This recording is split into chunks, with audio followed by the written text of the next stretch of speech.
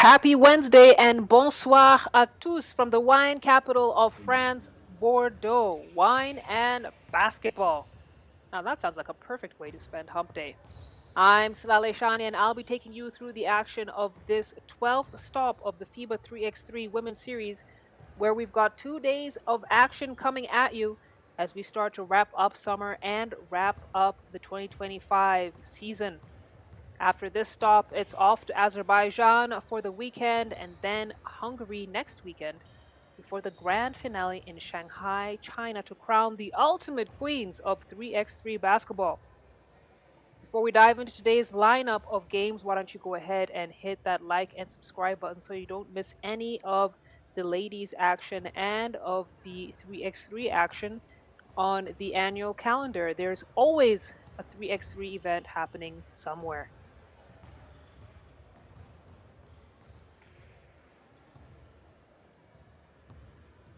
Earlier on today, we had the qualifying draw play, Pool A and Pool B matchups, and we saw USA come out of Pool B to go into Pool D, and we'll take a closer look at that in just a moment. And we have Thailand come out of Pool A to join Pool C. They'll be going up against Ulaanbaatar in France, and USA will be playing against Bonn Baskets and CS Rapid Bucharest from Hungary.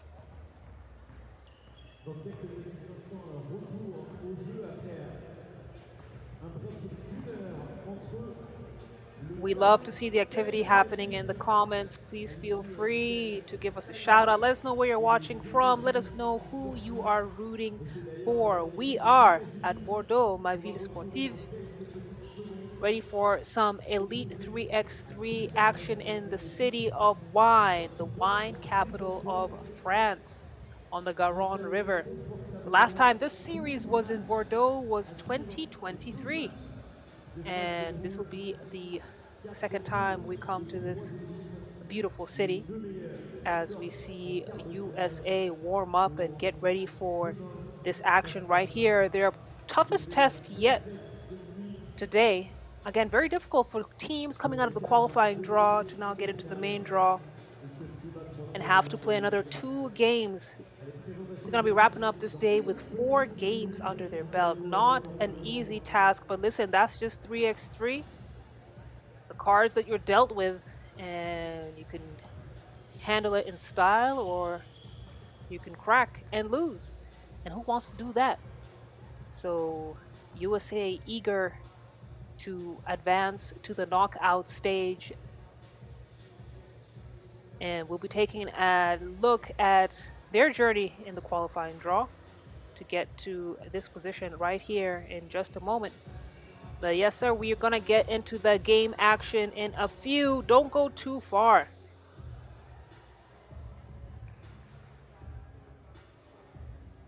And there we have our first Pool D matchup. First game coming out of this pool. CS Rapid Bucharest from Hungary going up against the United States of America, a team that played against Spain's Arasate in the qualifying draw, blowout win there, and then took down Ireland in epic fashion. Slow start to that game, and then they picked up momentum and were able to defeat Ireland in decisive fashion. So this is going to be their first real test here, playing against CS Rapid Bucharest, who will be the team that goes on to the floor first. Up on your screens, none other than Martina Petronaite representing Lithuania. She'll be joined by Alexandra Bobar, the only Romanian national on this squad, but don't let that turn you off. This is a team with top level 3x3 and 5-on-5 backgrounds, including World and European medals, Olympic appearances, such a unique balance of global stars and local talent as none other than Hortense Limousin and Natalie Kukowski join their teammates on the floor. Coming up next, it's Team USA.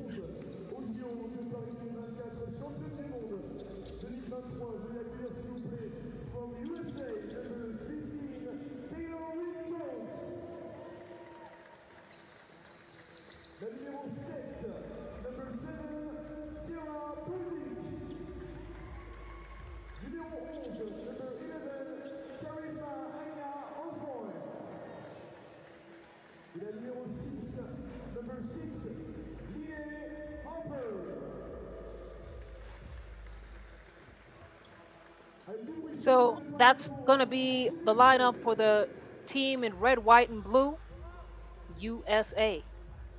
A lot of star power on this squad. Great mix of the veteran, the old, and the new. Old has a negative connotation. I'm going to say veteran and the rooks. So up on your screens is Charisma Osborne. That's number 11. She played in UCLA, and then their post player, Taylor Jones, is going to be number 15. She was a standout Texas All-American, finishing her season with over 1,000 points, over 1,000 rebounds, and very strong player, standing at about, she was like about 6'4", and valuable addition to the USA squad that, for lack of a better word, seems to be going through a rebuild. They'll be facing CS Rapid Bucharest, who are turning heads. 3 out of their last 4 stops, they have made it to the semifinal stage, and they just keep on getting better and better. This is a team that first Romanian club to compete in the FIBA 3x3 Women's Series, and they debuted in Vienna in June of this year. So for a team to debut just a couple of months ago and to already be so comfortable in the 3x3 space, to have been able to establish a strong sense of rhythm, they're a fun team to watch. So we're going to have a good time, ladies and gentlemen. That's the whistle. We are live and direct, coming to you from Bordeaux, France, for the 12th stop of the FIBA 3x3 Women's Series. Harper couldn't get a handle of it, goes out of bounds. And Lumizan looking very cool with those goggles today. I'm sure there's a medical reason behind it, not just the coolness factor. Nonetheless, she got some swag on her. Jones snuffs out the pass, gets it into Burdick, and seems that there was no clear on the ball, so it's going to be white ball. Have to clear the ball. 2 feet beyond the arc. Petronite. She looks like she's small in stature, but let me tell you, she takes on some of the biggest players in this game in epic fashion. But I bet she appreciates the presence of Natalie Kukowski, the presence and the length of Natalie Kukowski.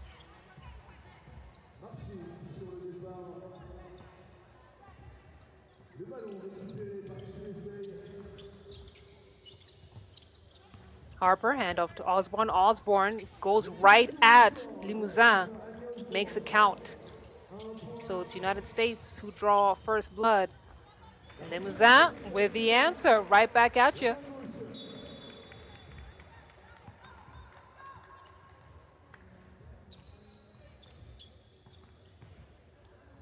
Yeah, take a look at that replay. I think it's going to be fun watching this head-to-head matchup between Osborne and Limousin. Osborne with the range. Long ball is good. And USA now with a 2-point lead, but Jones fouls Kukowski on the drive, so she earns a trip to the free throw line.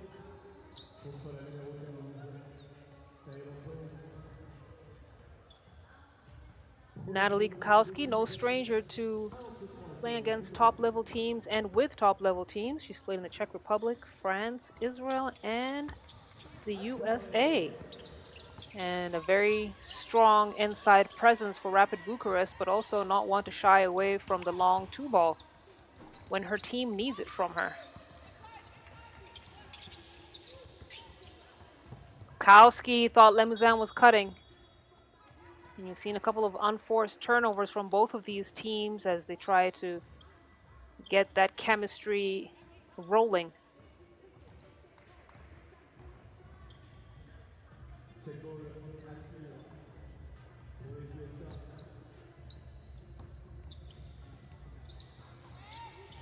Burdick. Limousin now at the top of the key. Nice pass into Petronaite. Petronaite, so composed. Gets the basket to go, and it's tied up. 3 points apiece.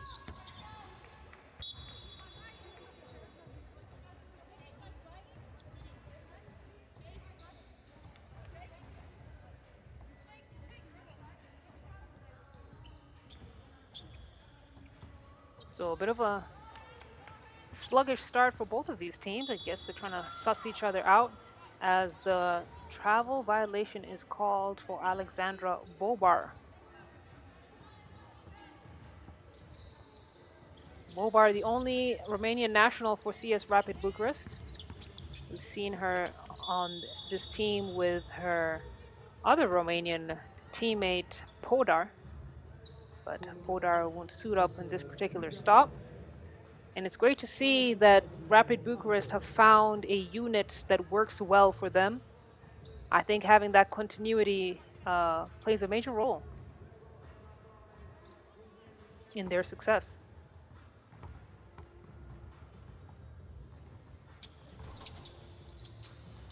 Harper gets it to go. Limousin, she's got the ball at the wing. She's got Jones on her. Flicks it up and over her. And Limousin, great timing on that. And stepped on the line as she tried to save. But that was just not a great pass into Jones. You cannot pass a ball that Limousin can reach when you have the length and wingspan of a player like Taylor Jones. Osborne, unable to hit. Limousin.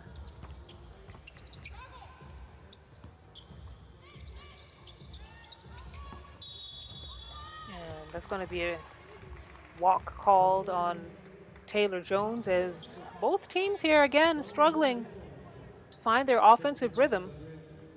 And we saw the US struggle with it as well against Ireland, and they only really started getting into their pace around the halfway mark. Limousin hits the reverse lay-in.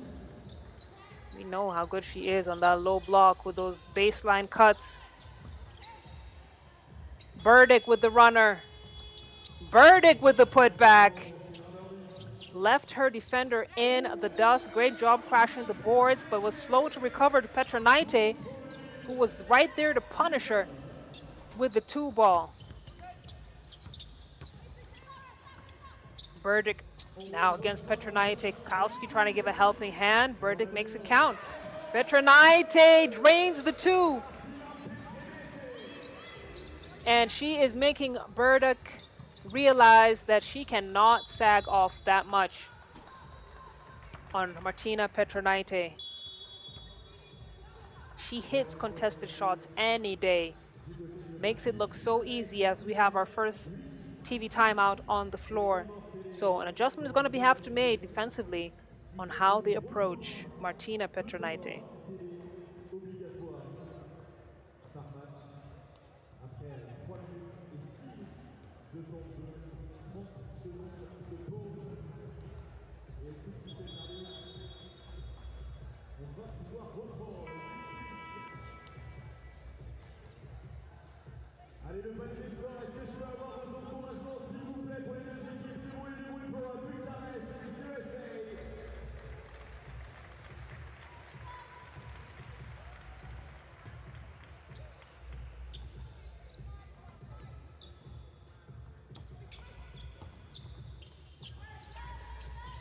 Harper on the wing, too strong on the pass into Burdick. She'll make the necessary adjustments. And USA trailing by 2.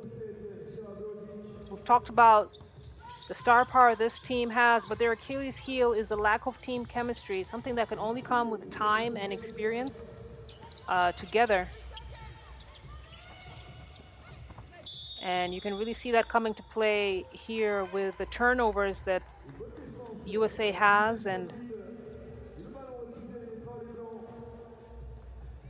now it's a 2-point lead for CS Rapid Bucharest. 6:18 on the game clock.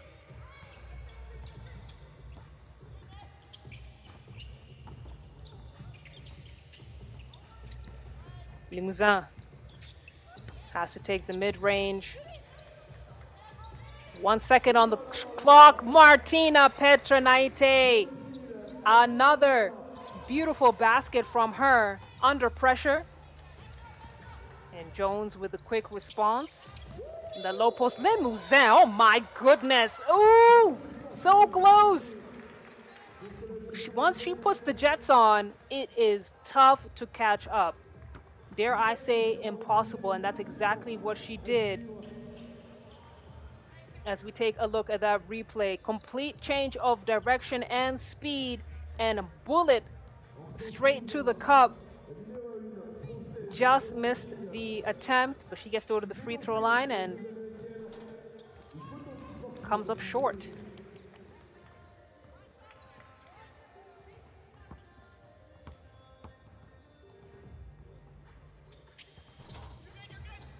Misses both attempts. Here comes Harper. She's got Petranaite on her. Petranaite, great box out. Jones. Oh, she has such a beautiful soft touch. As Limousin gets caught up with Burdick. She's a tough cookie. She'll be just fine.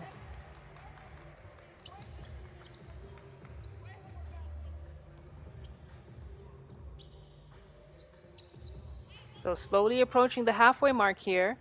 It's a 1-point lead for CS Rapid Bucharest. United States haven't quite been able to get into the kind of rhythm that you'd want to see in a 3x3 game. And Rapid Bucharest doing what they do best. That time, weren't able to convert. It's a great defense. To give credit where credit is due. Great defense from Team USA, playing lockdown defense.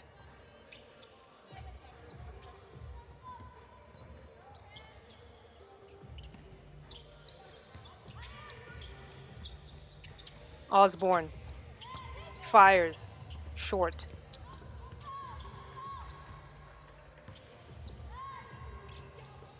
Burdick into Jones. Jones trying to get it back to Burdick. Howski saw it coming.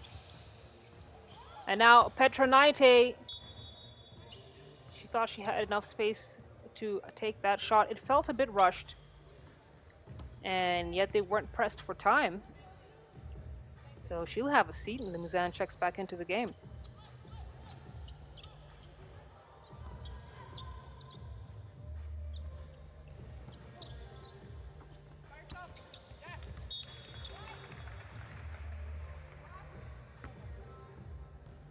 Another turnover for USA. And they're going to have to do a much better job of valuing the ball. Limousin strong with that left-handed lay-in. You're going to find out, Harper. You give Limousin space to take that left-handed attack at the rim. Not only will she take it, but she will make it. Finishing with the left hand, right hand, any hand, no problem. And one for her. Gives herself a high five. Well deserved.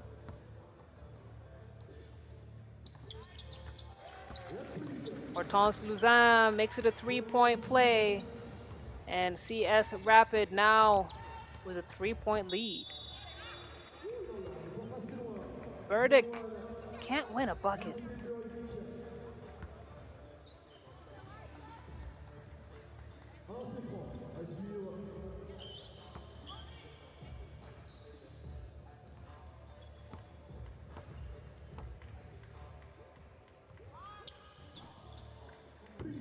Sierra Burdick gets that free throw. 4:40 to go in this game. That's great timing. Not a great pass though. Harper, Limousin playing that sticky defense she's known so well for her, but better offense.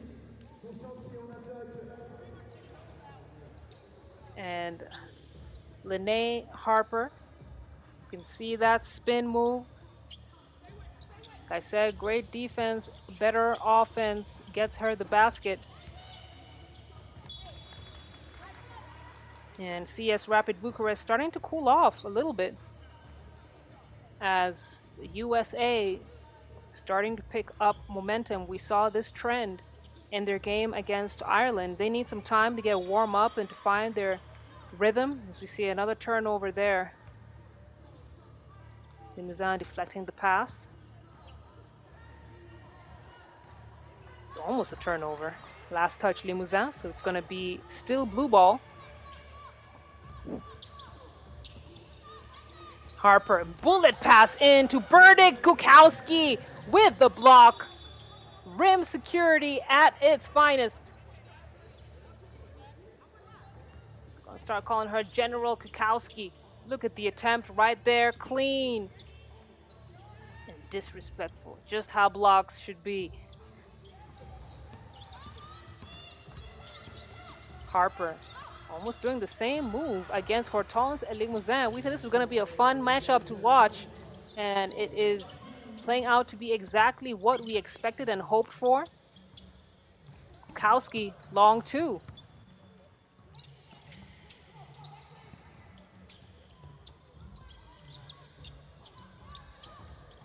Harper, long two, gets it to fall in the face of Hortense Limousin. Limousin unable to convert. And United States of America now take the lead by 2 points, 13-11, with 3 minutes 25 on the game clock.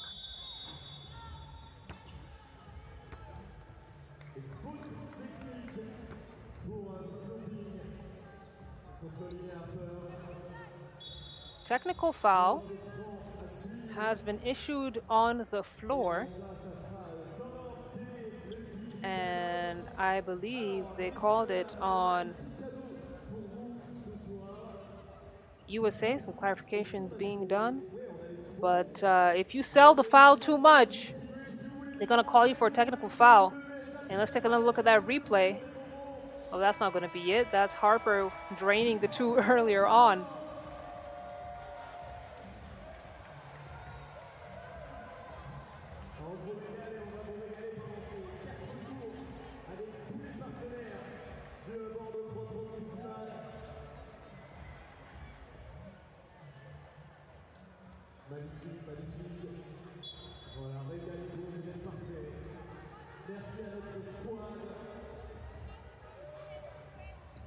Again, the USA looking a bit slow to come onto the floor. You can almost sense the fatigue. And I remember this is their third game of the day. And after this, they'll have a nice long break. Their next game isn't until 9:45 local time. That's GMT +2. Probably need that break. But again, that's just how 3x3 is, and they're going to call a travel on Petronaite, and that's a turnover they certainly don't need and certainly don't want to have as Burdick gets us started. Burdick wanted the pass, wasn't able to deliver. Osborne on the wing. Osborne, dribble J. And it's going to be white ball. No, foul is on CS Rapid Bucharest. A loose ball foul.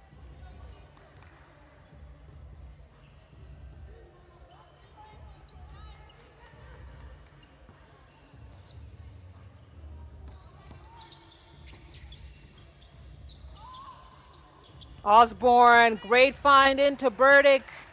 Burdick knew it was coming. That's a great play that they have, spreading out the floor and creating space for Burdick to make that cut as Hortense comes up short. So United States back up to a 2-point lead with the possession.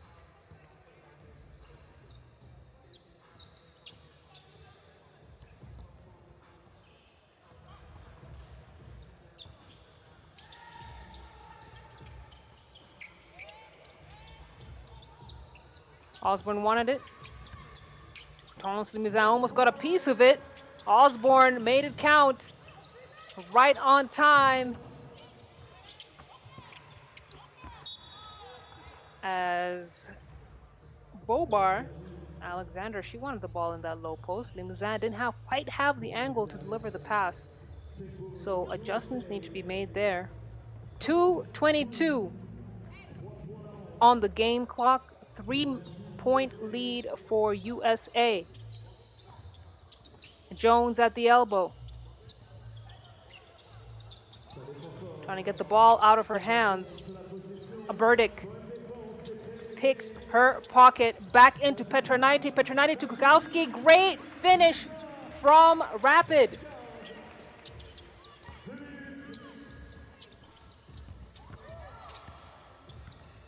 And now it's Kukowski who will clear. Tries to get back into Petronites, and seems that there was just a little bit of miscommunication in that particular possession. As we take a look at that replay, great unselfish basketball. Everyone got a handle on the rock. Kukowski with the finish.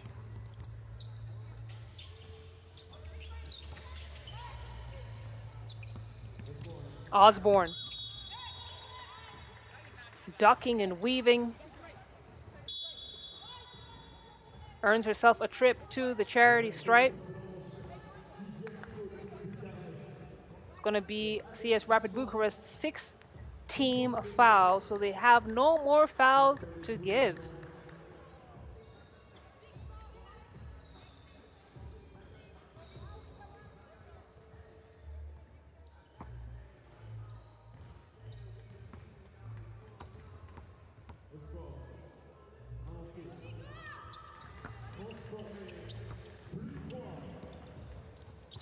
Three-point game. Petronites from downtown. Petronites. Automatic. Automatic from beyond the arc. She doesn't even think twice about it. Catches the ball, gets her feet set, fires.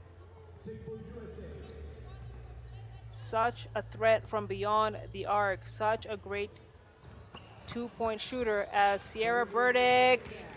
Yes. Gets that one to go. Hortense Limousin with a quick conversion. Basket doesn't count. And they're going to call the offensive foul on Limousin. So Bucharest pick up their 7th team foul. And both teams now in the bonus.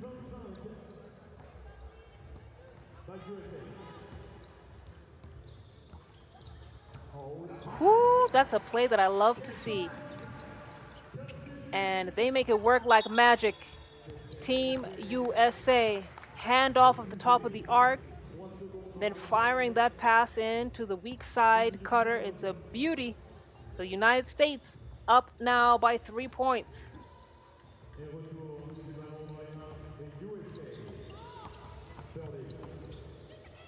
This time, pass wasn't there. Harper brings it out, then takes it back in, kicks it out to Burdick for the mid-range. Burdick looks like she does that in her sleep.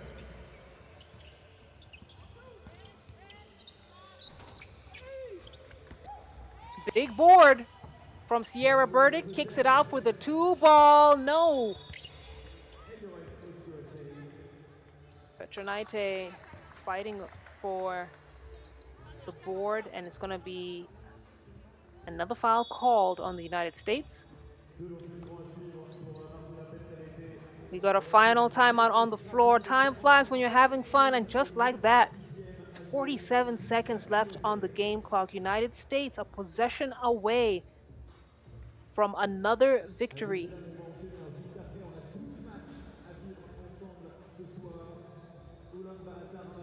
Take a look at that replay. Look at the pocket pass and the find for Osborne. Coach Burdick on deck.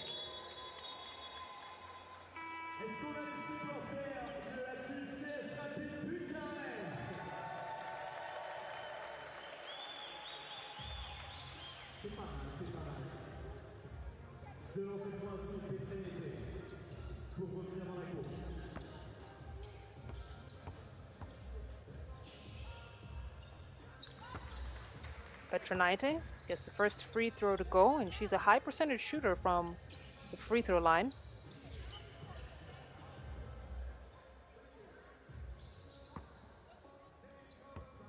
And they're going to have to make some quick conversions coming out of this free throw as she gets the second one to go as well. 2-point game. They cannot allow USA to put up a shot from beyond the arc. Limousin playing that sticky defense. And there's a whistle on the floor. It's going to be a possession CS Rapid Bucharest, and that is a costly turnover as Bucharest have a chance to not just even the score, but hopes are still alive for a victory. Another whistle.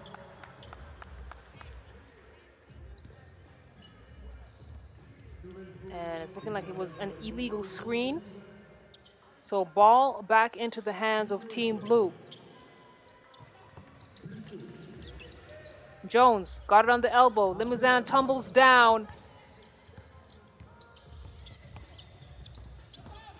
Here comes Harper. Harper can't get that one to go. Foul call on Petronite. It's going to be 2 free throws for Harper. And she could end this game right here from the free throw line if she hits both of these.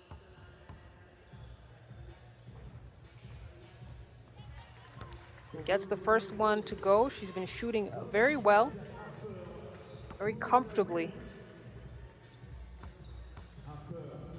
from the free throw line. That looked good, and yes, that will do it. United States get to 21 against CS Rapid Bucharest, and Team USA undefeated so far. Again, remember, this is the third game of the day, even though the results of the qualifying draw don't matter in the main draw or don't count towards the main draw. Listen, this is a Team USA squad that has been able to maintain their energy and their focus so far, and they are riding on some very good momentum. So that's going to be the first game from the Pool D matchup. Coming up next is the Pool C game 1 between Ulaanbaatar and Thailand. Merci d'accueillir la première équipe de cette deuxième rencontre des phases de poule. Team Ulaanbaatar Amazon from Mongolia. Numéro 32, number 32, Amarie Robinson. Number 5, numéro 5, Ayun Sitsu Bak Erdine. Numéro 13, number 13, Ulaanbaatar. Last but not least, numéro 16, Bonn,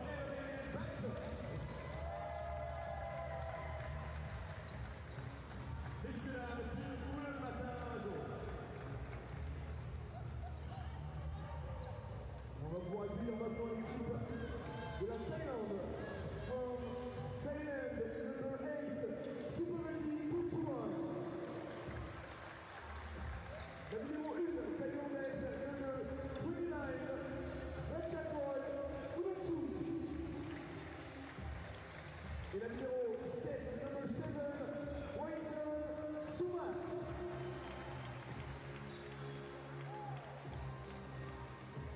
Quatrième joueuse, blessée.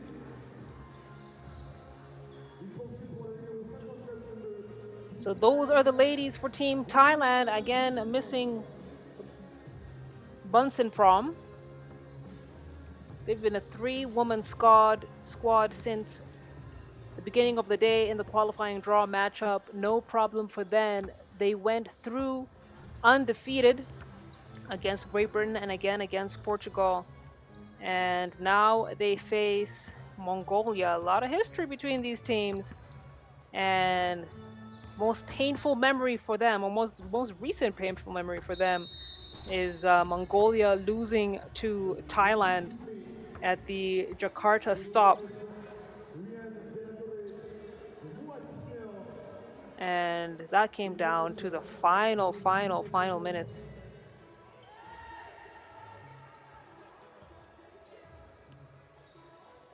So they got some unfinished business to take care of, as Ulaanbaatar Amazons, with a new name on their squad, Amari J. Robinson, not any reported participation with this team, but she comes from Australia's NBL 1 League, and with phenomenal rebounding ability, she adds that to the Mongolian table.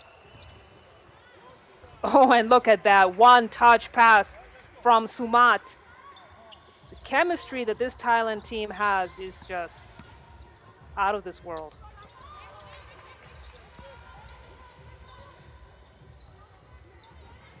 Sumat to Adomsuk. Kunchwan now at the wing. Shovel pass out for the corner too. No.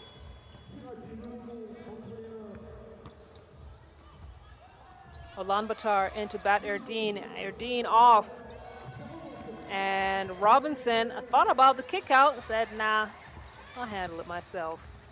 So it's one apiece in this game, and you can see the pace already, the energy already is very high. It's going to be a high tempo game, and it'll be interesting to see how Thailand keep up their third game of the day and to play it against the team that won gold at that took home silver at the 2025 FIBA 3x3 World Cup on home soil.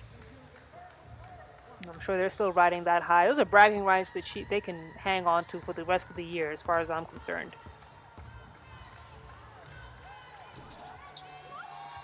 Kulan gets the free throw to go. Domsuk pass did not get to its intended recipient. And now we got a turnover on the floor.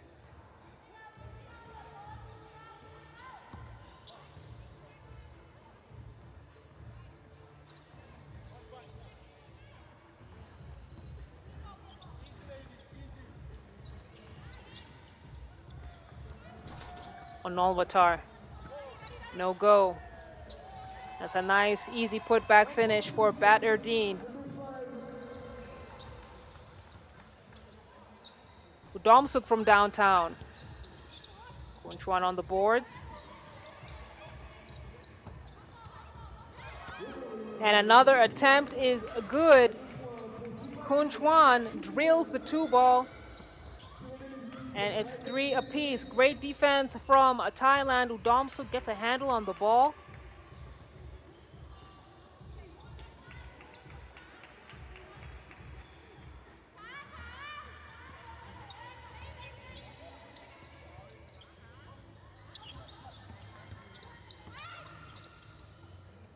Kunchwan wanted it.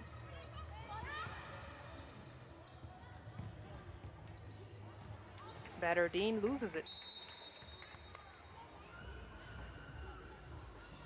But it seems Thailand had last touch, so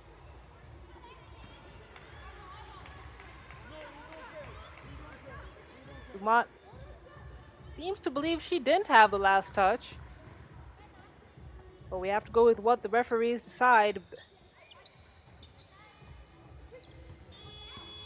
Bat Erdeen unaware of the shot clock, and it's a violation, so possession now goes back to Thailand.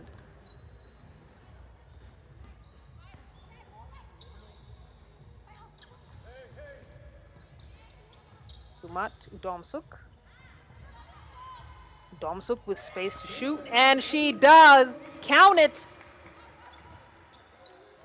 Udomsuk, such a mega player for Thailand. She's not #1 in the nation for nothing. That's not given, that's earned. and now gives Thailand 2-point lead against the Amazons. Ibat Erdine faked the pass, decides to go in with it, confused even me. I don't know where that ball was. And then his quick response on the other end from Udomsuk. Bat Erdine, yes! Right back at you, Bat Girl is lethal from beyond the arc. No, that was Arian Sensik.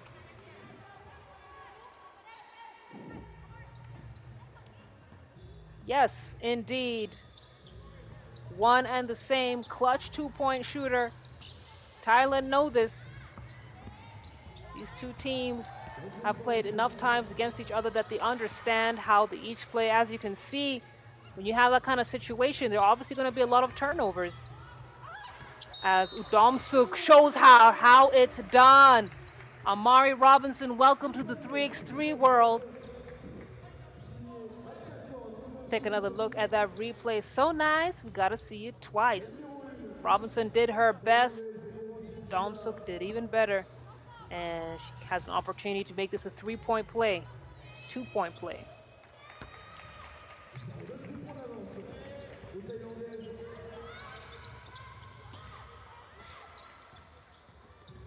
Ulaanbaatar.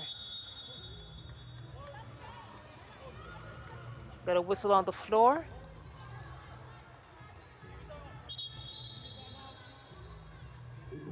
Got some contact. And we got our first TV timeout as well. So some drinks of water, some adjustments to be made, some rest to be had, and then we're right back at it.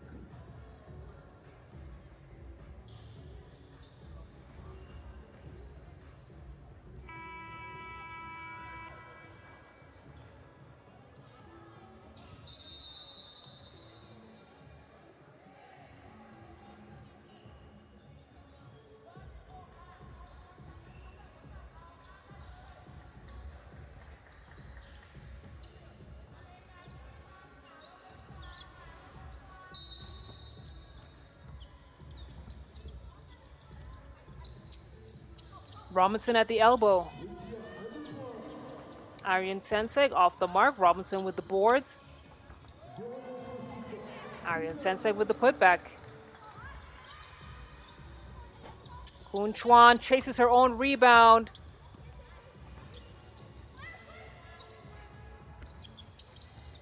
And Thailand doing a good job with the O boards. As we have an offensive foul called on Kun Chuan.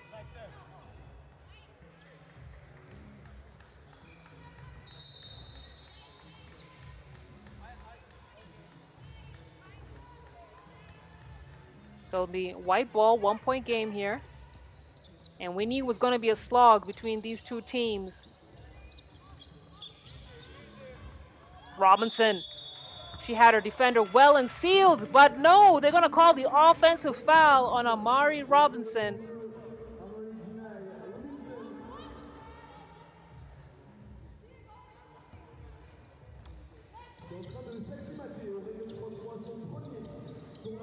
Sumat at the wing.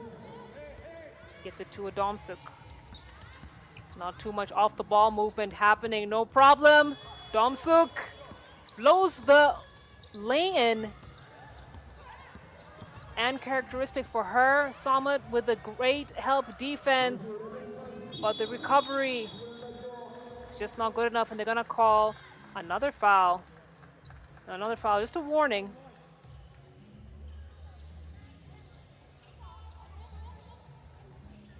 As you see the physicality in this game start to increase.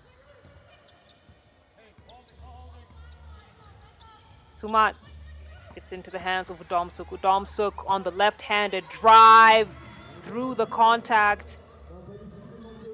Ulaanbaatar contained her very well. Got a foul on the floor. And that's going to be Thailand's 6th. As you can see, Kun Chuan kind of telling her team to cool down, to take it easy.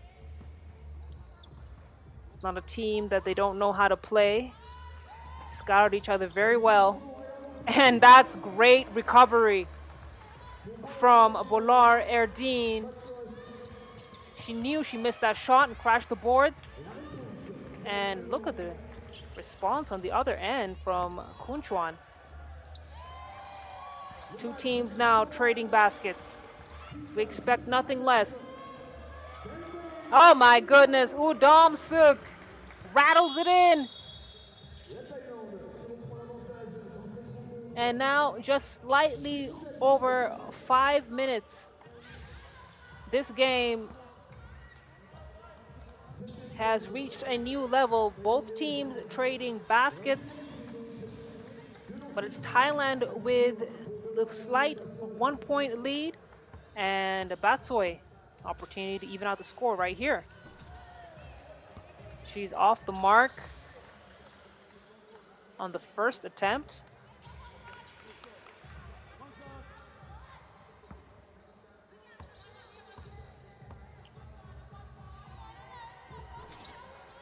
Can't get the second to drop either, but Robinson grabs the boards, keeps things alive, and she got herself out of position to make that reverse lay-in. As we see the quick catch and shoot from Ulaanbaatar. She lets it fly every single time. Such an efficient score. As Robinson with a steal and manages to draw the foul from Kun Chuan. So that's going to be Thailand's 8th, and Robinson will shoot two free throws.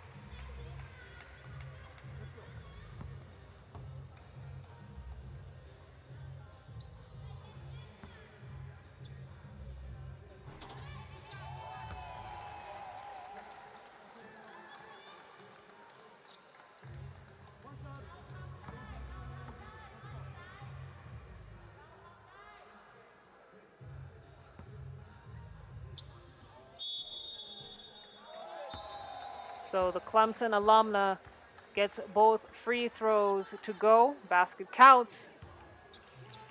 And it is a 1-point game.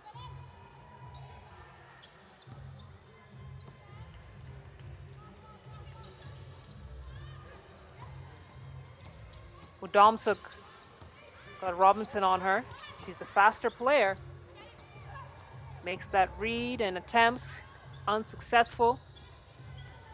Kick out to Ulaanbaatar. Ulaanbaatar has been pretty quiet this game. Gets it into Batgirl. Batgirl with the spin move. Yes! Rattles it in. And it's Team Thailand at 13. Ulaanbaatar at 13 points as well. We've got a tie game, ladies and gentlemen. And these two teams have been going at it.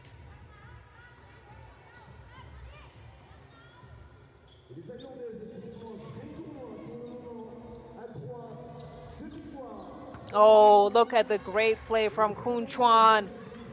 Read how the defense was playing. So shifty with it. Robinson gonna make him pay on the other end as well. Thailand not been able to shake off Mongolia. And Ulaanbaatar pick up their 5th team foul as we head into our second TV timeout of this game.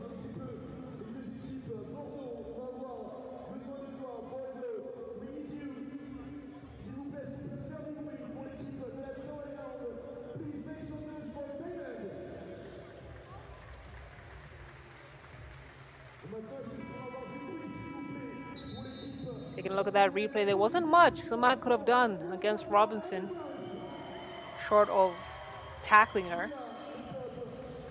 And those are the reads that Mongolia, Ulaanbaatar Amazons need to continue to make to find the mismatch opportunities and the disadvantages that Thailand has.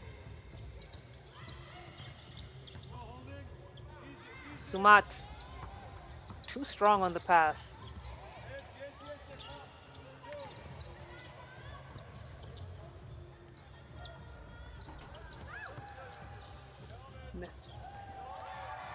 Batterdine, as reliable as the sunrise.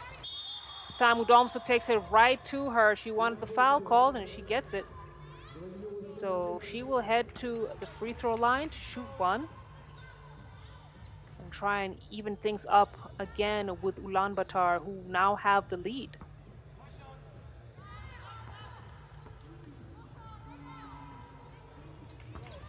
Damsuk gets it to go. Aryan Senseg back to the basket and unsuccessful.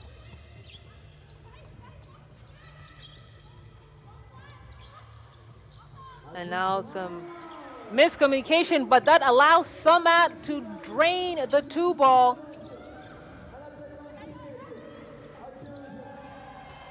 And Aryan Senseg responds. 1 point game. We knew this was going to go down to the wire. We know the history these two teams have. And it's going to just be about who can close out, who can score the most points before the final buzzer. Nice spin move from Robinson. Very valuable addition to Mongolia. There's not too much that Thailand has been able to do against Robinson in that low block. As Kulan chases the ball down, keeps things alive, throws it right into the hands of Kun Chuan. Sumat. Circus shot from Sumat. No foul call. The ref let the girls play.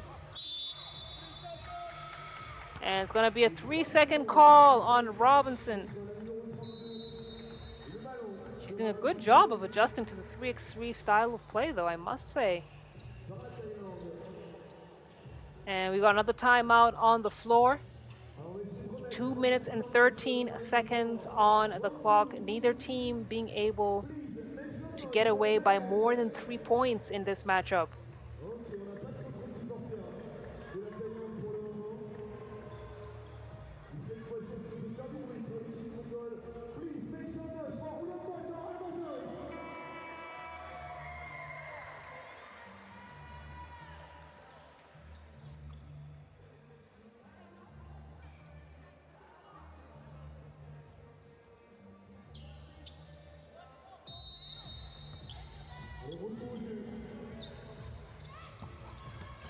Yes, great read.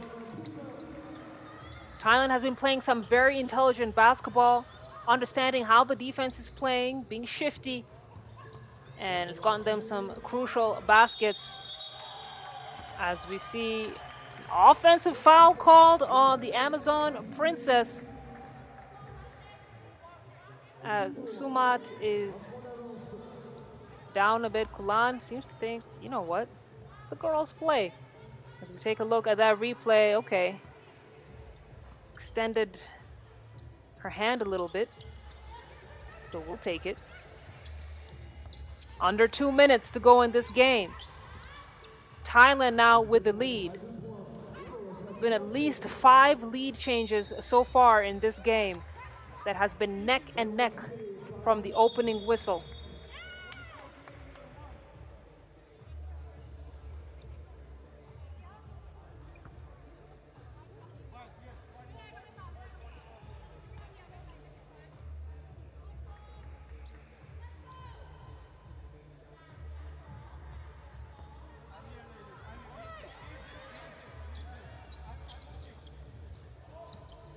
Robinson handoff to Kulan. Kulan fires off target. Robinson cleans up the trash.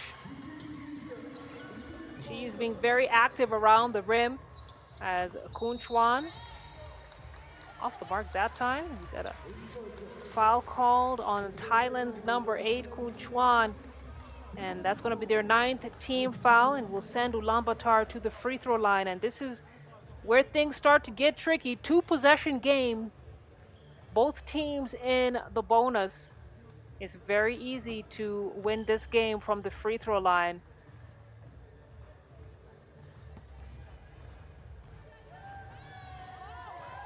As Robinson gets the first free throw to go. She knocks this next one in. We're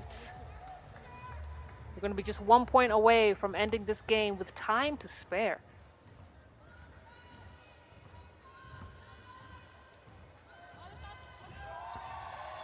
Drains the second free throw as well. Ulaanbaatar now with a 2-point lead. Sumatu Domsuku. Domsuk with a hand in her face hits the 2 ball. Back tied at 20 points apiece. Kick out to Kulan. Kulan could end it right here. Kulan Ulaanbaatar, the Amazon princess, does it again. She's not new to this. She's true to this.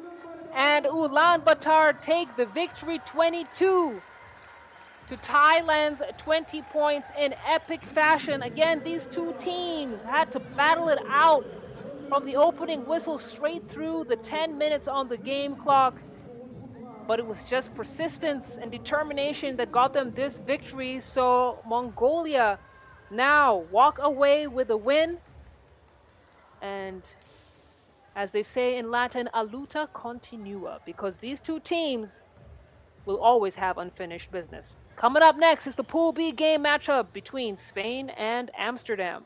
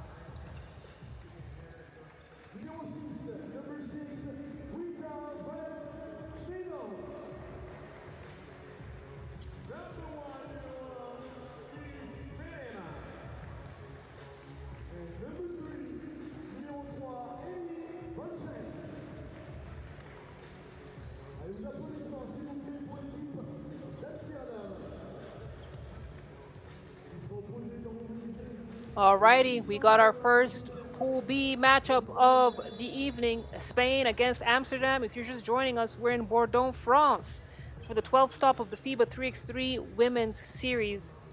And it's the second game of the evening of the main draw. Spain going up against Amsterdam. And Amsterdam, a very youthful team.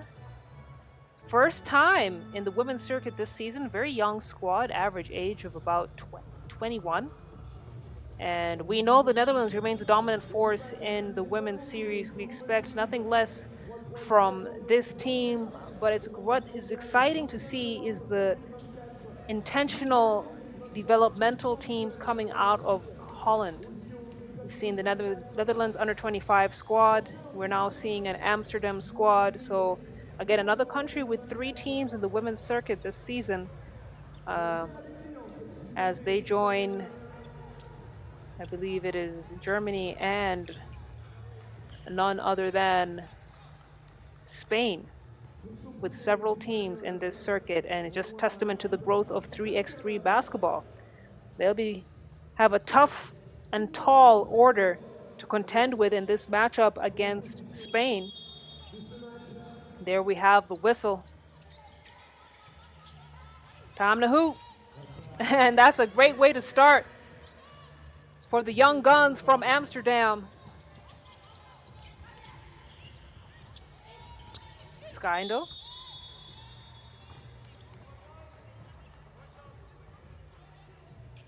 It's a great pass in to Von Skyke.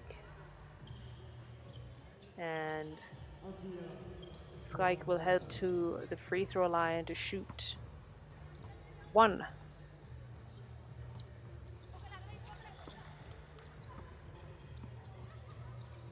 Amsterdam with a 2-point lead Just as I say that, Alba Prito, a strong fixture for Spain's squad, scores and then goes down hard. An illegal screen.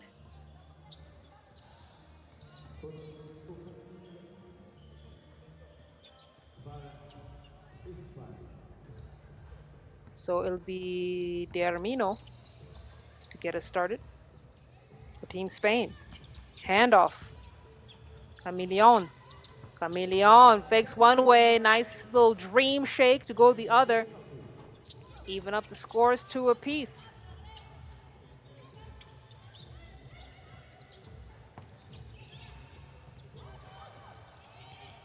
Camilion, she's got 3 to shoot. Tries to pass in. Yes, get it off just in time. Armino with the finish. And that's just a great attack from Van Schijndel.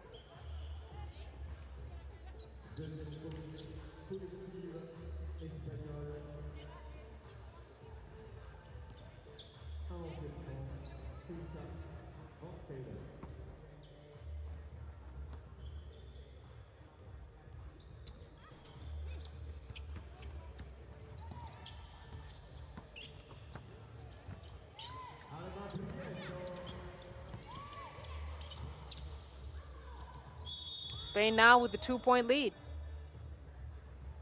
as officials called a holding foul.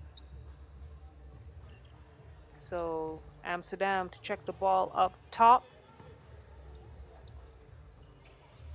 And the thing about Amsterdam, thing about the Netherlands, regardless of the age, they always have the size. A nation with naturally tall women, as Spain get up on the board again.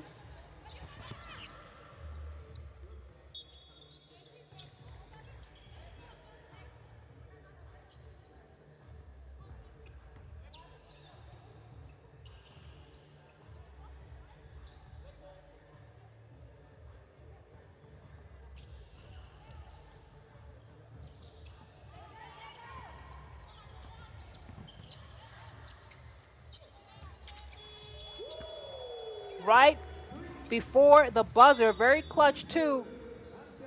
Finds the bottom of the net. Amsterdam now down 1. Beautiful, beautiful shot.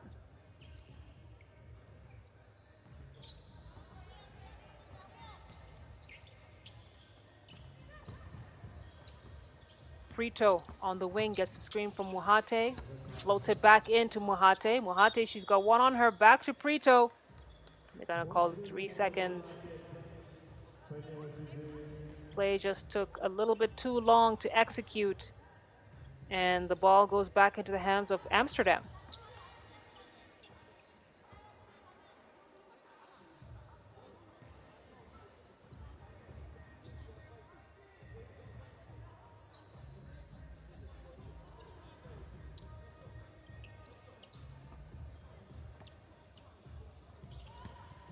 Toonstra, spin move on Muhate.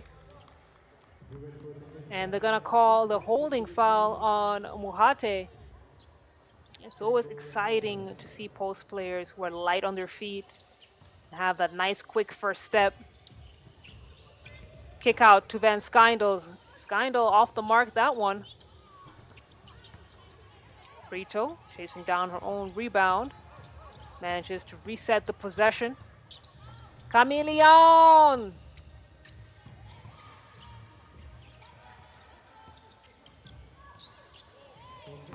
And that's a great defensive recovery from Camilion.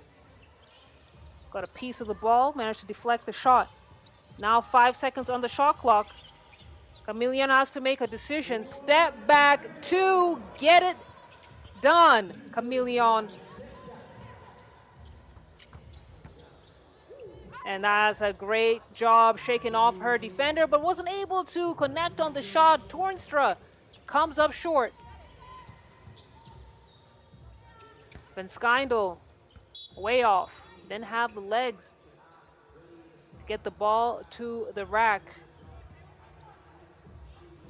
And she'll head to the substitution block as Venema checks back into the game.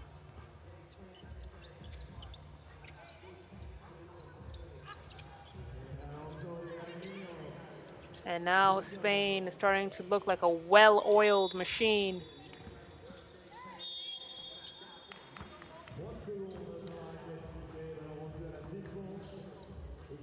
As we have our first TV timeout on the floor. Spain looking good with a 4-point lead against Amsterdam. Bonsoir et bienvenue à vous au FIBA 3x3 Bordeaux Women's Series, compétition internationale féminine. Le plus haut niveau de basket 3x3 féminin s'arrête ici à Bordeaux pour les 2 prochains jours. Aujourd'hui, phase de poule. Demain, sur la placette de ligne, quart, demi et finale.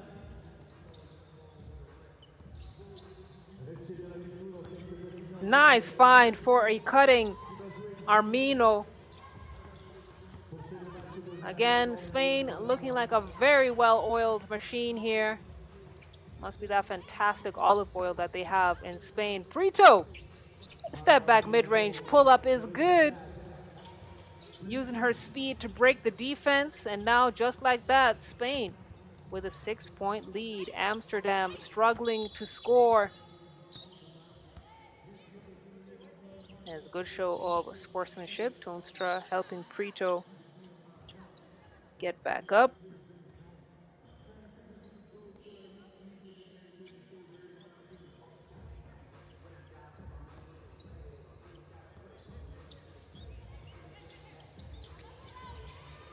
Muhate.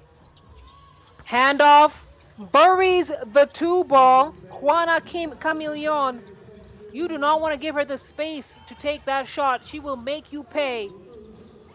As we see some fancy footwork from Van Skindel, but Jen just too strong off the glass as Amsterdam's scoring woes continue.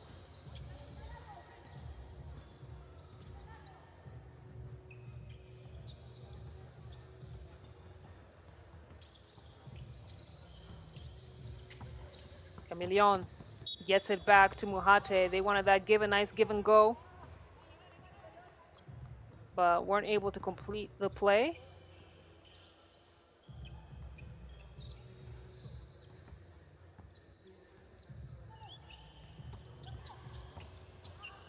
Van Skyke, step back 2, not gonna get there.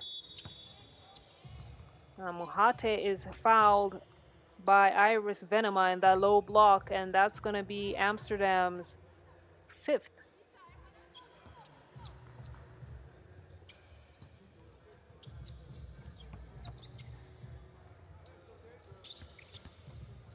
Brito, Hezi into Muhate. They make it look so good. They make it look so effortless. And oh, and look at the quick response from Venema, high off the glass.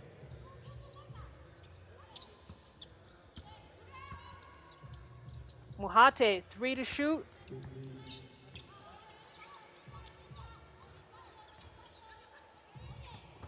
And great cut for Van Skindel. She saw what was coming. Great read from her. And Amsterdam are hanging in there, but it's Spain with the 6-point lead. Make that 7. Prito. Such a quick release shot. And she is making them pay. And here we have the quick response. Amsterdam on the other end are hanging in there. Down 5.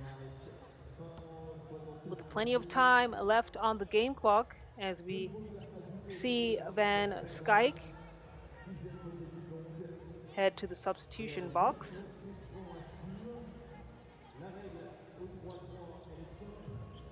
And it's going to be Juana Camilion to shoot a couple free throws.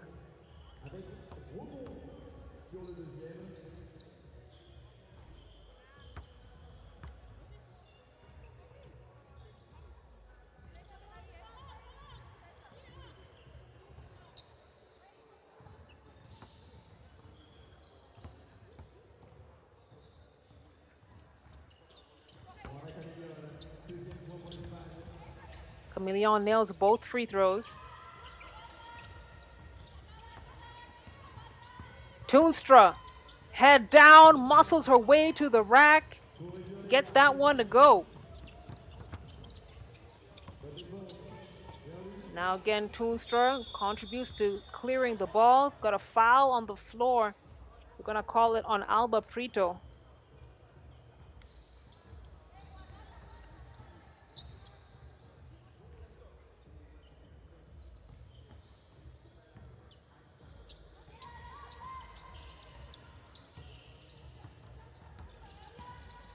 Van Skyke finds her way, gets some space to let loose a shot. Not gonna get there.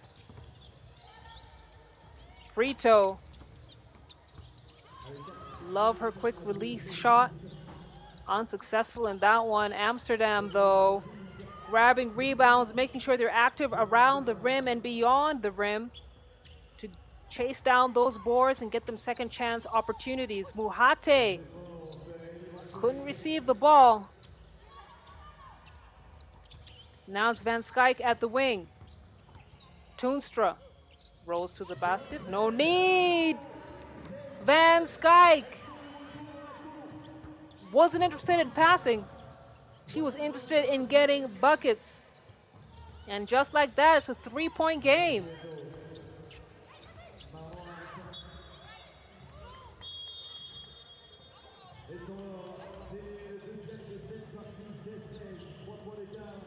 So we got our second TV timeout as Amsterdam, who were down by as many as 7 points, have now managed to cut that lead to 3 with 3 minutes and 16 seconds left on the game clock.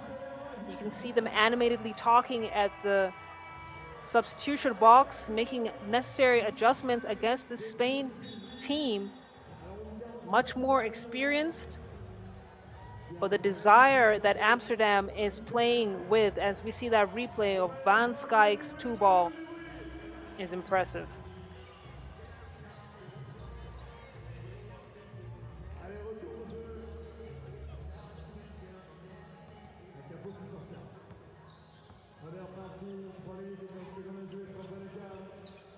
Nice find.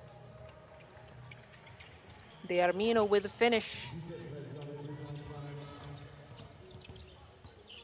Van Skyndel fouled on her final attempt. And she had the space to really do whatever she wanted on that floor, but Amsterdam do need a better job of spreading the floor. The whole left wing was left wide open.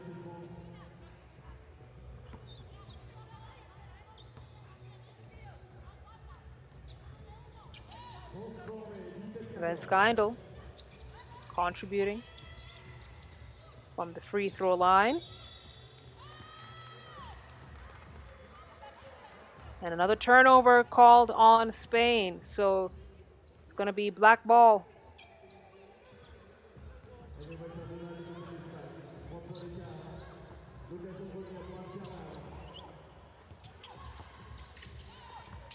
Van Skyke from downtown. This time not going to get there. Chameleon almost losing a handle on the ball. Fade away, comes up short. And that's great hustle from both teams. As we have a substitution, Muhate out, Dermino in.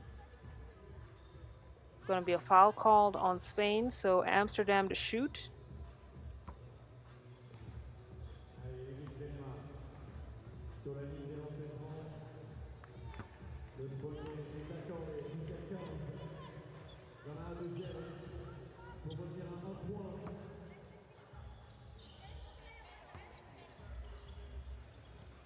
Venema, first and second attempts are good.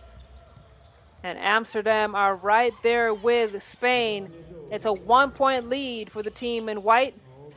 And Amsterdam with a great defensive play. They got the steal. Toonstra pokes the ball out for the 2-ball. No. Great hustle Amsterdam trying to keep it alive. Toonstra misses the first attempt, gets the second to go. And we got a tie game here with just above 2 minutes left.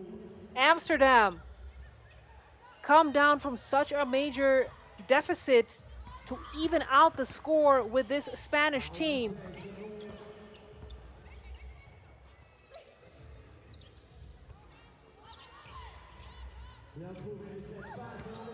Oh, spin move is no good for De Armino.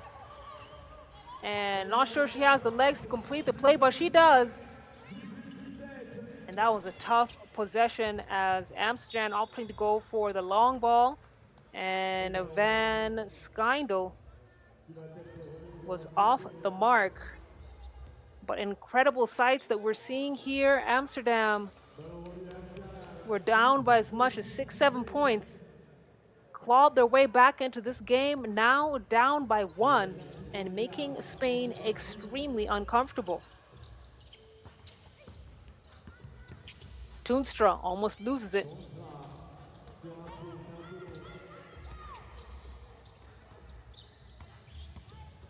Brito, she saw the wide open lane and took it.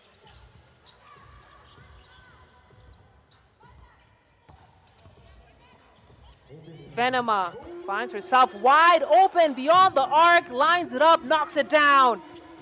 And it's game tied at 19. It's a one possession game.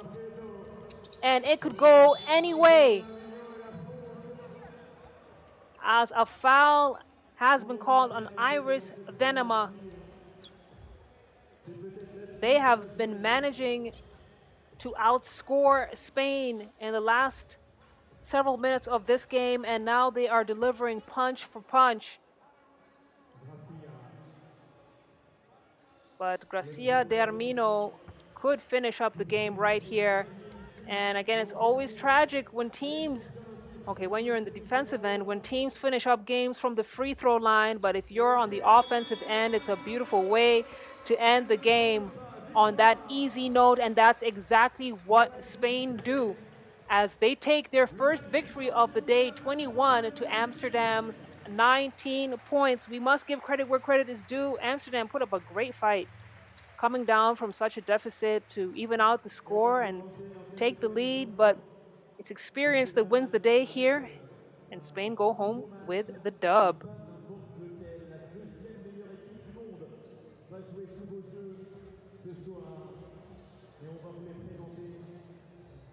Coming up next, it's the first Pool A game of the day against Canada as they take on the only team representing the beautiful continent of Africa, Uganda.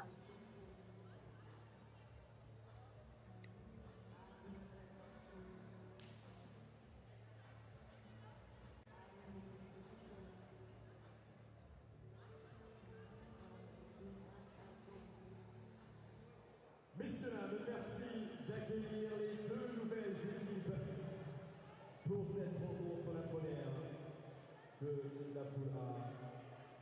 Deuxième meilleure équipe du monde au ranking. Merci d'accueillir les joueuses du Canada. Avec la numéro 2, number 2, Catherine Ruth. Numéro 7, number 7, Paige Crozon. Numéro 22, number 22, Cassandra Brown. Et la dernière joueuse de cette équipe, number 77, Sisha Britton.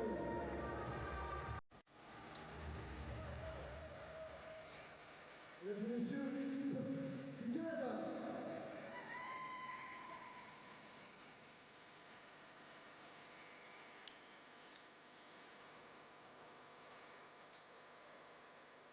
Pour la face, merci d'accueillir la 27e équipe au ranking international, la team Uganda, avec la numéro 99, number 99, Siva Kakizuka.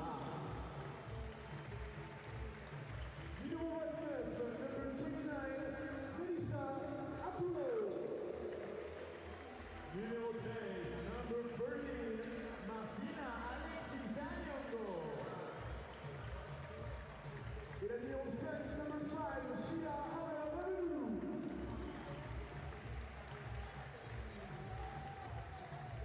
Mesdames et messieurs, l'équipe Uganda, opposé au Bolivie, deuxième meilleur tête au ranking mondial, vainqueur de la Champions Cup 2025 à Bangkok, champion de l'American Cup 2024, médaillé de bronze à la Coupe du Monde 2024.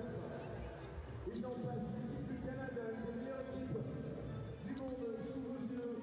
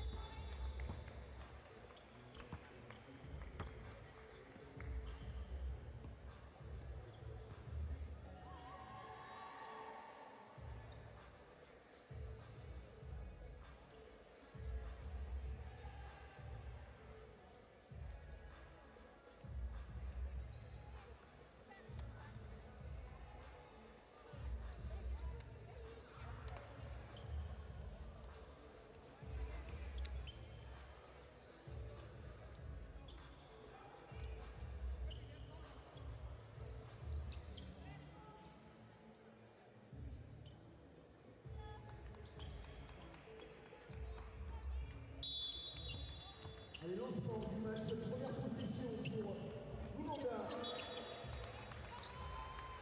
Et première bonne défense du côté du Canada.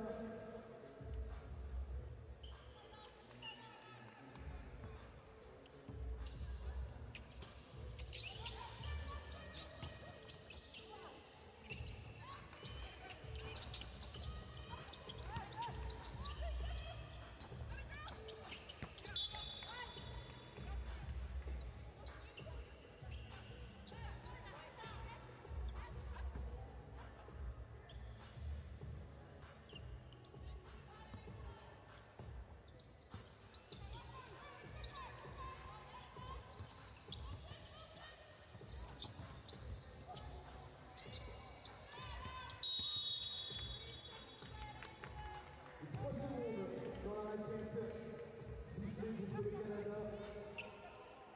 C'est bien l'équipe de Uganda qui va récupérer la possession.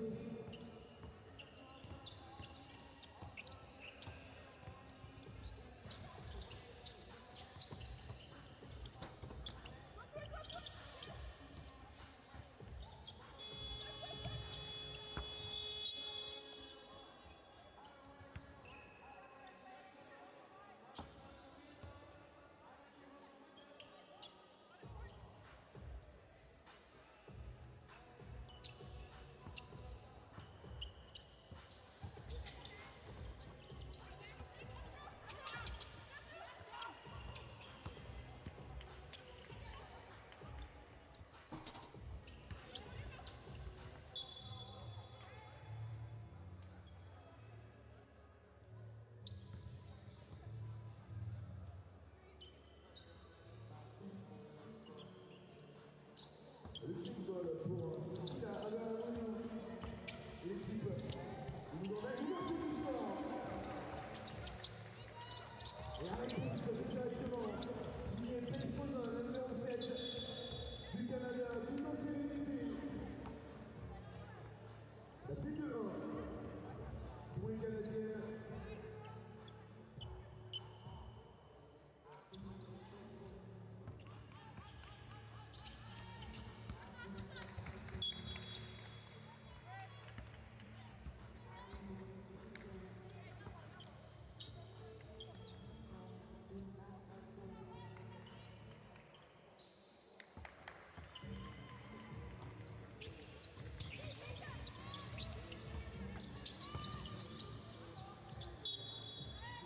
Bonne défense de 4 minutes.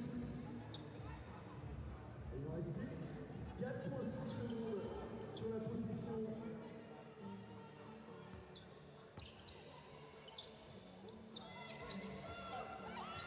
Le tir, longue distance.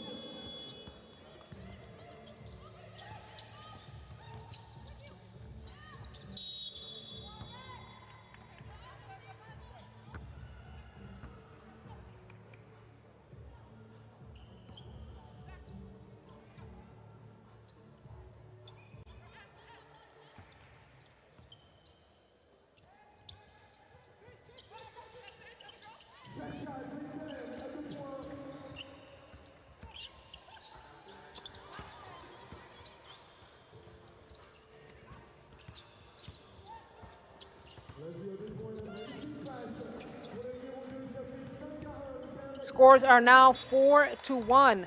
Five to make that 5-1. 4-point lead for Canada.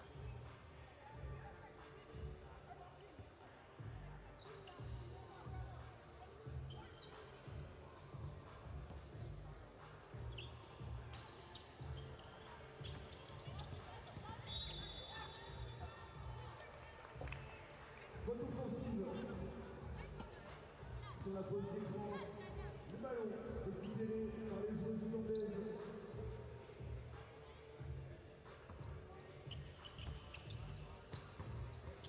Anyango got the rock at the top of the key. Hand off to Lamunu. Lamunu creates the space for the two. Comes up short. I think Crozen got a piece of that.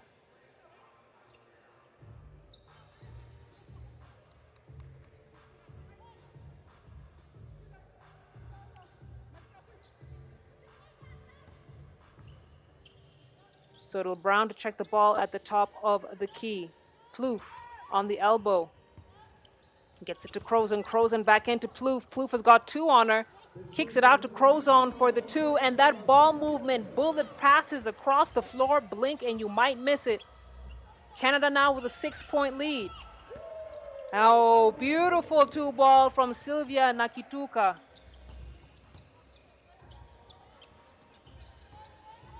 So it's a 4-point lead for Canada. Catherine Plouffe in traffic. Bounce on the basket. Plays through the contact all day. And we take a look at that replay. Great cut. Got two on her, no problem.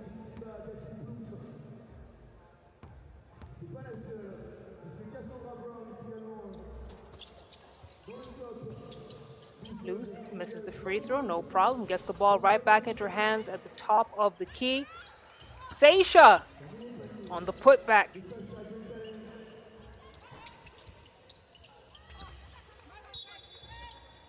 And now the ball, I think, goes out of bounds. Last touch, Paige Crozen.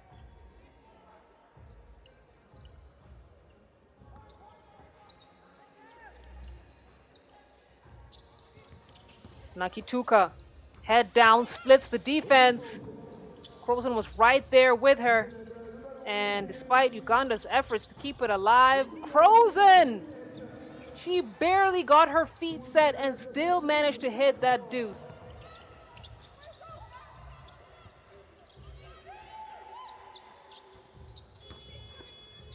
And Uganda now off rhythm completely as Canada really settling into their offensive flow. We're going to have our first TV timeout on the floor. Canada 11, Uganda 3 points.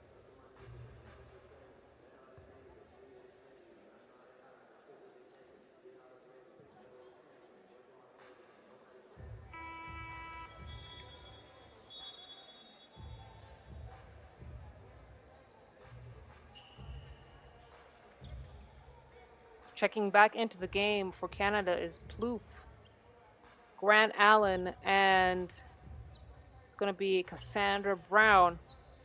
And for Uganda, it's Anyango, Akulo, and Lamunu. Lamunu on the wing. Kicks out.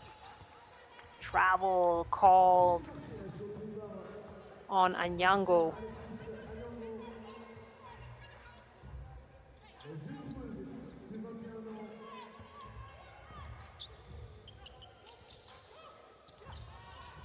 Oh, look at the great read from Sea Breezy.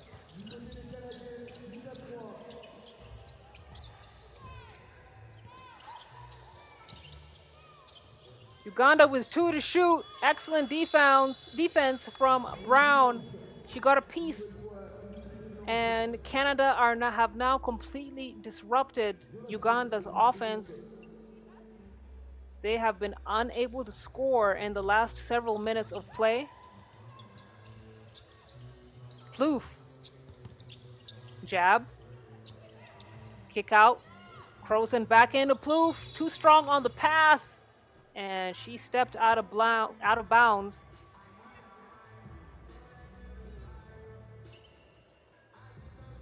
And they're making Catherine Plouffe work in that low block.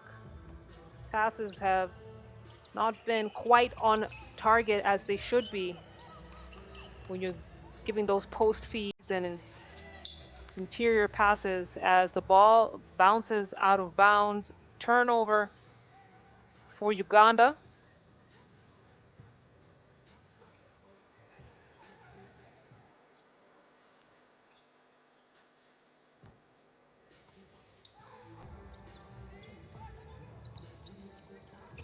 Handoff.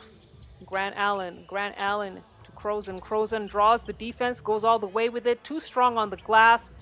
Grant Allen with the me bounds. Unable to convert in that one. You can hear her frustration. And Uganda now with an opportunity to score. Nakituka at the wing. Fires, not gonna get there. And they're trying to keep things alive. Catherine Plouffe knew the pass was coming, and Canada being absolutely clinical with their ball movement and execution of plays.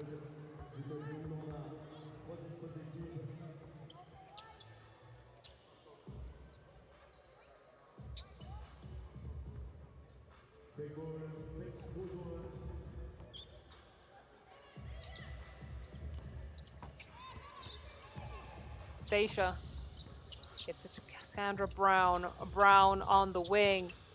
Gets the space she needed, but is way off.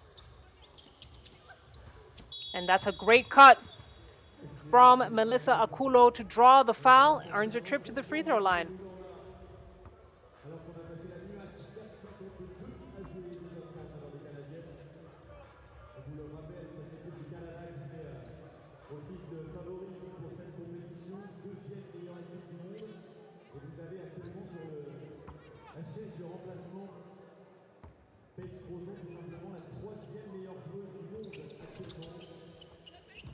Kulo unable to hit on the free throw. Uganda managed to keep it live thanks to Nakituka. Now a long, I don't know if that was a shot or a pass from Lamunu. Seisha with the seal. She's stripped. Sheila Lamunu manages to pick her pocket, but then ball rolls right out of bounds. And I'm loving the fight that I'm seeing in this Ugandan team, despite having not scored now, I think since the 8-minute mark. Nakituka trying to change that narrative. Yes, she does. Gets that 2-ball to go. And Uganda now at 5 points.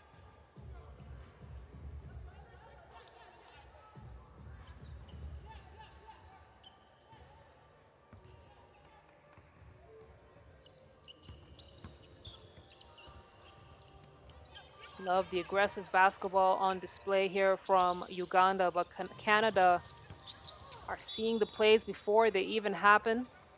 And momentum definitely on their side, trying to match up to Uganda's physicality. Nonetheless, it is a 7-point game here. We're past the halfway mark. Plouffe puts it out to Krozen. Krozen back to Plouffe. Plouffe has the space to shoot it. Misses everything. And Nakituka fires in a pass into the post. That's a nice spin move from Martina Anyango.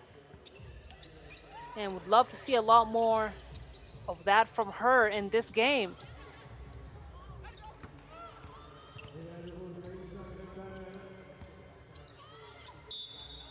Akulo.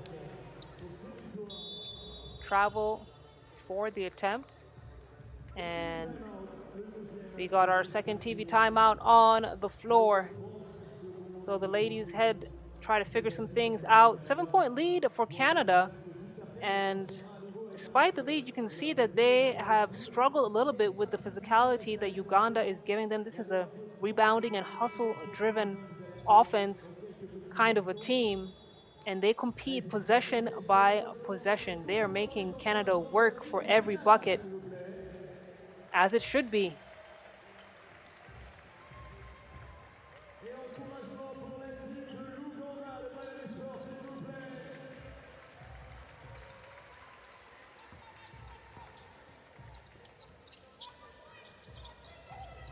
Grant Allen, hand off to Plouffe.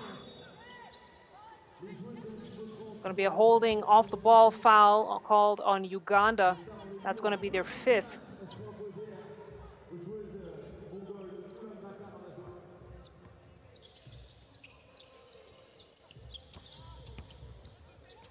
Grant Allen, so strong with it. Look at that. Playing through the contact. Never complains. Lets her game speak. She is such a fun player to watch and such a great addition to the Canada squad. She's the rising star of the squad and brings in some wonderful energy. Possibly going to be the face of the team. Lamunu. Cassandra Brown buries the shot. And Uganda unable to respond. SGA's got the ball in her hands. She's looking at her options. She's killed it. And she thought they should have had more ball pressure. No need. Cassandra Brown straight to the rack. Canada now at 18 points. They have come alive. I don't know what they talked about in that TV timeout, but they are looking like they want to shut this game down quickly. See, Breezy, automatic, gets Canada to 20 points. And oh my goodness, the offensive onslaught that is being delivered to Uganda right now as SGA seals the deal. Wow. I don't know what was discussed in that timeout, but Canada has come alive in a way that I did not expect and reminded Uganda why they're a championship caliber team. So they go home, they end the game with a victory rather, 21 to Uganda's 6 points. And we are going to take a very quick break. It's going to be an entertainment break. So make sure you're back here in about 15 minutes. We'll be checking out the second Pool D matchup of the day at 8 p.m. local time. La joueuse numéro 1 en ranking français. Et juste après, ça sera place à l'équipe de France. Présentation des équipes d'ici quelques petites minutes. Et avant ça, on va vous proposer de jouer avec nous un petit peu pour gagner bien sûr les cadeaux. Comme vous l'avez vu tout à l'heure, on a tout plein de cadeaux à vous faire gagner dans le cadre de ce Bordeaux 3x3 Festival. 4e édition des Challenger et Women's Series ici à Bordeaux. 4e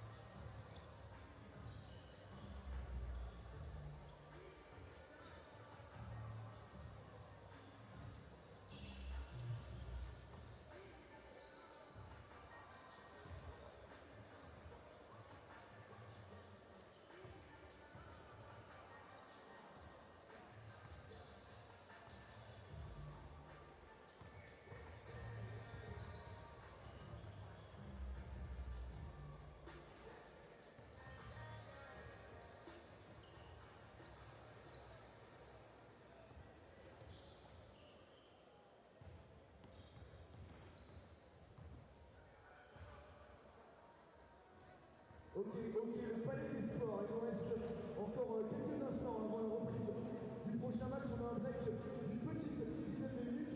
Est-ce qu'il y a des enfants qui voudraient gagner un cadeau et venir sur le terrain avec moi pour participer à un concours de tir? Alors, il faut des plus petits enfants.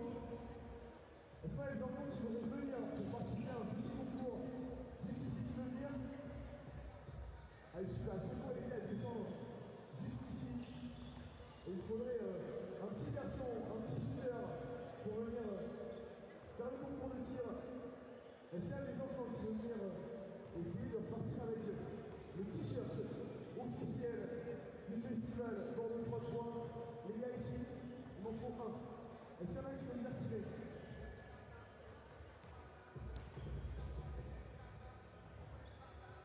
Allez, c'est bon, on a notre participant qui peut venir. Ah, c'est bon, je choisis. Vous êtes obligé de venir dans le joueur maintenant.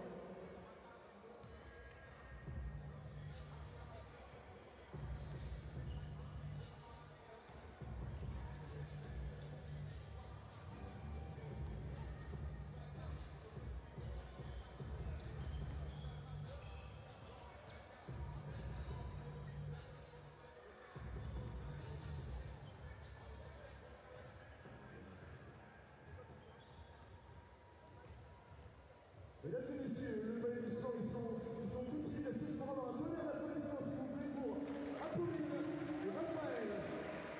Regardez un petit peu ce groupe qui applaudit. Ça va être très simple. Vous allez avoir un ballon chacun. Le but du jeu, ça va être de marquer un panier sous le cercle, ok, un panier juste en dehors du petit arc de cercle ici. Juste après, il faudra marquer un lancer franc. Le ou la première qui marque le tir de près et le lancer franc, deux paniers marqués, repart avec le t-shirt officiel du Bordeaux 3x3 Festival. Est-ce que ça vous va? Le palais des sports, est-ce qu'on est prêt à encourager Apolline et Raphaël? S'il vous plaît, du bruit pour Raphaël et Apolline.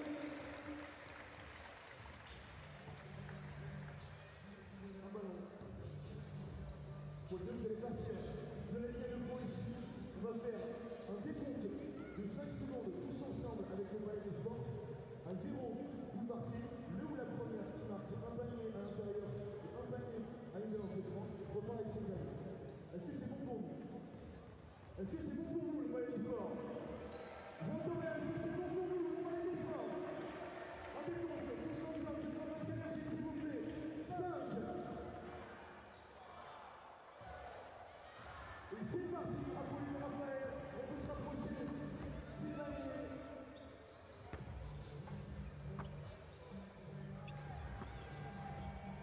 Le premier panier pour Apolline. Apolline, maintenant c'est franc. Et c'est plié. Ouh là là là, on va se loin. Allez Raphaël.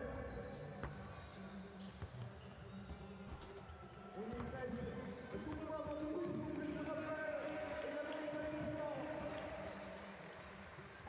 Voilà qui est Raphaël et Julien. Lui ou la première à marquer son lancer franc. Et c'est gagné. Allez, on est presque. On va leur permettre de se rapprocher un petit peu. Je vais pouvoir tirer une belle de ici. Allez, à toi Raphaël. Ouh là là, on se rapproche. Allez, le palais des sports, s'il vous plaît, il faut être avec eux. Du bruit. Pour Raphaël et Apolline. Et c'est gagné pour Raphaël.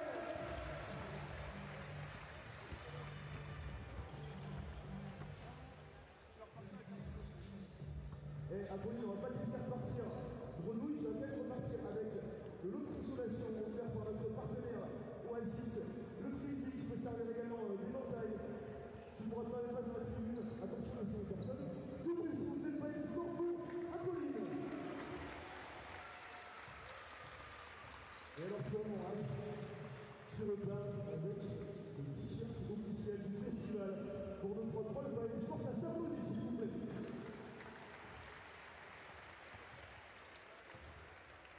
Enfin, je crois qu'ils ne sont pas bien compris, là. Voilà, ça va être juste ici. Raphaël, il a marqué 2 paniers devant le palais des sports. Qui commence à être presque, je peux avoir du bruit s'il vous plaît pour Raphaël.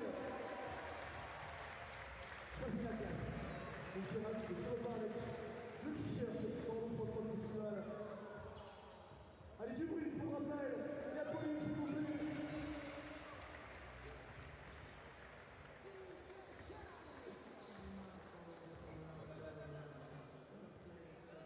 Allez, avant de reprendre dans quelques petits instants, messieurs, 2 minutes avant la présentation de la prochaine rencontre, on a encore des petits bonbons à vous faire gagner de nos partenaires. Si vous voulez des bonbons, c'est tout simple, il faut faire du bruit. Il faut faire du bruit, il faut faire du bruit.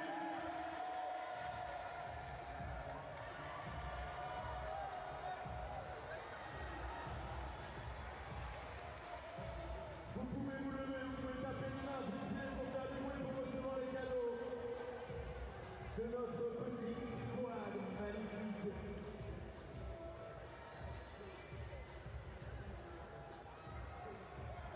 Encore.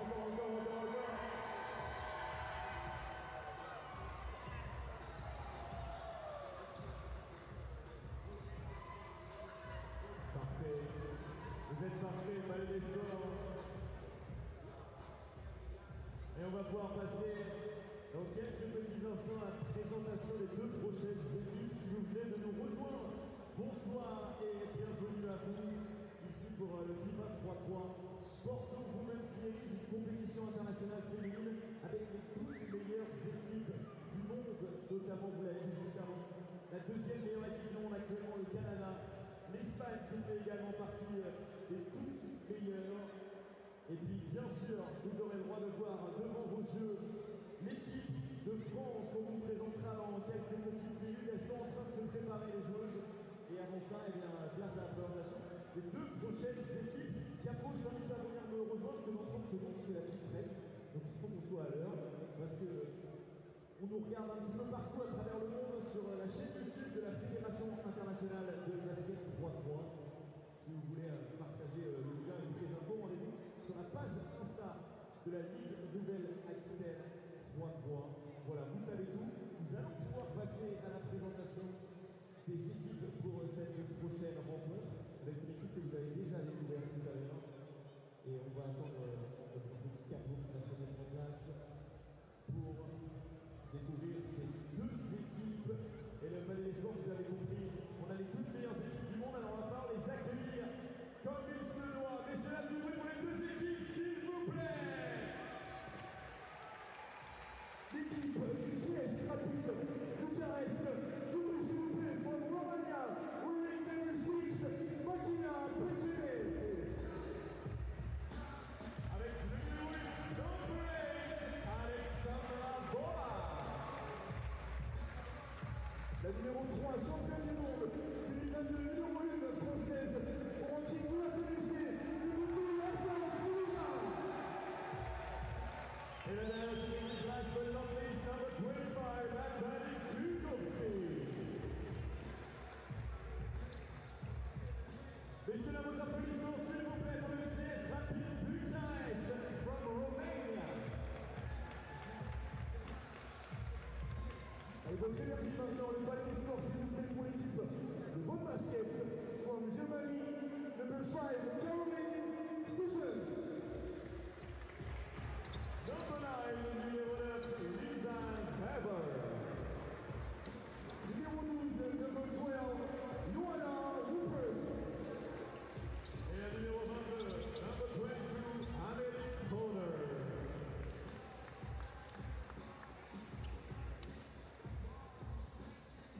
So those are the ladies representing Bonn Baskets in this second Pool D matchup between CS Rapid Bucharest from Romania and Germany's Bonn Baskets. Bonn Baskets, the young squad. We've got a couple of players who are 18, but don't let that fool you. They've got championship pedigree. Lisan Rauer, Johanna Huppertz, both were part of the squad that won bronze in the FIBA 3x3 Under-17 Europe Cup in 2023. So they are no strangers to the big stage, and they'll be bringing in that talent as they join Emily Kroner.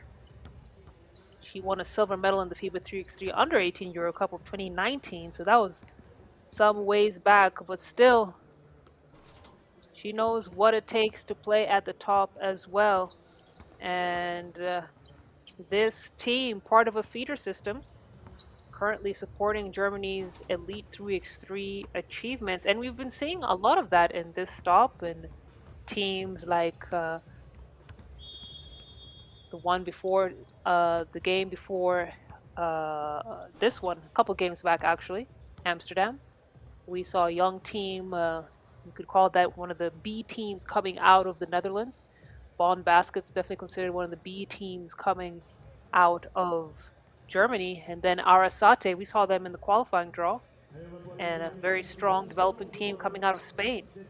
So these are countries very well known and 3x3 established countries that are looking for their next elite talent, and this is exactly how you do it.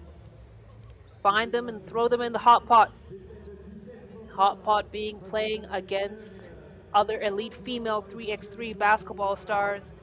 They say the best way to succeed is to get you that direct experience. So let's see how they do facing up this CS Rapid Bucharest team that we're trying to bounce back from a loss against Team USA earlier on today. Bonn Baskets draw first blood. And Rauer with the block. My goodness.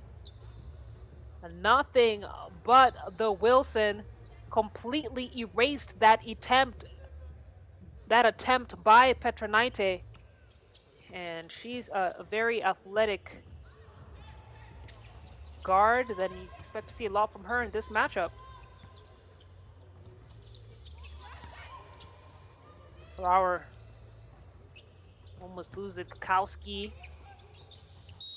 Now with the ball into Pobar, it looked like violation there. And it's gonna be a Bonn Baskets ball.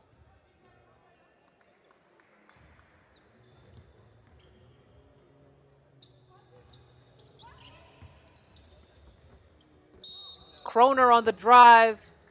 Didn't have the angle to make the right play, and they're going to call the foul on Alexandra Bobar. So it's going to be Kroner shooting one free throw. Gets that one to go. And dare I say that these younger teams tend to be a little bit more efficient from the free throw line. I think a little more intentional. Limousin with her trademark left-handed drive finish.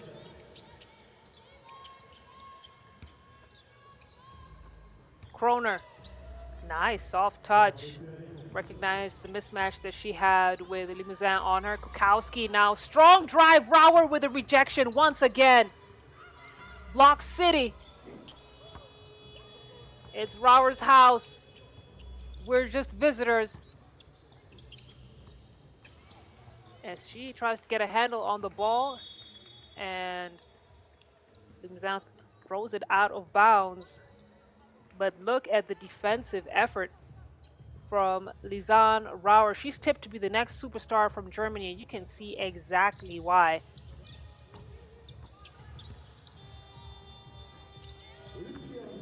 And did the basket count? Yes, it did. Johanna Hoopert's got it off before the buzzer.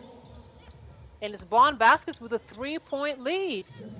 Kukowski, great heads-up play from her there.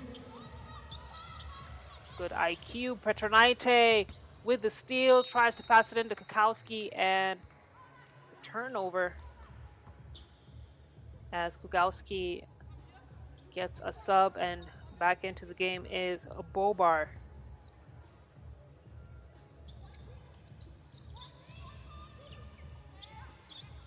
Stefan kicks it out for the two. Two ball is short. Petronite now to clear. Feed in to Pobar. Bobar off the mark.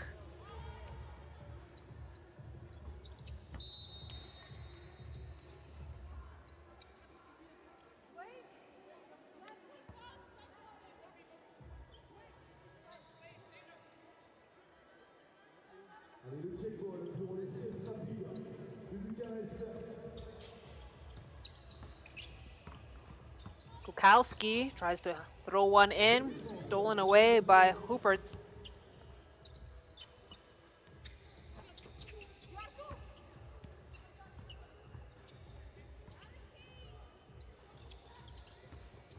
Limousin into Bobar, back into Limousin.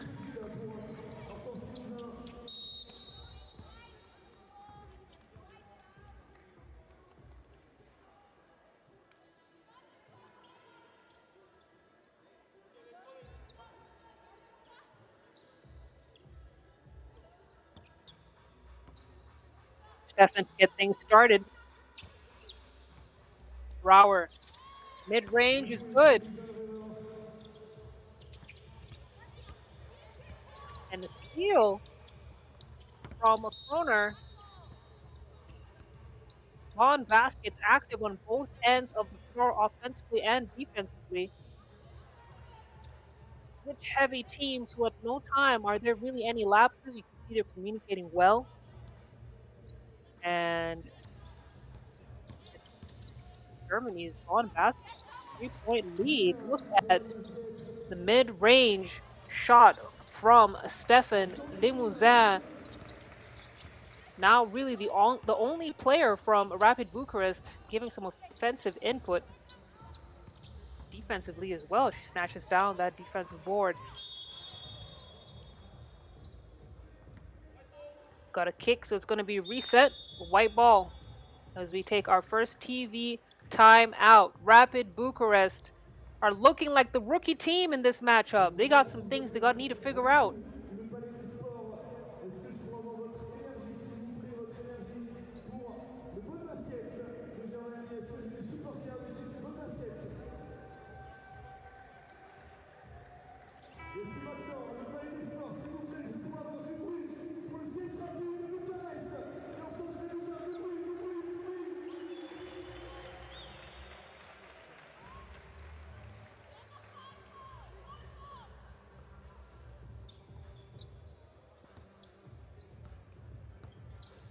So Kukowski is back into the game.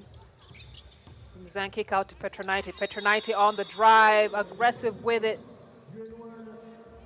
Didn't come away with the basket, but earns a trip to the free throw line.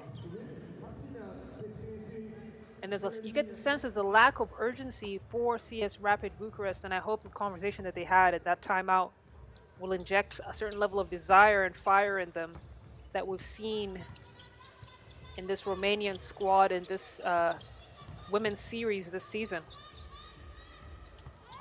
Rauer, fast pass into the post. And I'm impressed that she managed to get that ball. I thought it was going to get stolen away, but she gets to go to the free throw line. She'll shoot one. Gets it to go.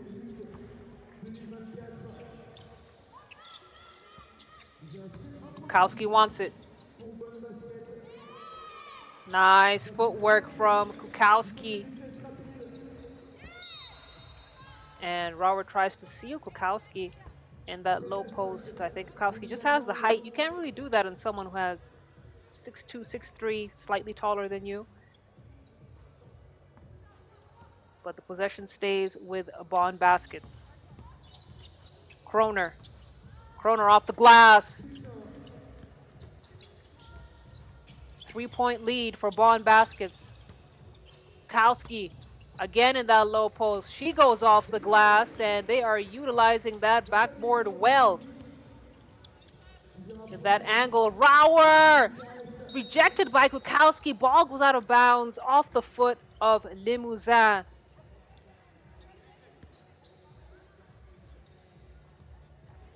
And take a look at that replay. Just over the hands of Kukowski. Kukowski recovers on the defensive end. Makes sure that Rauer is not able to convert.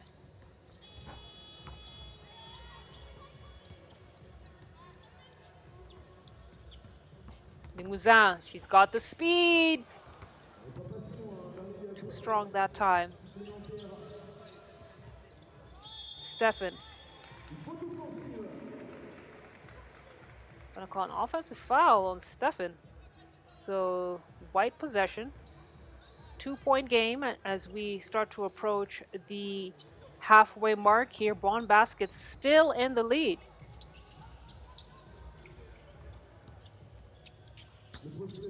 Kukowski making a living in that low post. Making a grand living in that low post. And they need to get the ball into her hands as long as she's willing to have it. You can see her fighting for positioning there again. This time they call the foul on Caroline Steffen.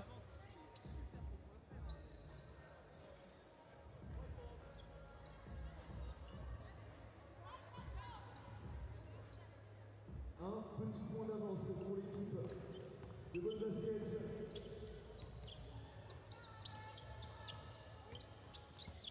Limousin with the rock. Limousin to the rack. Hortense Limousin in front of a home crowd that loves to see her play. And a Kroner not shy to attack the rack as well. As we see Petronaite unable to connect. Guess who's there to clean up the mess and put it right back? It's Bobar. As ball goes out of bounds, it's going to be CS Rapid Ball, who have now managed to even out the score at 9 apiece.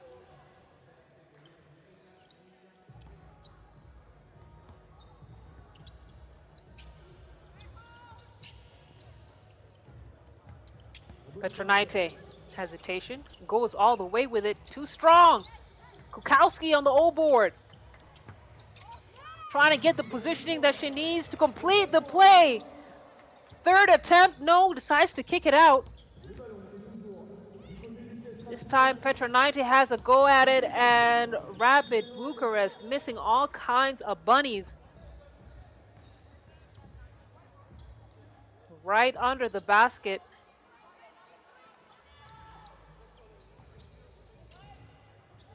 We were unable to convert in that possession. It's now going to be black ball. Kroner, step back, and no. Limousin, center drive, gets it to go.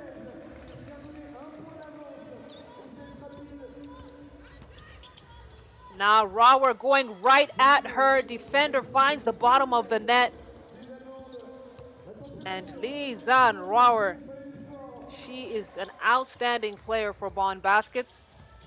Kroner now tries to take Kukowski mano y mano, draws the foul. Got our second TV timeout. CS Rapid Bucharest hanging in there against this Bonn Baskets team, playing well beyond their years. This game could go down to the wire.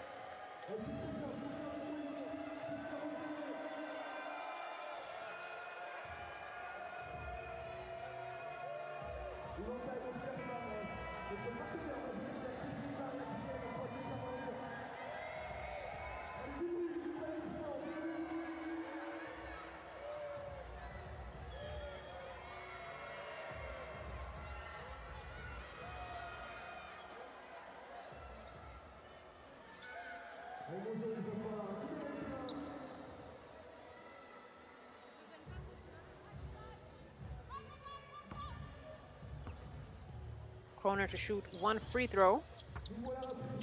Again, Bonn Basket's been very efficient from the free throw line. Petronaite feed into Kukowski. Kukowski wastes no time. Kroner from downtown. No. Limousin will clear it. Petronaite. Petronaite. Quick change of speed.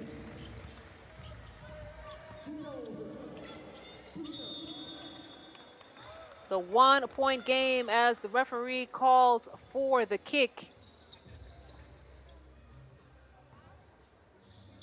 Petronaite is slow to get up, but she is really doing it all for Rapid Bucharest. And this is their second game of the day. Earlier on, they lost to USA 21-17. So They have to win this game to increase their chances of moving on to the knockout stage. This is a team that in the last 4 stops have made it to the semifinal stage. Great pass. Petronaite makes a count.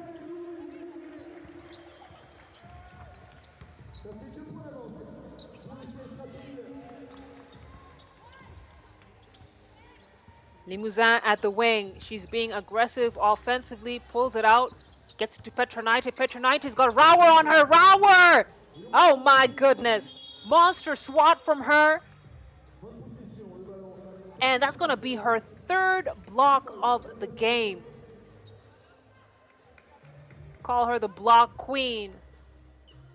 She is making sure that no one has an easy look at the cup. And now too strong on the pass from Caroline Stefan as CS Rapid Bucharest 2-point lead with 2:30 left on the game clock.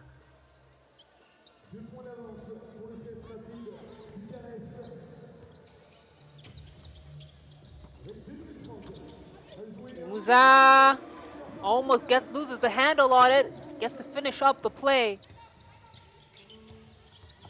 And now we're seeing the experience of a well-seasoned 3x3 team coming into play against this Bonn Baskets team.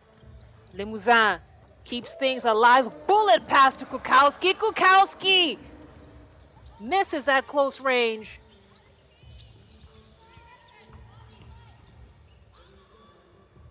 Alexandra Bobar comes up short, gets her own rebound. And Bonn Baskets starting to slow down here. Take a 3-point lead from Rapid Bucharest. Make that a 4-point lead. Game is now at 15-11. And Bonn Baskets are struggling. Start off this game with so much energy. And now we can see that they have visibly slowed down as Rapid Bucharest are rapidly coming to life. Mental lapse turns into a turnover. It's Kroner with a walk violation.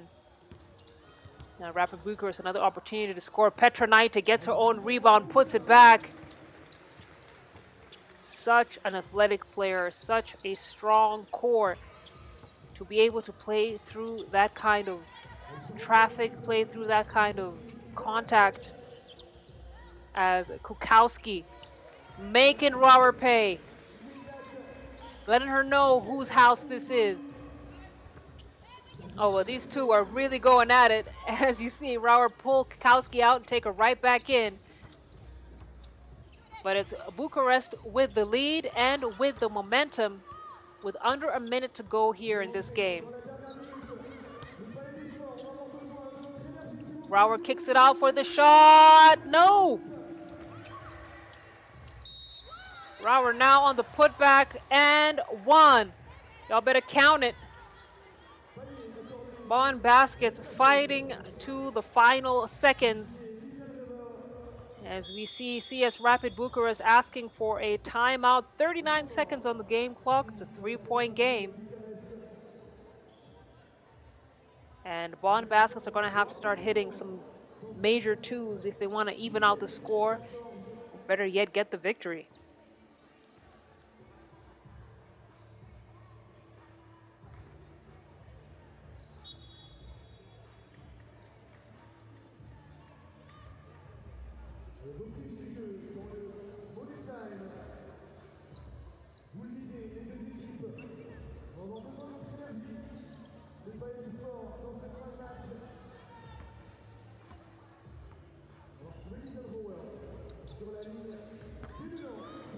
Rauer gets the free throw to go, so it has now become a 1-possession game.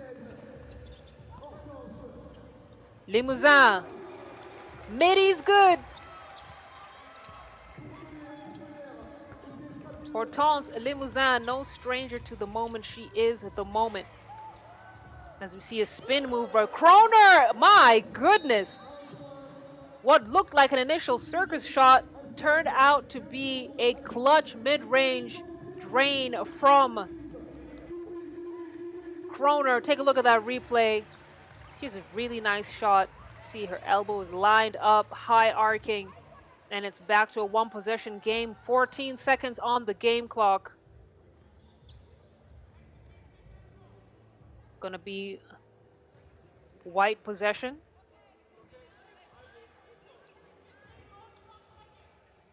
Petronaite. Get things started up again, and Petronaite, another free throw from the top of the key. It's been a problematic area for her. Her teammates are very patient. I'll tell you that. Rauer fires. Not gonna get there. Limousin, she knows she just has to run the clock down. That's all she needs to do. But Johanna Hooperts forces the foul, so it's gonna be another check ball.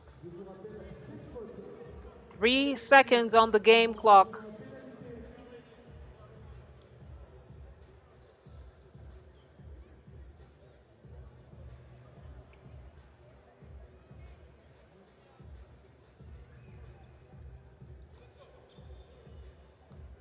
All CS Rapid have to do is hang on to win it. Kroner is making sure they don't hang on easily.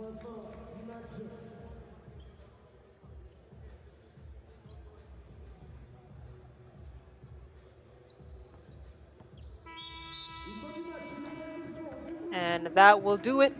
CS Rapid Bucharest with the dub, 18 to Bonn Baskets, 16 points. That's going to be the final score. And CS Rapid keep their advancements hopes alive as they wait to find out how Bonn Baskets will fare against Team USA. Whoever wins that game will determine which two teams will advance to the next stage. But let's go on to the next pool. It's going to be the game 3 coming out of Pool C. Ulaanbaatar against France.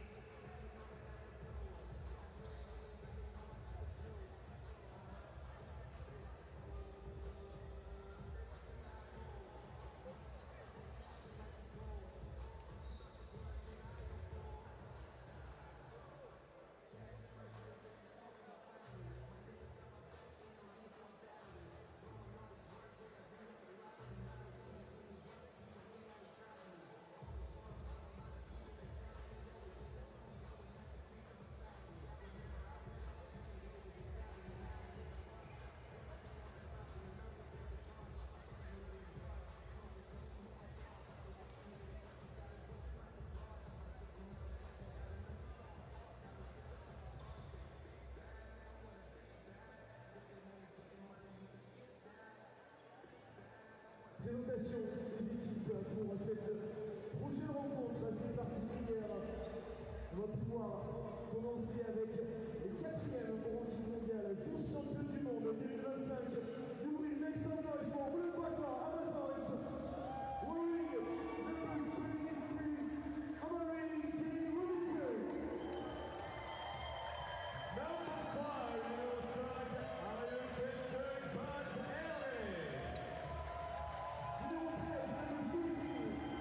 Ulaanbaatar,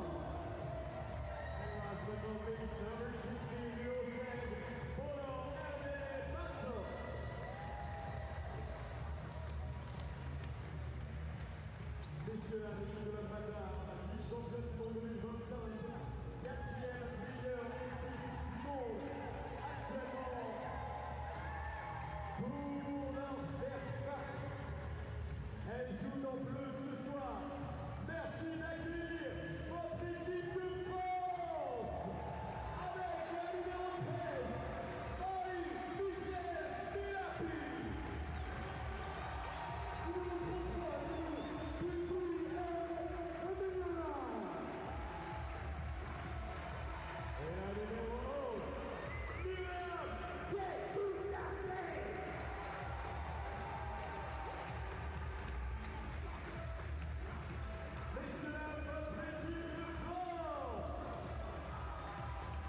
So there you got Team France up on your screens.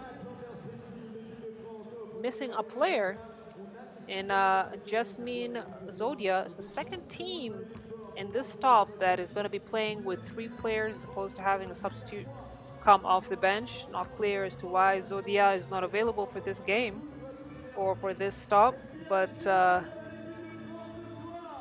France are going to have to get it done with 3 players on their squad, and they face the Ulaanbaatar Amazons for the first time in the women's series history. It'll be interesting to see how this team, French team from the global pedigree, faces against the silver medalist of the FIBA 3x3 World Cup that was played in July. That was just, what, slightly over a month ago, but man, it feels like it was forever. So it'll be interesting to see how they match up to this Ulaanbaatar Amazons team. France are slowly getting better, but still no title this season. So they'll be searching for the first title of the women's series. They had a slow start to 2025, but have risen up the ranks now to a 6th seed. So let's see how they fare against Mongolia. That's a great pass to find a cutting Robinson. So Ulaanbaatar get up on the scoreboard, and France that like to operate at a blistering tempo might have met their match in Ulaanbaatar Amazons, who also have a very fast-paced game where they like to share the scoring load. Jekundade, tricky move. That time couldn't get it to drop. Kulan wants the ball in her hand, sends Wembanyama to the floor, goes all the way to the cup, makes it count. And Eve Wembanyama getting a taste of her own medicine. She has sent so many of her defenders to the floor. And now she gets a taste of how it feels.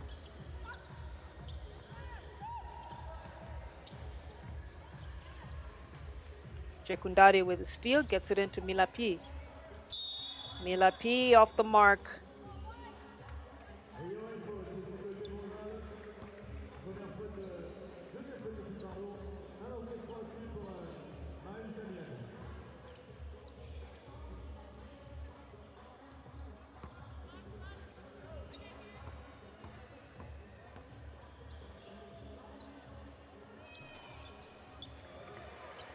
Milapi gets the free throw to go.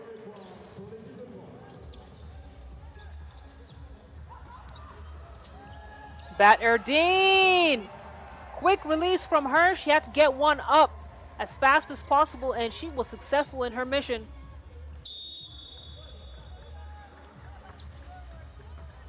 No basket, foul on the floor.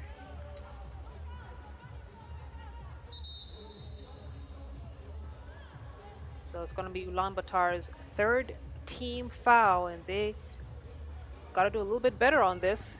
It's barely been a minute of play as Bat Erdine really doing her best to contain Jekundade. But that's like trying to put a tornado in a cup.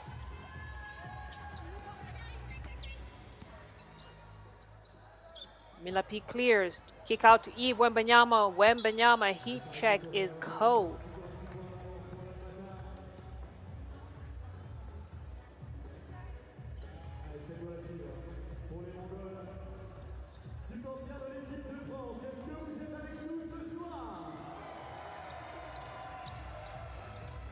Kulan kicks it out to Robinson. Robinson gonna call the travel.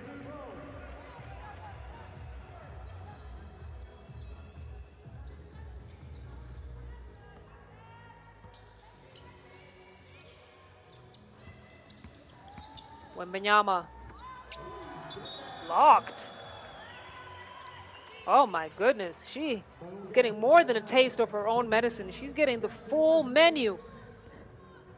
Take a look at that replay. Arian Setsek stuck right with her, made sure she played clean basketball with the rejection. Jekundade now kick out to the wing. France not found their offensive rhythm. Not uncommon in teams that are playing their first game of the day at this stage. So, but it can give them a bit of time. Jekundade with a steal. Lapi wants it, sends Robinson to the floor. It's going to be a foul called on France. That's going to be their first team foul.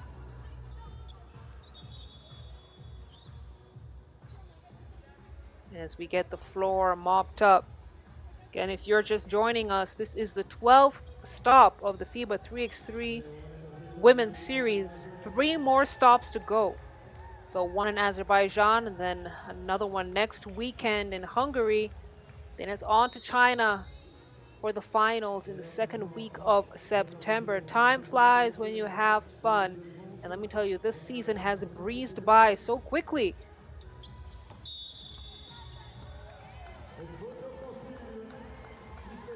Another offensive foul called on Ulaanbaatar. He's got a lot of stoppage in this game, his first 2 minutes of play.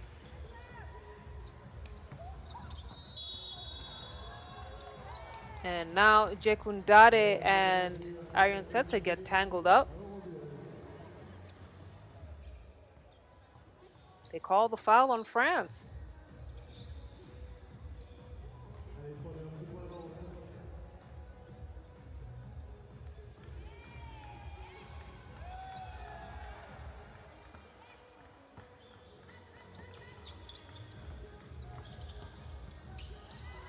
Batterdine to Kulan. Kulan kicks it out for the 2 ball. Yes! Batgirl rattles it in. And Ulaanbaatar now with their biggest lead of the game so far, 3 points. Arian Setseg loses it. Kulan keeps it alive. 2 seconds to shoot. Desperation heave from her. Trying to beat the shot clock violation. Unsuccessful in that attempt. And it's going to be blue ball.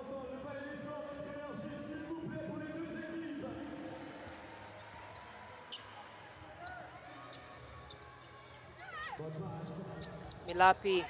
Wembanyama comes up short.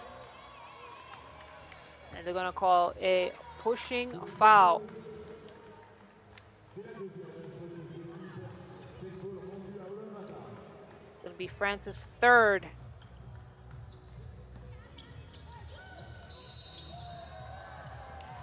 And this is a physical game.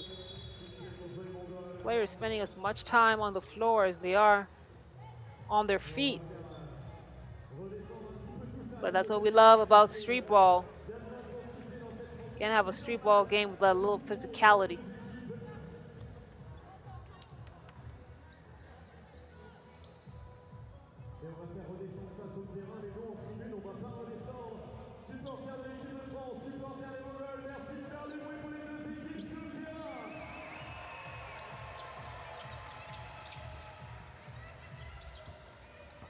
Hand off to Jekundade. Jekundade with a long-range midi, not going to get there. Robinson with the boards, gets to Batgirl. Batterdine comes up short, gets her own rebound. Manages to keep it alive. Robinson is fouled on her way up.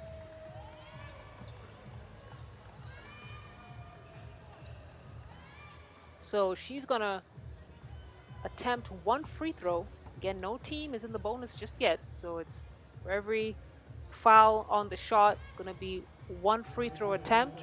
And Robinson has normally been phenomenal from the free-point line. Free throw line, that is.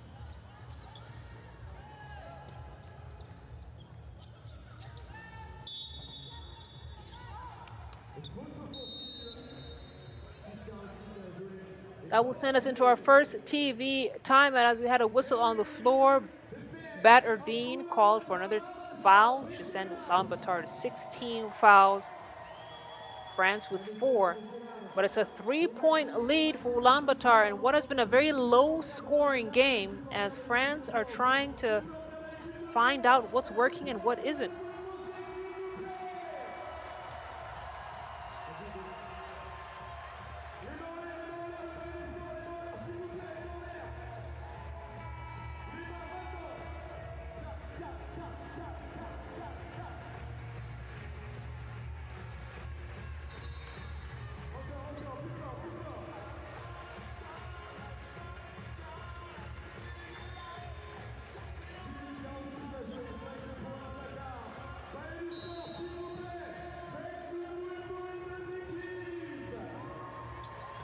Jekundade, nice cut.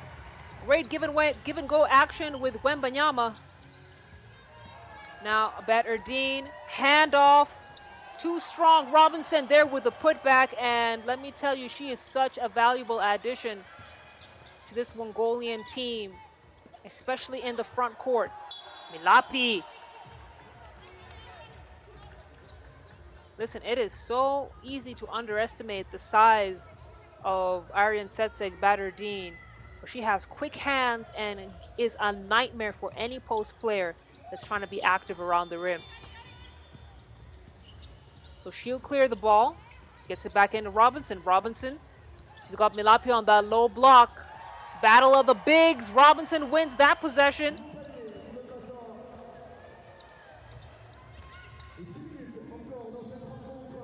And now Milapi comes up short, gets her own rebound. Spin move is good. Kulan. Circus shot was loading. Jekundade straight to the rack. She catches you flat-footed. You're gonna pay. Step back 2. Bad girl isn't gonna get it to go. Wembanyama. Off balance, no problem. Count it. And France now down 1.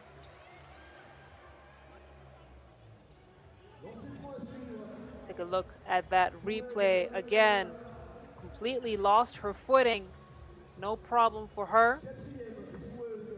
Eve Wembanyama, supremely talented, has an opportunity to convert this to a 3-point play because Ulaanbaatar is in the bonus, so she will have 2 free throw attempts.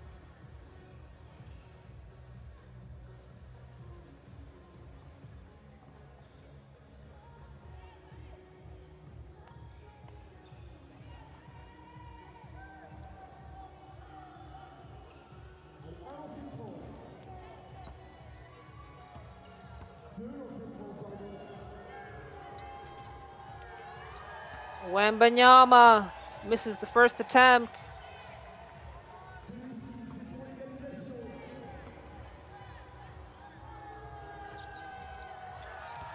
Misses both attempts.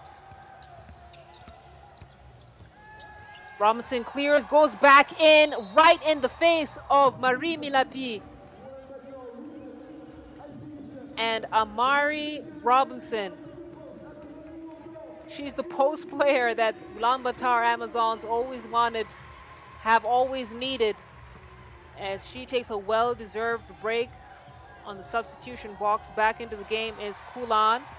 This time, Wembanyama, another opportunity to get some free throws. Gets the first one to go.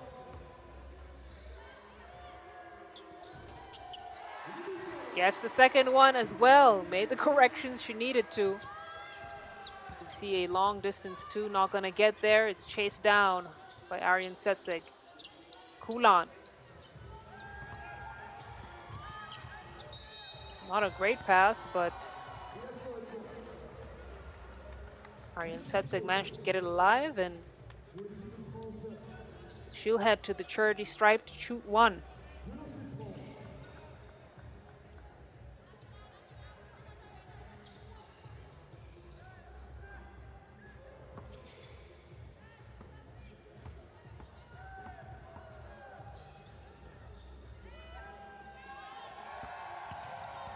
Gets that one to drop. Wembanyama. Oh, they're going to call a travel violation on Wemby. So Ulaanbaatar to maintain this lead here as Batsoy checks into the game. Robinson handoff to Kulan. Kulan been a bit quiet in this game. Throws it up. Robinson has to put it up before the buzzer. Does she get it off on time? Yes. No basket, but heads to the free throw line. This is what she does, drawing the foul, being active around the rim, drawing that foul, making sure that if she doesn't get the basket, she gets to go to the free throw line and score points from that front.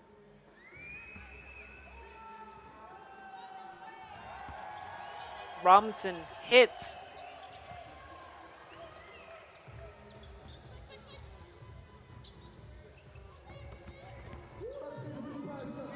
Wembanyama off balance, no problem.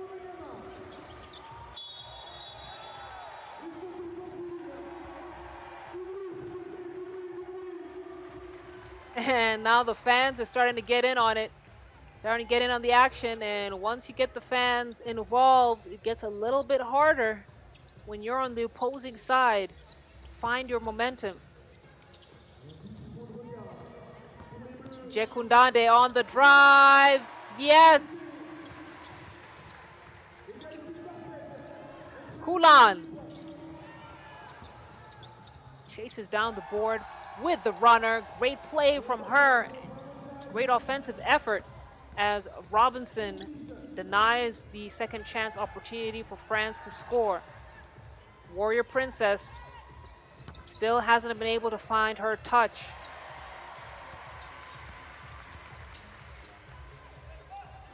Scores tied, 11 apiece. The Robinson-Milapi battle continues. That time, defense wins. Baby hook didn't count, and we got a whistle on the floor. Another foul called, offensive foul, called on France as we head into our second TV timeout.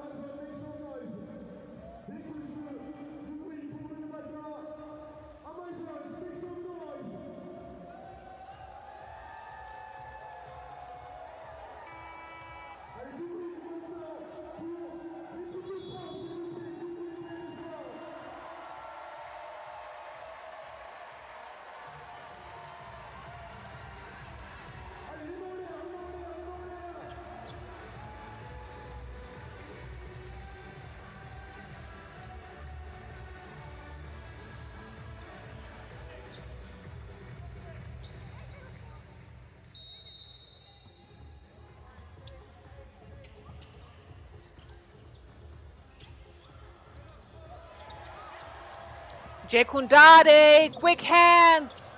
The steal. Wemby misses the layup. Gets it back from the wing. This time it tries to drive, and Aryan Setsek wanted the offensive foul call.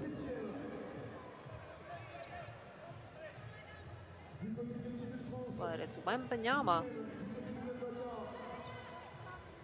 who will shoot. And Mongolia are in the double bonus. So not only will Yves Wembanyama shoot 2 free throws, the possession will go back into France's hands.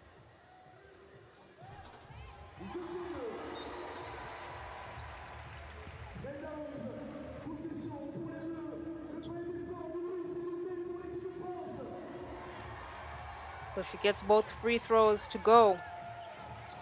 Handoff to Wembanyama. Wembanyama tries with a wraparound pass. Aryan Setsek saw it coming. Kulan now puts her head down, and the Jets on. Gets the lay-in to go. And it's back to a 1-point game. Travel called on Yves Wembanyama. Great defensive effort from Robinson to take away the baseline drive. forced Wembanyama to pick up her dribble. And so now, with 3 minutes and 6 seconds to go, it's a 1-point lead for France.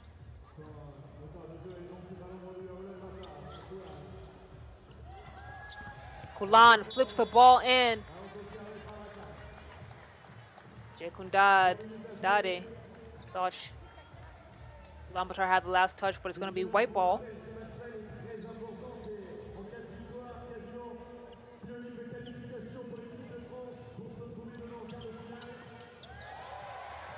Dade with the block. Oh my goodness. And then with the conversion on the other end. Excellent possession for Team France. Kulan now from downtown. And France have finally stepped into their stride. They look like they are back in the driver's seat as they fight to get their first victory of the day against this home crowd.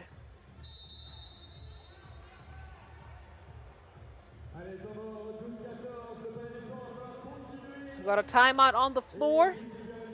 2-point game, 2:32 to go.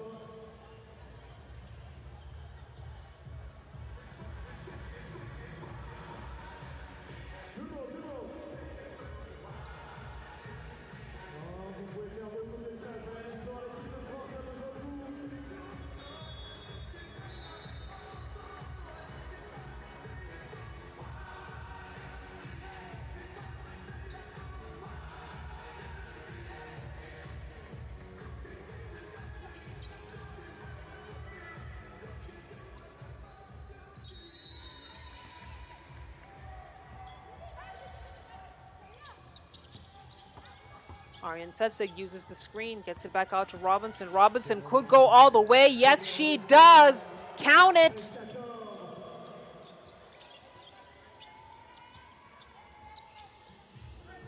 Dade, long range midi, not going to get there.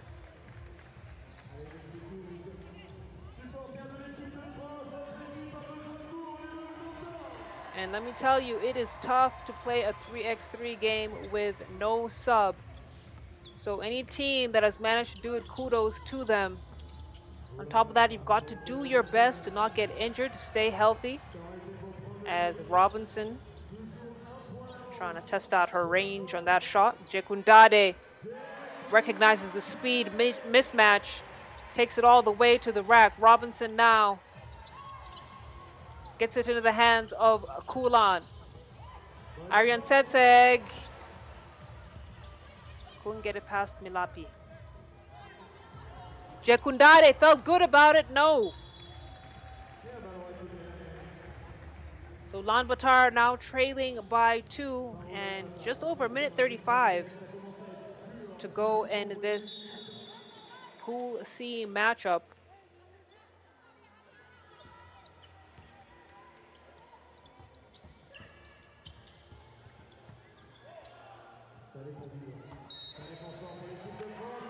That's going to be a travel. Kulan not as locked in mentally as she usually is. As we see her now having to contend with Milapi. Milapi, one-legged fadeaway. You better take that. Robinson now killed her dribble. Has to throw it out to Kulan. Kulan, step back two. No. Dade denies the offensive board. And France settling into their offensive rhythm. Yves Wembanyama not able to connect on that attempt. Oh my goodness. Wide open misses from the backcourt from Mongolia. Robinson has to come in to save the day. Still a 2-point game. Dade almost loses it. And now we have 35 seconds on the game clock. The legs are starting to give in. You can see it. Robinson called for a travel. And fatigue was a crazy thing, and you can see the fatigue in these ladies' faces.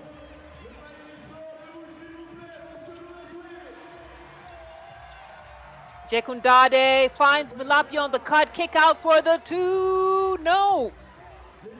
That would have sent the gym crazy, for sure, if Eve would have knocked that down. But you know what? No need to. Kulan unaware of the time. And that will bring us to the end of this game. France starting off their campaign with a victory. But it's a shot clock violation. We've got to make sure that the game clock and the shot clock are aligned. And the officials are doing exactly that because we can confirm that this game is indeed officially over.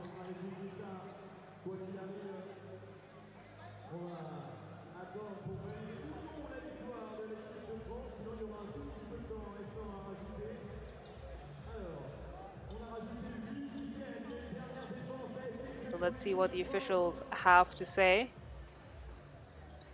Wow, the game must go on. Tiny little bit of time on the game clock. It looks like it's 0.6 seconds. And now it is officially over as France bagged their first victory, 16 to Ulaanbaatar's 14 points. So Ulaanbaatar now finish up Pool C with a 1 win, 1 loss. And they will be keenly waiting to see how France fares against Thailand later today. Coming up next, it's going to be Pool B matchup between Spain and Rome.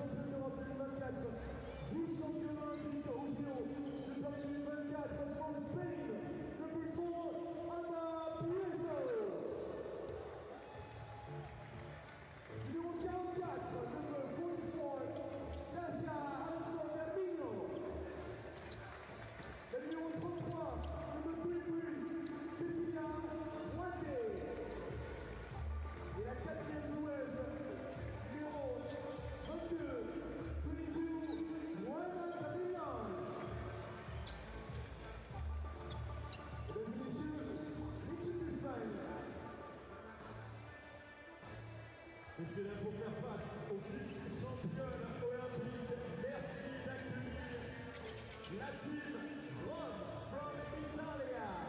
Number 18, numéro 18, Caterina Gini. Number 20, numéro 20, Caterina Matera. Numéro 0, Susanna Tofari. And number 22, Georgia Barnieri. Le panier sport, s'il vous plaît, vos applaudissements pour la team Rome. That's your team from Rome in the green. And they'll be taking on Spain, who are playing their second game of the day. Earlier on, they played against Amsterdam and won that game, albeit narrowly. They'll be looking to defeat Italy in this matchup to top the pool and guarantee their slot in the next stage as Rome begin their campaign at this 12th stop of the FIBA 3x3 Women's Series with this game right here. Rome coming off a strong performance at the European Cup qualifier in Slovakia earlier this year. They profile as a tough, balanced, rebound-heavy squad with reliable outside options, but they do struggle when there's a lot of quick ball movement and have to make those defensive switches. So we'll see how they fare against Spain, who make a living out of quick ball movement and making sure that they're all over the floor at the same time. So here we go. Talking about quick My goodness, quick basket from Giorgia Palmieri.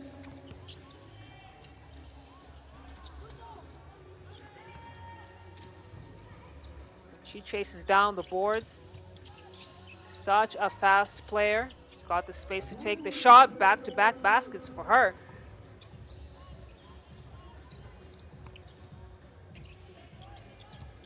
Mohate off the mark.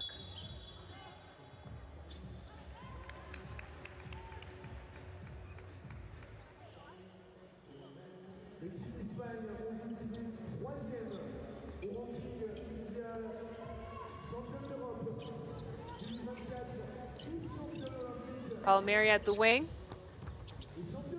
Nice finish, but couldn't get the basket. Just needed a little bit more of a softer touch. She is electric on that center drive. It'll be interesting to see how she matches up against Prito.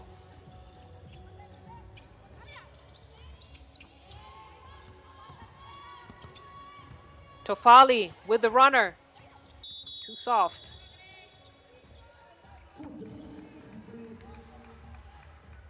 And we got our first foul on the floor. It's gonna be Team Rome who picked that up. So white ball.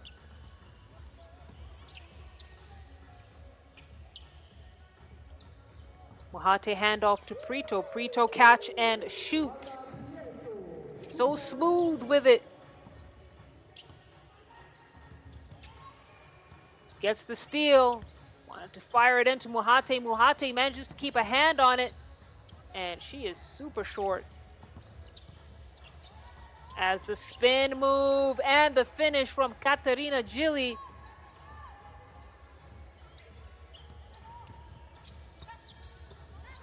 Prito trying to float it into Mohate, and she could have done a better job with that pass. As the ball bounces right off the foot, Katerina Matera. So it's going to be white ball. I thought someone else touched it until I realized there was no one around her. She looked at that ball like, why are you moving away from me?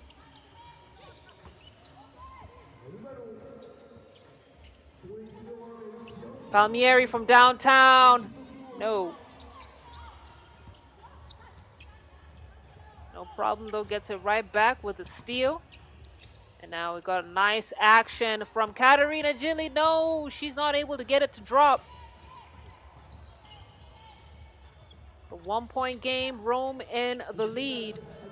Camillion with a baseline shot, not going to get there.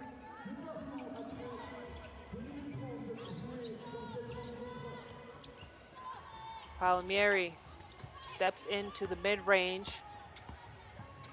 And both teams have been unable to find their shooter's touch. We see a nice drive and finish at last from Gracia de Armino. Palmieri tries to float the pass in to her teammate, and Spain saw it coming.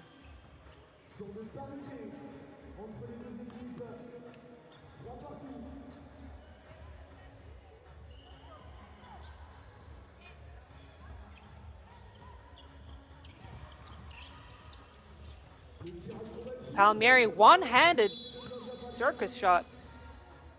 I don't know what was going on there.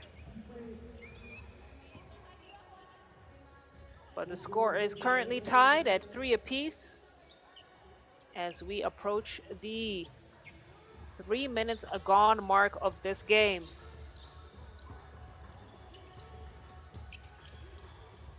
Camillion has the space, lines it up, doesn't knock it down.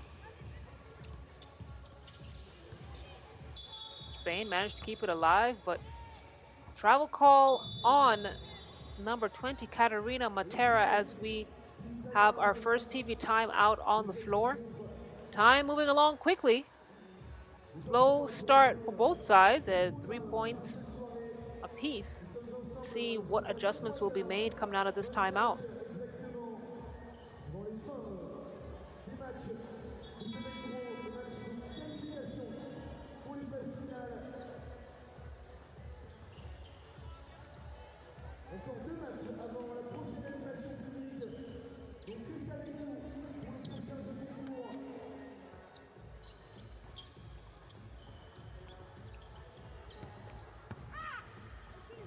Great two-woman play for Spain. Finds them the easy lay-in. Palmieri kicks it out. And Gilly, athletic, acrobatic move. Couldn't get it to drop. Palmieri now at the wing. She's got Prito on her. Looks like she's gonna take her mano y mano. Yes! All day. Giorgia Palmieri.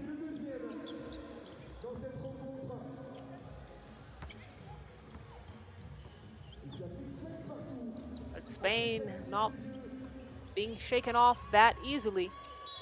Palmieri behind the back. My goodness, Prito didn't want to get cooked, and she knew it was coming. She couldn't let it happen a second time. And so now we are down 4 minutes of this game with the scores tied at 5 points. Gilly all the way with it.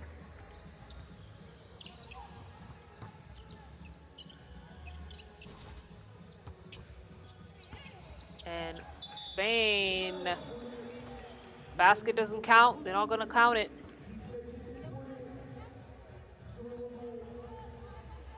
She had to clear it.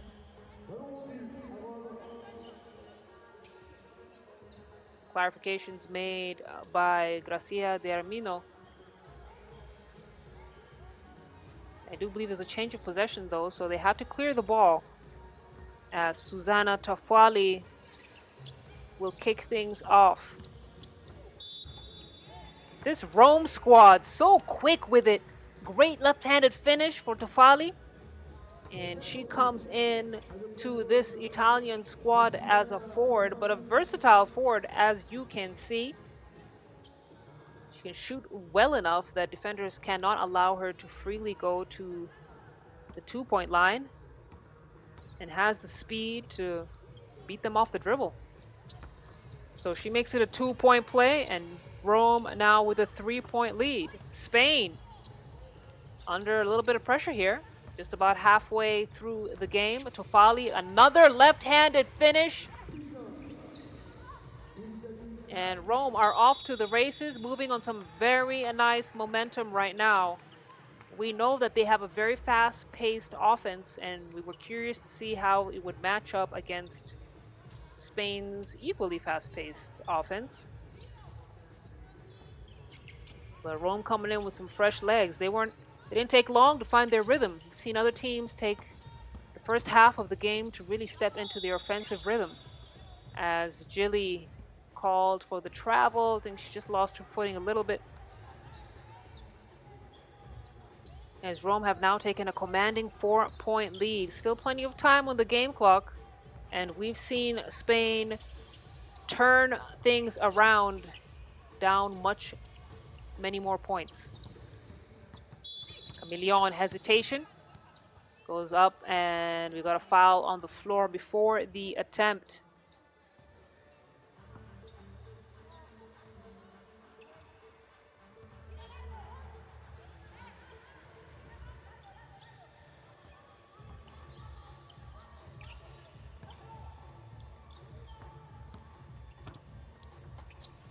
Camillion, smooth with it. So smooth. As Gilly gets the ball out of bounds, and unfortunately, 3-point game here. And it wasn't last touch. Gilly was going to be Spain who had the last touch, so possession goes to Rome. Palmieri off one leg. Oh my goodness. She's a walking highlight reel. And now with the steal, 2-point opportunity, gets her own rebound, finds her wide open teammate.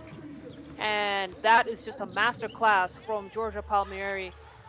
You don't call her the two-way specialist for nothing.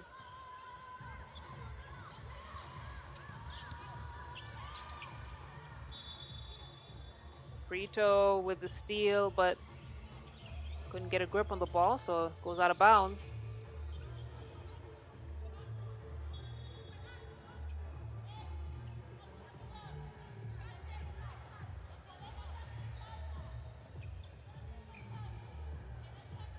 As the floor gets mopped up, don't forget to like and subscribe while you're on this video. And keep the comments coming. We love to see you active in the comments and having conversations about how this game is going. You guys are some resident experts. I will tell you that.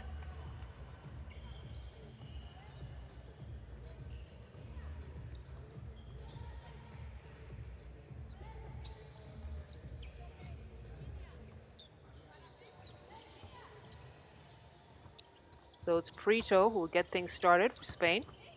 In this possession, Muhate, way too strong, and ball is poked out of bounds. So it's going to be green ball as we have our second TV timeout. Rome doing what needs to be done. Spain not under too much pressure. They beat Amsterdam earlier on this evening, 21-19, but I'm sure they certainly want to win this game so they can confirm their positioning in the knockout stage and top the pool. Rome giving them a very difficult time. Let's take a look at that real play. My goodness, Palmieri.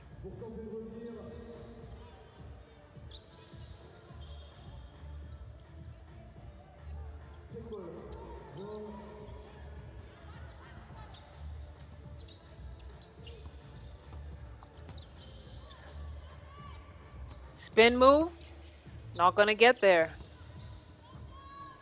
Prito from downtown, that one finds its home.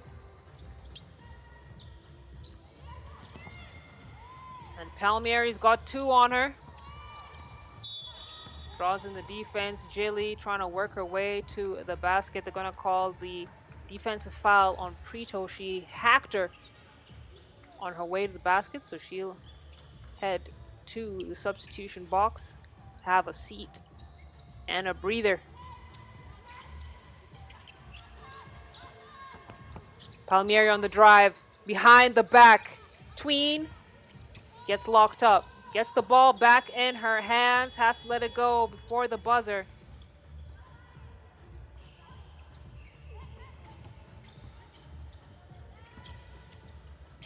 Chameleon steps into the mid-range, count it.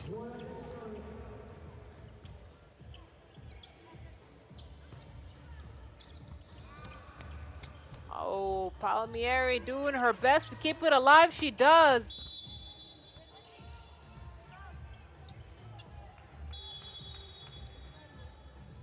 And then a frustrating possession for Rome. Palmieri is gassed. Gassed. She needed this timeout more than anybody, and she's been putting in some serious minutes for this squad, as just need to be a bit more composed now in these final minutes of the game. We're in the last quarter, if you will, of this game. Rome leading by one. Spain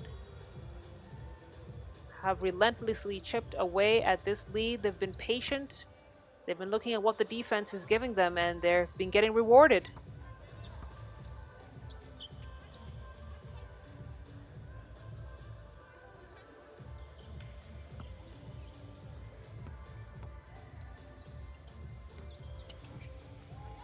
Muhate gets the free throw to go.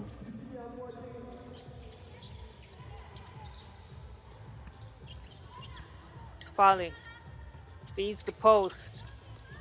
No finish. Jilly trying to keep things alive. Kick out. Tufali gets it. And we got an offensive foul called on Katarina Jilly.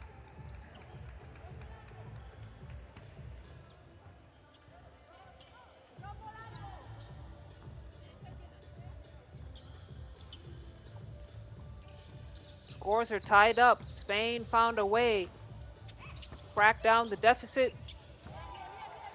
And now they've taken the lead.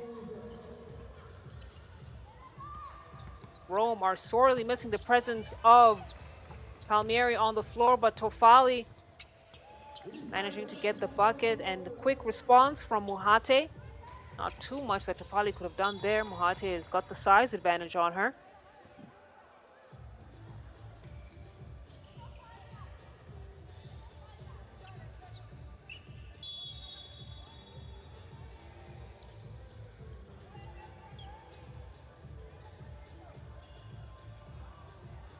2 minutes and 7 seconds to go. 1 point lead for Spain. Matera gets it to Palmieri. She's back on the floor, ready to get some action going.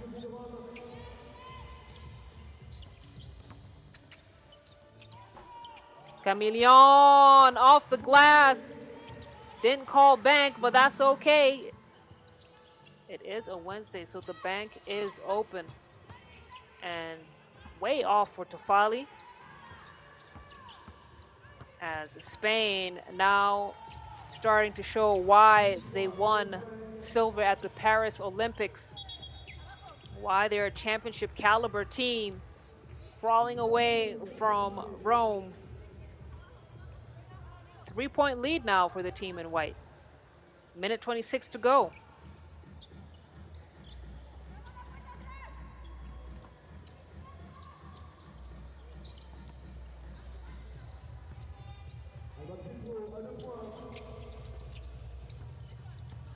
Matera kicks it out to Palmieri. Palmieri's on the wing. Floats it back into Gilly. And it's going to be a foul called on Prito.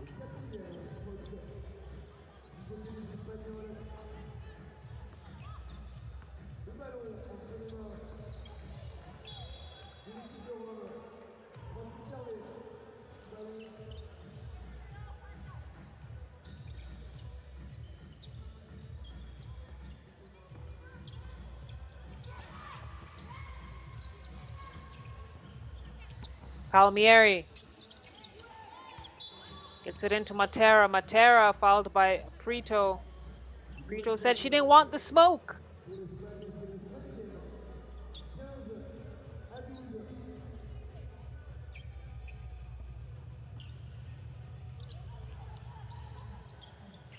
Under a minute to go in this game. Spain have maintained the 3-point lead, now have the possession and the power in their side. As we see a tough move from Camillon. Wanted the basket, couldn't get it to go, but they'll call the foul. And she goes to the free throw line to shoot just one.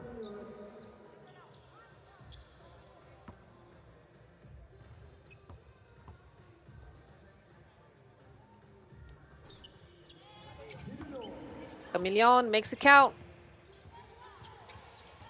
So it's now become a 4-point lead. And Rome, who began this game with at a blistering pace, very, very fast-paced offense, they have cooled off. And really that pace was tough to maintain, but now would be a great time to try and get that energy back. Not much time to do it though. Under 30 seconds. Prito from downtown. No. Gilly chases down the boards, clears it. Trying to get it into the hands of a point guard. Tali says, no problem. I got this. Straight to the rack.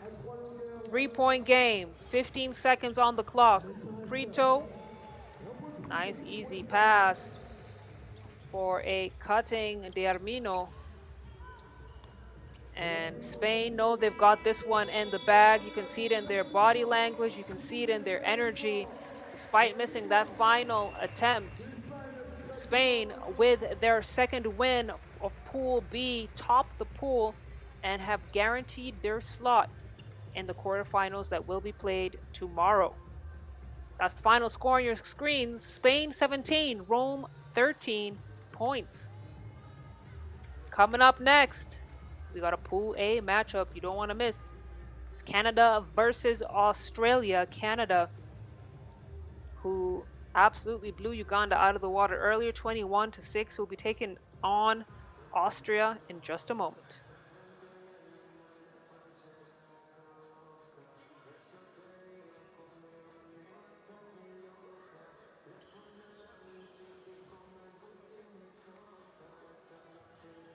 Dernier match, tout avant le break. Animation et les jeux concours proposés par nos partenaires. On va pouvoir passer à la présentation des équipes avec l'équipe deuxième au ranking mondial, vainqueur de la Champions Cup 2025 à Bangkok championne de la Nokia Cup en 2024, les médaillés de bronze de la Coupe du Monde. Également, from Canada, number 77, Seksha Gonzalez.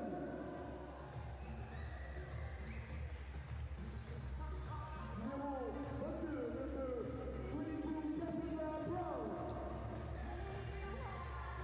La numéro 2, la deuxième joueur canadienne, number 2, Catherine Booth. Et pour finir, la numéro 16, number 7, Paige Trudeau. À lui faire laisser les applaudissements pour la team Canada.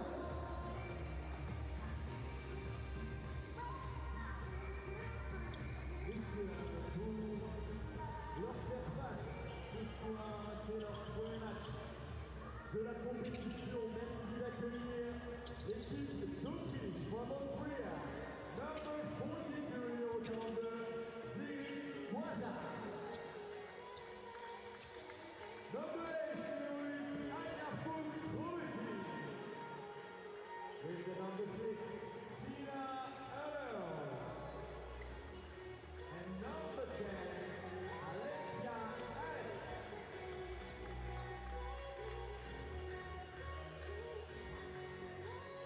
Messieurs, dames, s'il vous plaît, pour la team d'Autriche.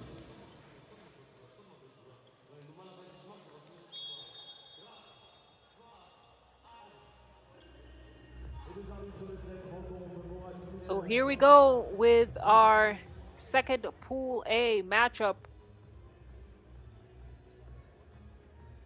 of the day. It's going to be between Canada and Austria. Earlier on in this Pool A, we saw Canada take down Uganda, and Austria will face Uganda later on today. But first, they have to contend with the bronze medalists of the FIBA 3x3 Women's World Cup 2025. Canada also rolling off some nice winning momentum coming off their Edmonton stop. Played phenomenally well there. Nice to play against their in front of their home crowd, and now they bring that energy into this matchup against the team in black.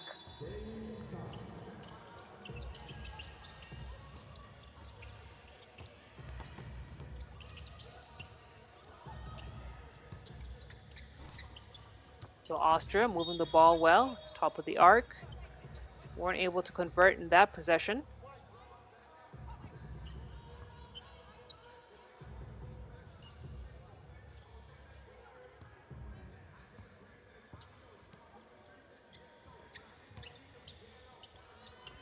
Floof to Krozen. Krozen off the mark.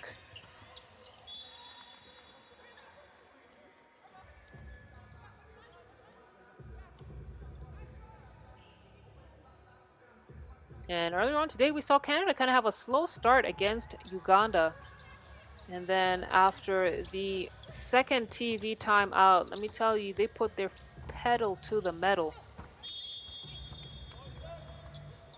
And it's looking like it's going to be a similar-ish narrative as both sides go scoreless so far in this game. But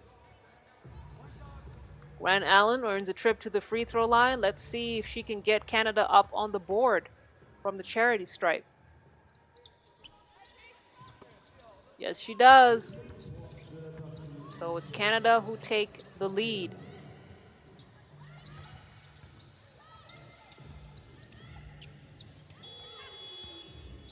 Alish was unable to get that pass, and now pass too strong to Canada. Austria looking to make them pay. Yes! Cena Holler makes it count.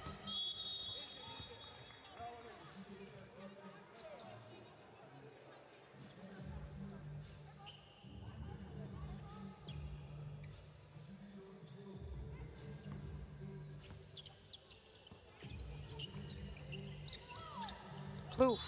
How did she complete that pass to Cassandra Brown? We shall never know.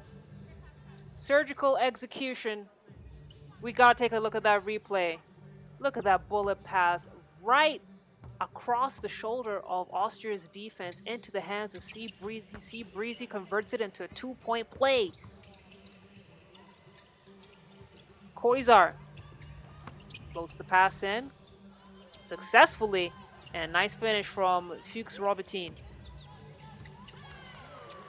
And look at Crozan again with that two-woman play. Listen, that can't be taught. That chemistry cannot be taught.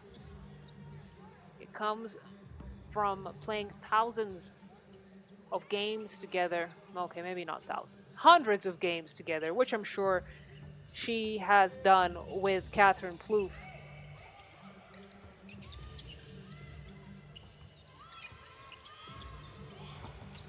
Holler. Yep. Shot clock violation. Wasn't aware of how much time was left. And possession is going to be to Canada, who leading narrowly with just 1 point.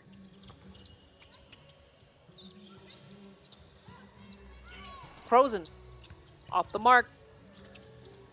Plouffe chases it down, keeps it alive. SGA now with the low block. It's blocked by Alexia Alish. That's not something you see too often. SGA misses the second attempt, gets the rebound and the putback. And it'll be Holler who clear and try and take it back in. Throws it right out of bounds on the outlet pass.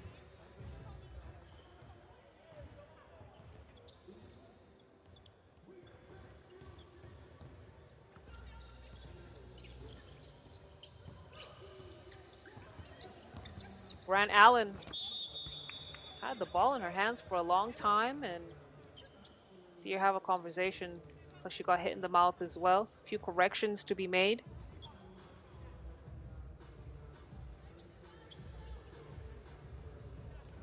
She earns a trip to the free throw line. She will be rewarded for her efforts.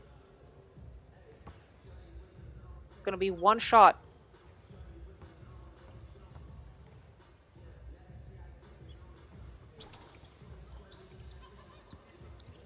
Grant Allen misses the free throw. Canada continue to maintain a 2-point lead. Fuchs Robertin.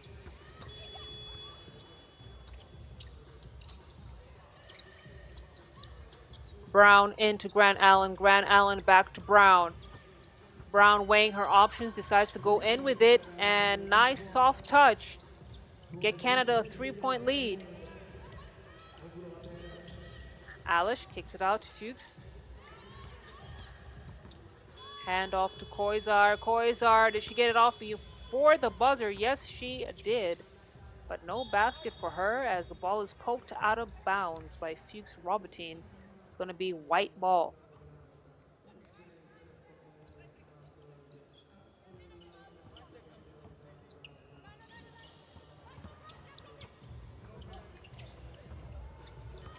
Plouffe misses the open lay-in, gets her own rebound, puts it right back. And she's not one to make many mistakes without correcting. As Brown, a bit of a spacing issue there for Canada. As we have our first TV timeout. Canada has picked up a 4-point lead against Austria, who have not even had a chance yet to really show off what they can deliver on the offensive end. Let's see what adjustments they make coming into the second third of the game.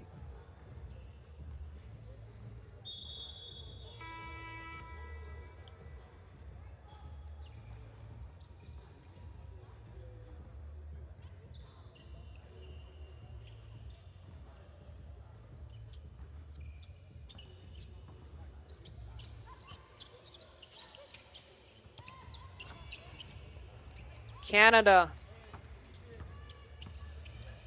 Need to do a book on them. On their execution and their offensive motion. It's a thing of beauty, I'll tell you that. As we see SGA locked down defense, there was absolutely nothing that Koizar could have done there. And SGA wants it back. Koizar looking for revenge. And she gets it. So Koizer will check out of the game as number 8, Fuchs Robertine, checks in.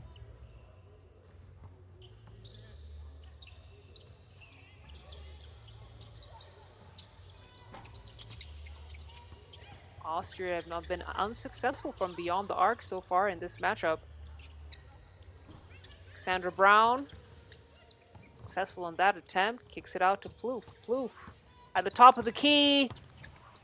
Nice lay in, couldn't get it to connect. As Alish handoff to Fuchs Robertine, and Alish has had a quiet game. We know she can go on some serious shooting streaks for Austria, but we've not seen that come to the fore just yet.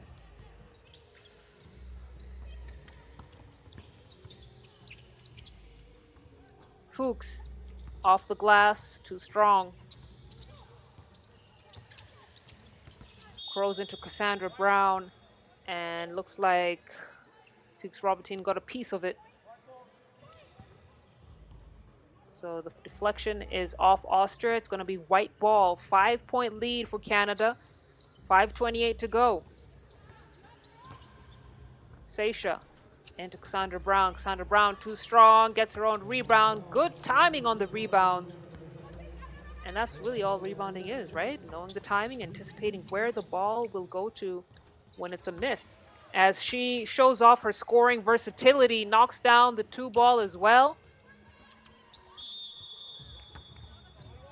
And it's going to have a whistle as Canada pick up their 3rd team foul, and Haller earns a trip to the free throw line.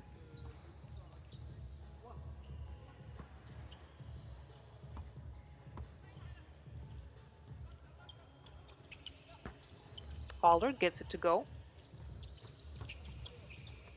Crozen floats it in to Catherine Plouffe. Cat makes a count.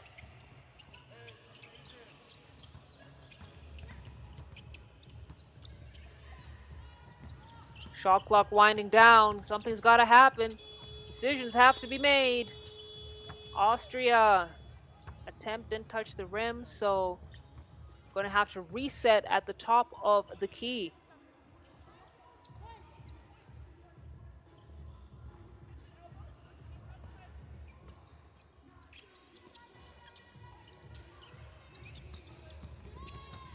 Frozen on the drive.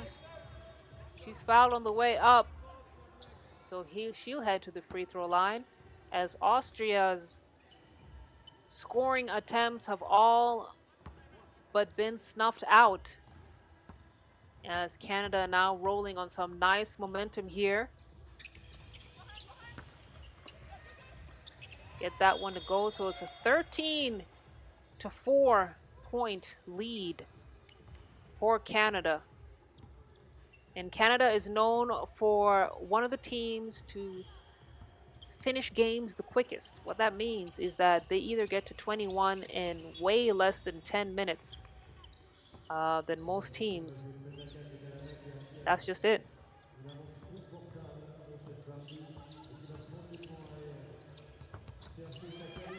Oh, look at the 2-ball from Koizer. We know she got a mid-range bag. We didn't know she had the long ball bag. But that was a clutch 2-point shot from her. She's had an Austrian international experience since the youth levels, with a professional resume that extends across Europe and Australia. Very high basketball IQ, but you might not see it against a team as good as Canada, but don't trust me, it's there. It is definitely there. It's going to be black ball, white ball.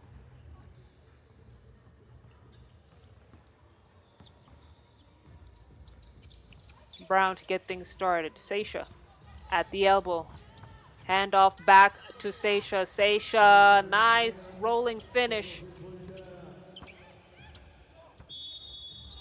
And Alish completely off balance.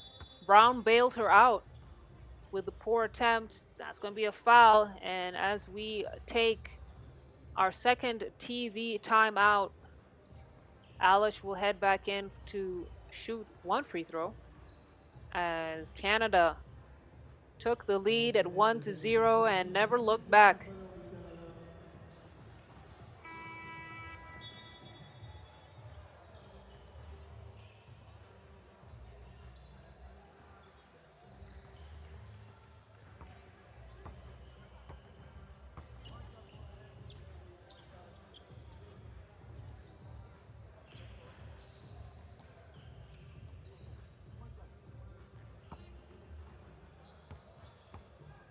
So it's one shot for Alexia Alish.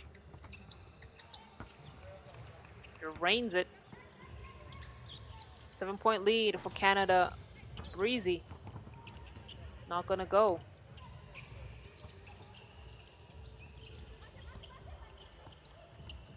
Holler at the top of the key.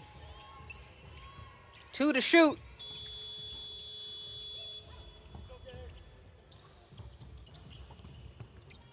Frozen gets it into Brown. Brown loses a handle on it, and Austria managed to keep things alive. But Canada are just relentless. They've got eyes all over the floor. They are athletic. Quick transitions from offense to defense and back as they call the foul on the floor against Canada. Cat Plouffe. But Canada's a team that does not give their opponents any breathing space.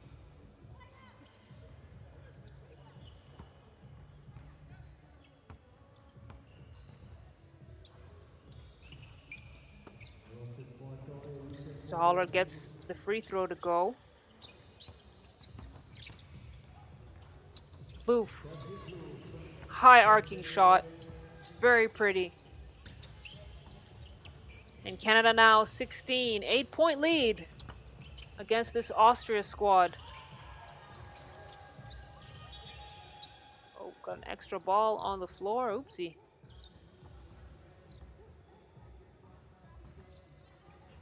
Austria getting a very rude welcoming to this Bordeaux stop. Again, their first game of the day, facing a powerhouse of a team in Canada who are looking like they will surely medal in this matchup. SGA! My goodness. My goodness. They don't call her Sasha Fierce for no reason. She is a force around the rim.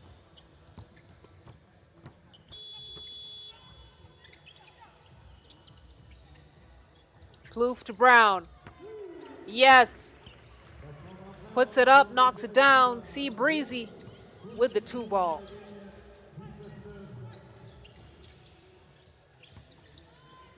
Koizar gets it back. Nice behind the back pass.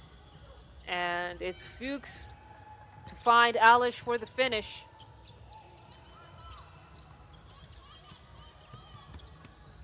Sasha, hungry for that ball. Knows what she can do with it in that low block. Alish forced to foul. And 9-point lead for Canada, who are now just a possession away from finishing up this game in just about the same amount of time that they beat Uganda in.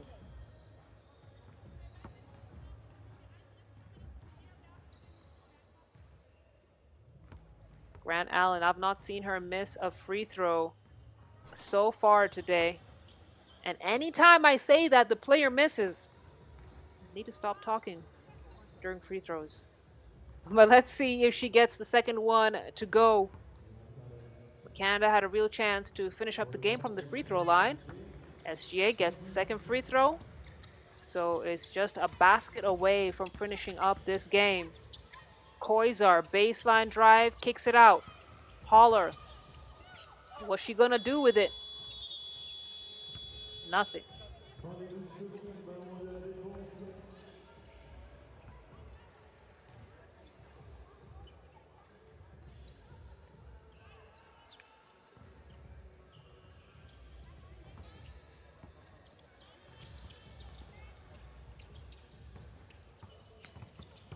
Grant Allen finds Brown on the cut. And that's just what they do, pace and space, creating angles for that zip pass on the cut. And they close out this game with a very comfortable 11-point victory, 21 to 10. And that will send us into our second entertainment break for the evening. So don't go too far. In just about 10 minutes, we'll be back with more action from Pool D. And then we'll head to Pool C and Pool B and Pool A. So four more games to enjoy this evening. Don't go too far. We'll be right back. Est-ce qu'il y a des personnes qui pourraient venir se joindre à nous pour l'animation?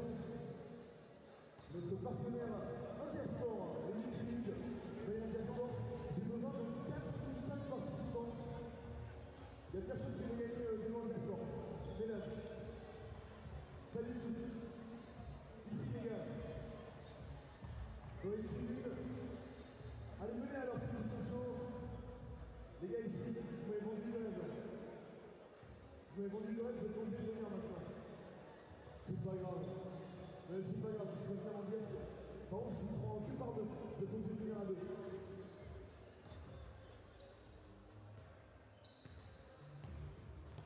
Allez, on a deux participants. Il me faudrait une participante juste ici. On la montre du doigt. Allez, tu peux venir avec nous, ça fait 3.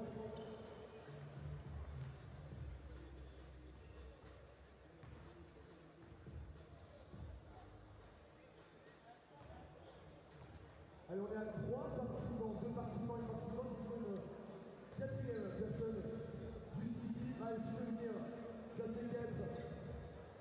À 2. Allez, à 2. À 3, non, je suis désolé, c'est 5 maximum, il en faut 2 sur les 3. Allez, mesdames, vous pouvez sauter juste par ici, rapidement, pour se mettre en place. Je vais avoir besoin de 2 ballons, s'il vous plaît, pour mettre en place ce jeu d'adresse. On a notre team de shooters et shooteuses juste ici. Le palais d'espoir, est-ce que vous pouvez applaudir s'il vous plaît, les shooters et shooteuses, les participants et participantes de cette animation. Alors, est-ce que vous connaissez les multiluges? Je vais demander votre attention. Vous connaissez tous le but. Le but du jeu, tirer plus vite que son nombre sur la personne. Juste derrière, si tu marques avant qu'il ait marqué son panier, tu élimines la personne qui remporte son multiluge qui repart à l'autre bâtiment. Toutes les personnes éliminées, vous allez pouvoir passer par la case de consommation. Juste ici, le palais d'espoir, est-ce que je peux avoir du bruit s'il vous plaît pour les 5 participants et participantes? Et on va faire un décompte. Tous ensemble, s'il vous plaît, le palais d'espoir. 3, 2, 1.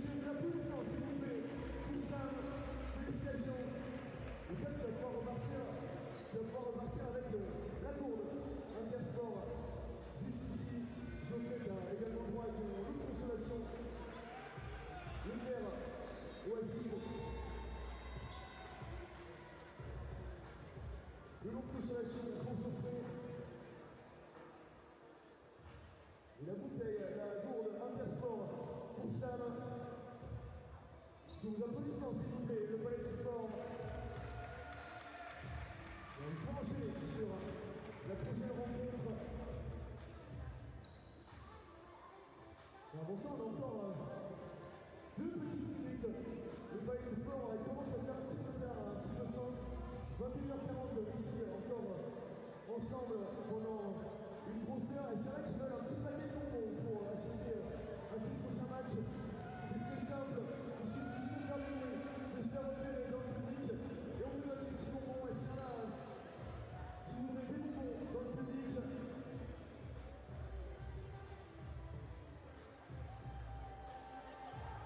Allez, qu'est-ce qu'il veut? Des bonbons, il faut faire du bruit.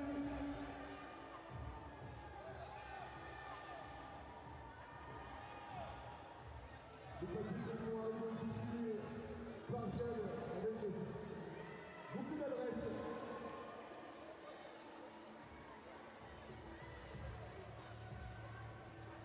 Jade et Laurie qui vous régalent pour les plus gourmands et gourmandes d'entre vous. Ne vous inquiétez pas, restez avec nous, on repassera pour encore d'autres animations, jeux concours et cadeaux de nos partenaires. On va pouvoir passer à la présentation des équipes du prochain match.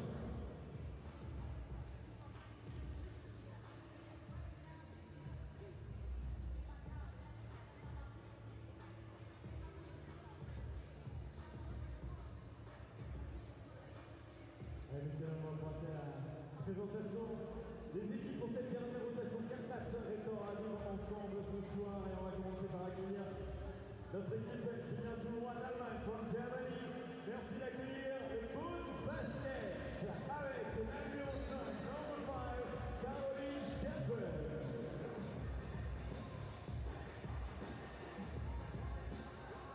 Caroline Steffel, number 5, please. Numéro 9, number 9, Lisa Weber. Number 22, Amélie Brunner. At number 12, Ulaanbaatar.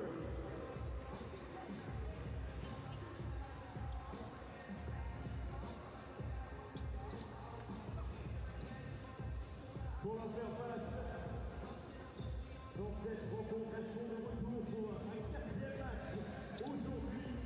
Merci d'accueillir les joueuses des États-Unis from United States, number 15, Taylor Renee Jones.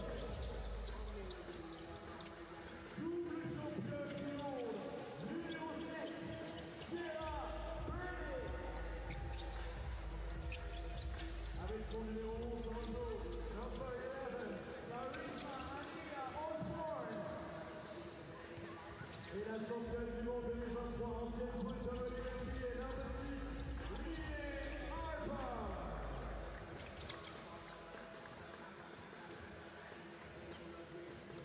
Le palais des sports, vos applaudissements s'il vous plaît pour Team USA.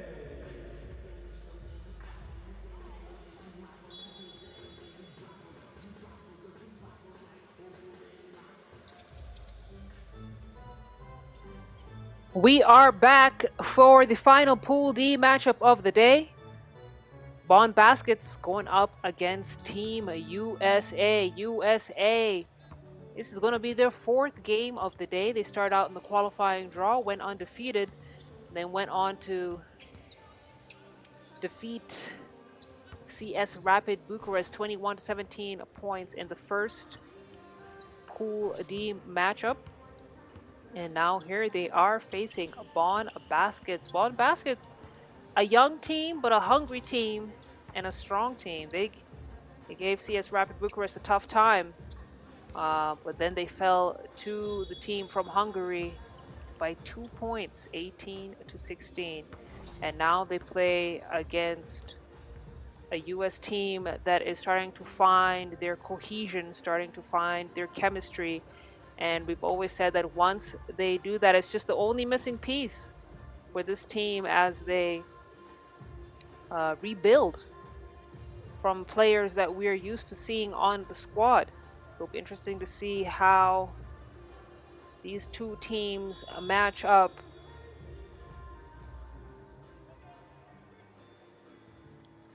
If you're just joining us, I hope you're not. But if you are, we're in Bordeaux, the city of wine, France's wine capital. But we're not here for some vino. We are here for some hoops. And hoops we have enjoyed all day here, and we'll be back again tomorrow for more hoop action in the knockout stage. First, we got our final Pool D matchup of the evening. Burdick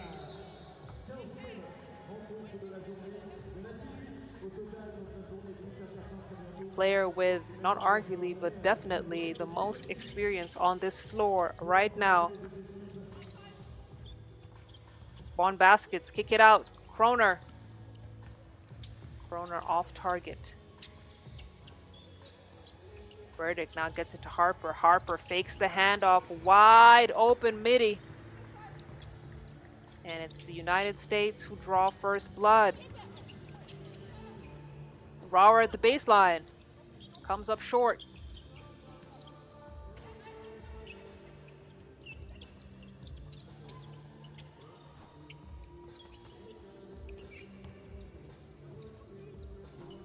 Kroner from downtown gets her own rebound.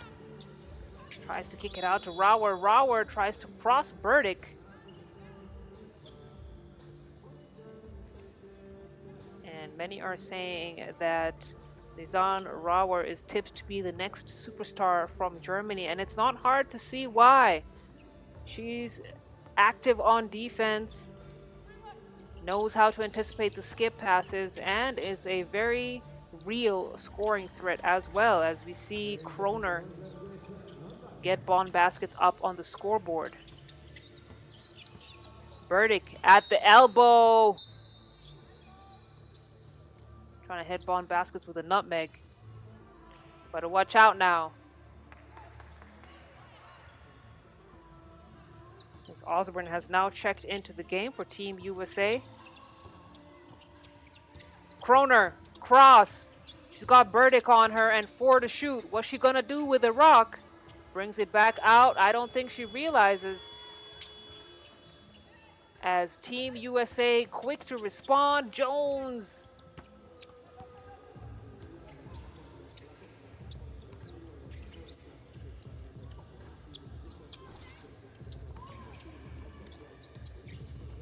Kroner chases down her own boards, but it's Team Blue who maintained the possession. Now we got Osborne at the top of the key. Osborne hesitation and goes right up with it, comes up short on that attempt, and now it's Huppert's. Not gonna get there. Osborne trying to flip the pass into Burdick, and it's been a choppy start for both of these teams that have not been able to find the bottom of the basket. Kroner trying to float it into Rauer. Rauer's got Osborne on her. It's going to be a foul called on red, white, and blue. Second team foul. And 7 minutes and 38 seconds down. It's 1 point apiece. Extremely low scoring game. Still plenty of time for that to change. Rauer uncharacteristically missing under the rim. Harper's too strong. Neither team can catch a bucket. Rauer finally getting Bonn Baskets their second point of the game, as Osborne heat check. No. Harper has discovered the blocking force that is Rauer. Better get that out of here. As Burdick evens the score now.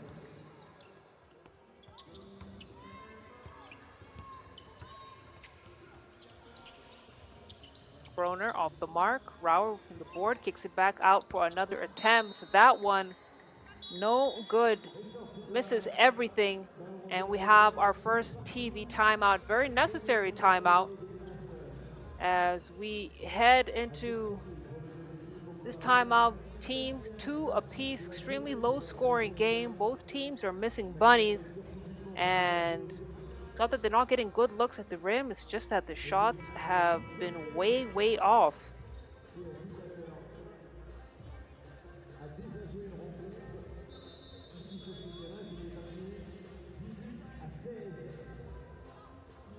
can see the General Harper there giving the words of wisdom to her teammates as she catches a breather. And let's see if USA can inject some new energy into this matchup here. Harper into Jones. Jones off the glass. Yes. That's what's worked really well for her today. And as you can see, that's good hustle from her. Looks like the USA is starting to wake up, starting to come alive.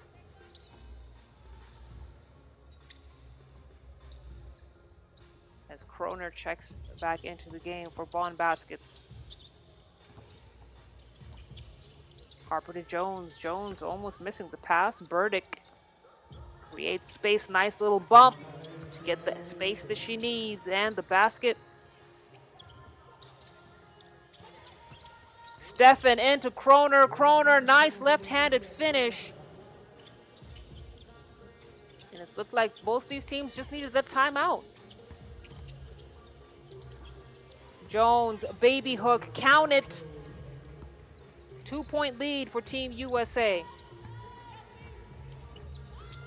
Now Kroner up and under. Nice, tough move. And these two teams are now trading baskets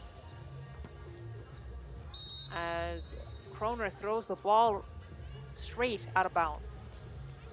So an unforced turnover will get the ball back into the hands of Team Blue as we approach the halfway mark of this game. Again, still very low scoring.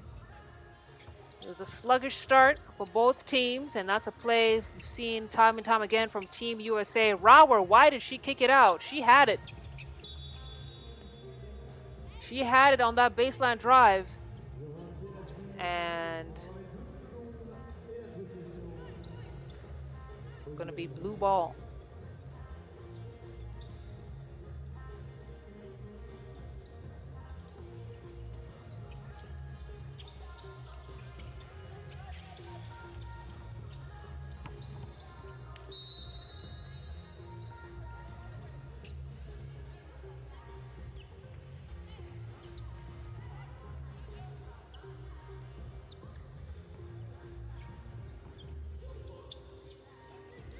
Steffen. Sit out to Kroner. Oh, Rauer looks like she tweaked her ankle just a little bit. She's quick to get up.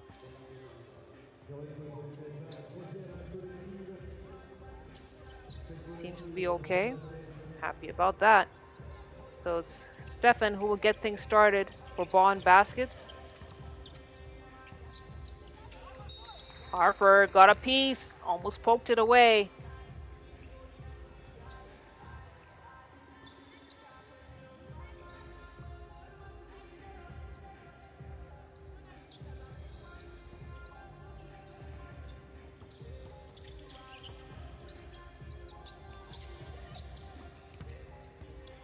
Burdick. Fade away, no. Rauer now taking her time. Tries to get it in on the seal. Harper saw it coming, pokes it away. Now Harper's got it at the wing. With the runner, gets her own rebound. And that's great defense from Johanna Hupperts. But the United States recover. Now they have a 2-point lead. Rauer, up and under, no. USA playing some smart basketball. Harper could have taken the shot, decided to be generous. Wanted the assist instead. Burdick got the bucket. And now United States slowly pulling away, 3-point lead. Harper again to Burdick. These two working well together. Burdick couldn't get that one to drop. Osborne behind the back. That was building up to be something big. Gets her rebound and a lapse of mental awareness for Bonn Baskets, who are looking like they need a breather. That second TV timeout came right on time as they have a conversation and a breather.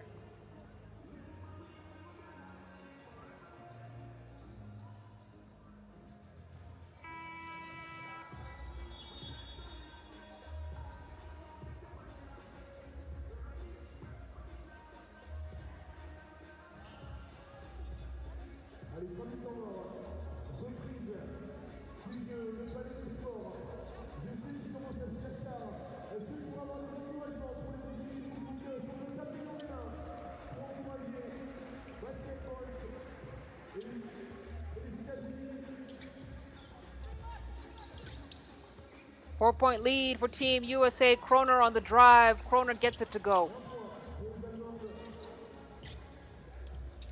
Osborne now into Jones. Jones has the height to get it over her defender, but couldn't get it to drop. Stefan. Great timing on that pass. It's snuffed out by Osborne, who now goes in all the way to the rack. Beautiful lay-in from her.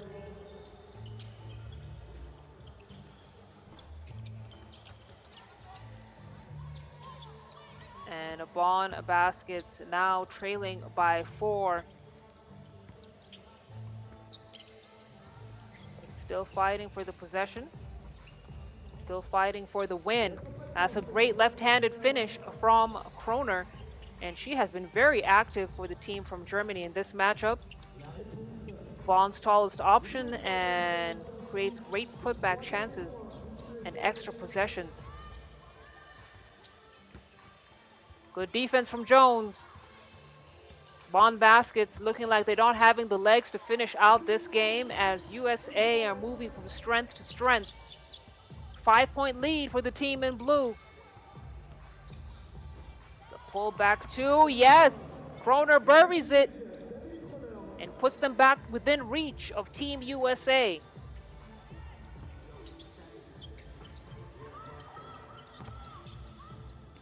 Osborne, fade away, mid-range, no good.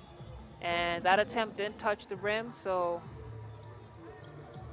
it's going to be a shot clock, a violation.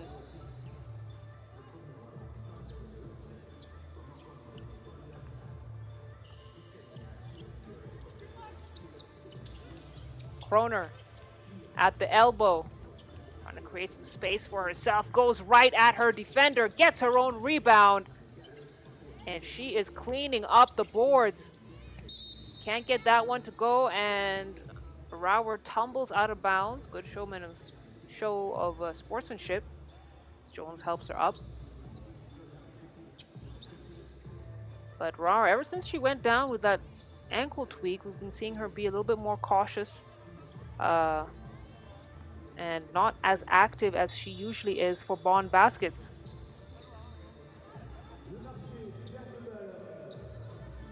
So it's a walk. Possession goes back in to Bonn Basket's hands. Another violation at the top of the key. You gotta stay locked in. Can't shuffle your feet. Gotta be aware. Harper, Hezzy, fake. Oh, misses everything. Burdick off 1 foot. My goodness, you see why she won 7 gold medals with Team USA. Wasn't given, it was earned.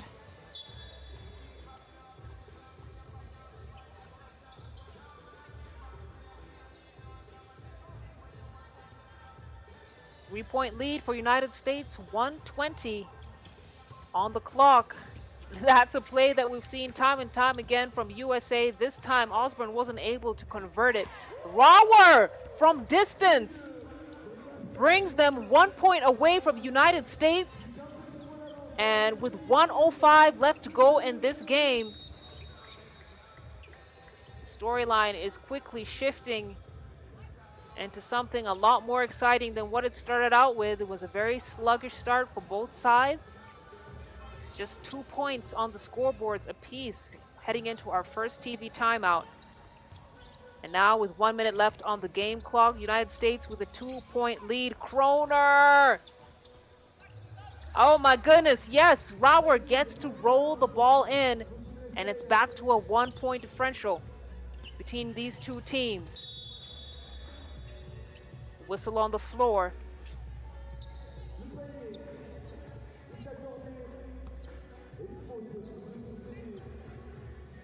It's going to be a foul called on Bonn Baskets. USA ball. No team is in the bonus, so this game will not be wrapped up on the free throw line as we've seen in a lot of the other previous matchups. Hand off to Harper. Harper, she's got 3 to shoot. Kicks it out to Burdick. Burdick, no. Harper, too strong off the glass, and it's Kroner who will clear.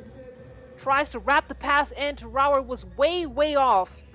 And 18 seconds left on the game clock. Bonn Baskets need a bucket if they want to keep their hopes alive. Earlier on, Bonn Baskets again lost to CS Rapids, so if they lose this game, then they will not advance to the next stage. Osborne from downtown, and that's the dagger that they needed to create the distance that would guarantee them a victory. As, yep, that will do it. That will be the final buzzer. No more time left on the clock. United States, 16 points to Bonn Baskets, 12 points. A low-scoring game, but hey, a win is a win. So the USA pick up their 4th back-to-back victory in today's matchups, and they guarantee themselves a ticket to the knockout stage. Bonn Baskets, the end of the road for them, and it will be CS Rapid Bucharest who advances from Pool D as well, as they join Spain and Canada, who have already booked their slots in the quarterfinal bracket. Coming up next, it's Pool C final game against France and Thailand.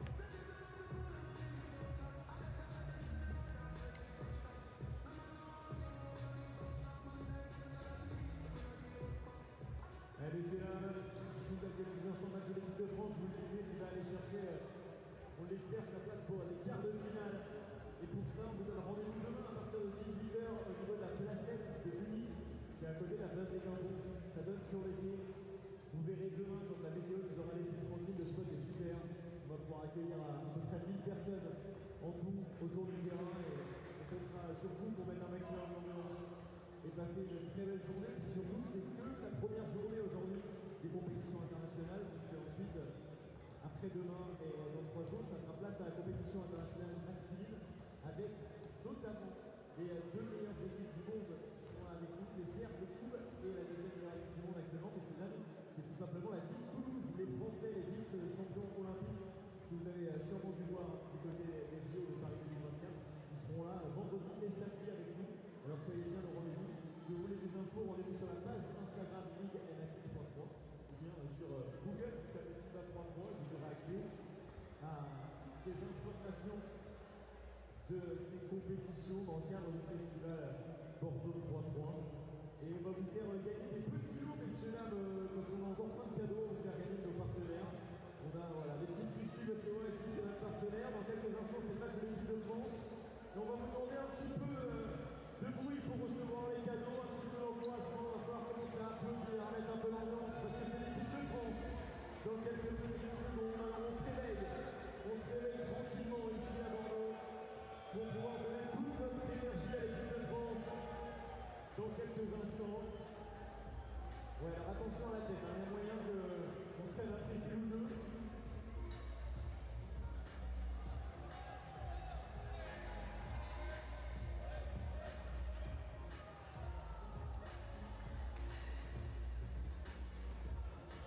Les partenaires du Bordeaux 3-3 Festival qui vous régale pendant 4 jours.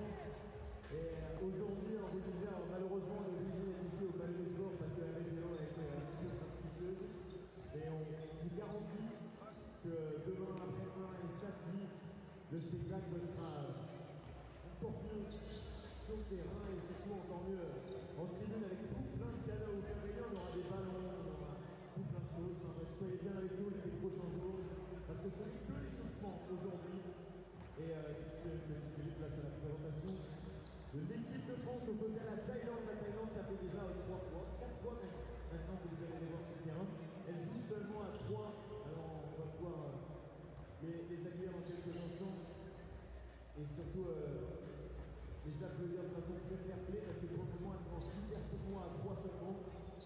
Et on vous rappelle que dans cette poule, c'est également la team Ulaanbaatar avec les Mongols que vous avez vus sur le terrain qui se sont imposés 22-20 face à la Thaïlande et puis qui se sont inclinés face à la team France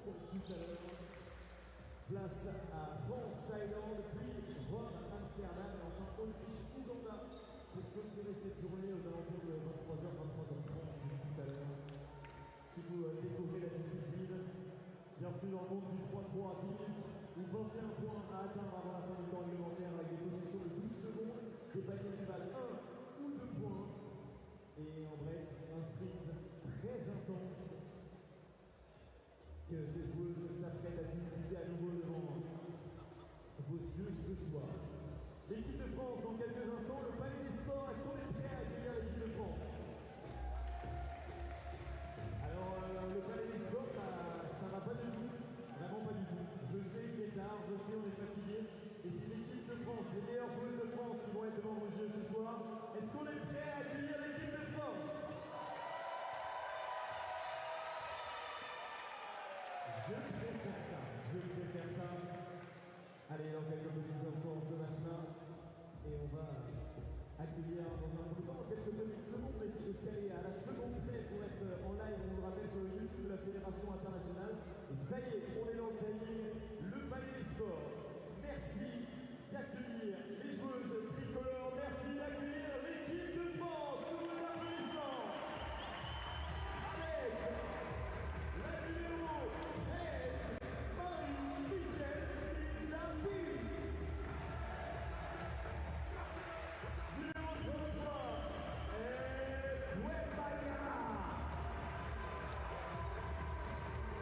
Avec son numéro 11 dans le dos, merci d'accueillir Messieurs, dames,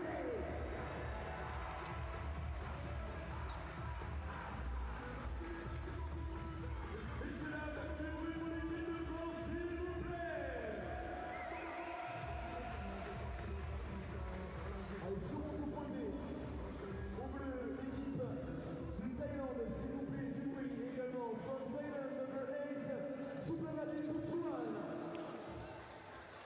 Le numéro 29, number 29, Ulaanbaatar Ulaanbaatar. Numéro 17, la troisième joueuse, number 7, Ulaanbaatar. Allez, le palais des sports, les produits d'applaudissements pour l'équipe de Thaïlande.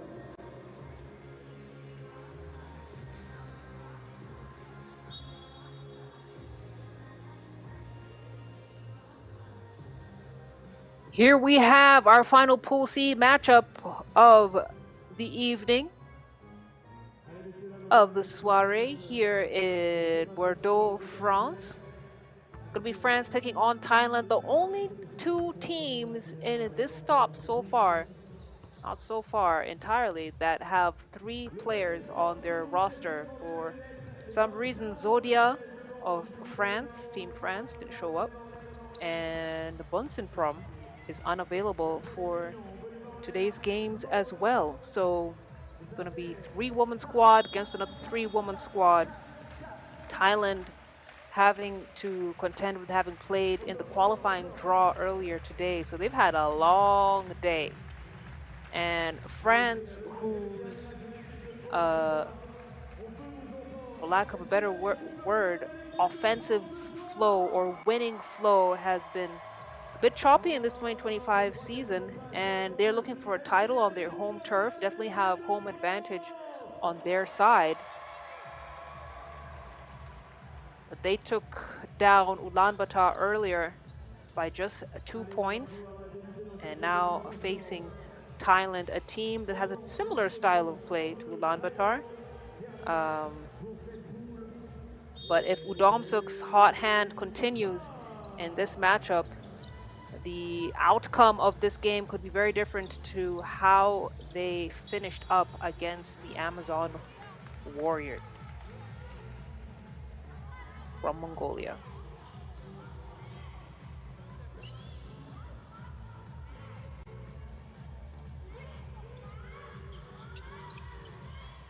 Domsuk at the wing. Jekundade blocks it right out of the air and then goes for the lay-in. That's not something you see every day. Very disrespectful. Just the way blocks should be. So France get up on the scoreboard first, 1-0. But it means nothing on this 10-minute sprint. See how the game goes, how the momentum pans out as Kun Chuan misses that free throw. Milapi, baseline. Fouled on the way up, and she'll go to the free throw line. Charity stripe, shoot 1 free throw.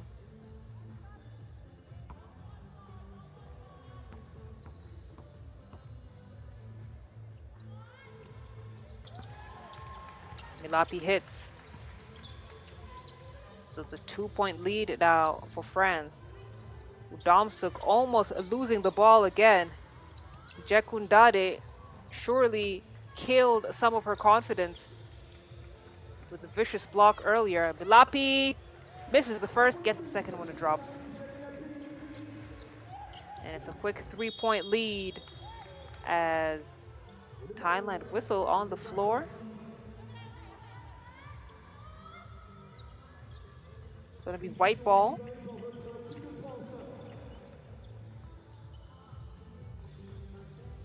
And France moving at a much better pace in this game. Yves Wembanyama all the way to the rack. Thailand too strong off the glass. 4-0.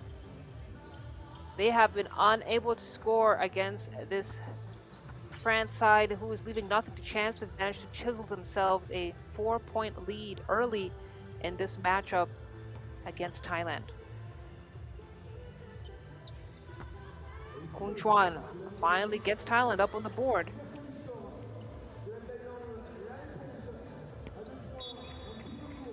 And now trailing by 3. Don't let that fool you.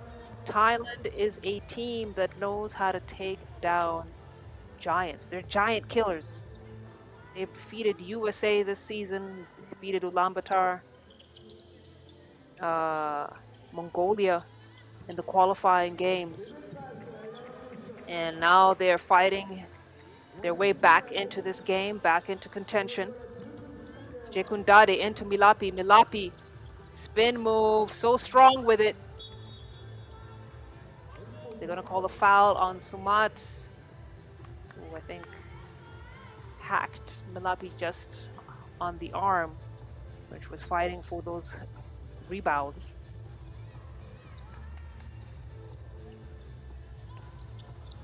Milapi back to Wembanyama. Wembanyama too strong off the glass. Blows the wide open lay-in, gets the second attempt to go, and the basket will count. So she has a chance to convert this to a 2-point play.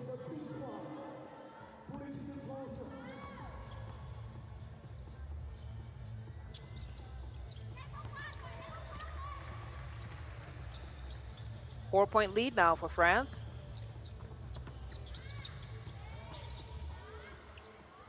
Ulaanbaatar has not been able to get on the scoring board just yet.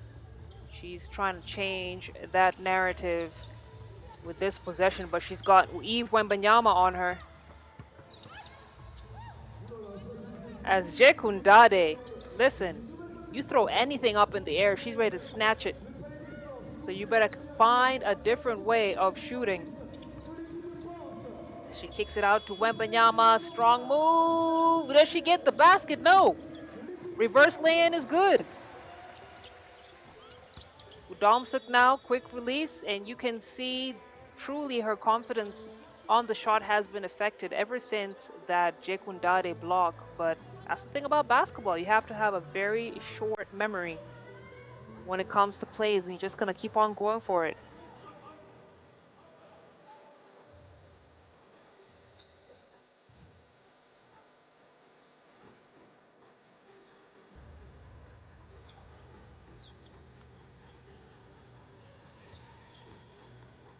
Five-point lead for France. Wembanyama behind the back. Tries to go up with it. They're going to call another foul on Thailand. They pick up their 5th team foul. And we've not even reached the first TV timeout, so they've got to make some adjustments on how they're playing their defense. Thing right into the hands of the referees as France now take a 6-point lead.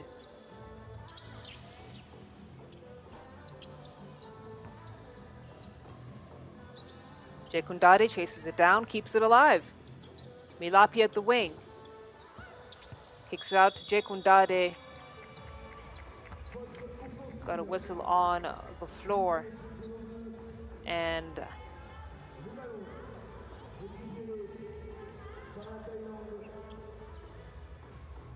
it's going to be blue possession. Samat. Hesitation. She's got Milapi right there with her. Kunchuan straight to the rack. Crossover. And the finish. And it looks like Kunchuan hit something. I don't know where the pain is coming from, but look at the pass. Great composure even to deliver that kind of a pass when you have that kind of pain on you. She now gets to the floor, and she knows that her team can't afford to have her off the floor, as we have our first TV timeout. See her struggling with the pain, and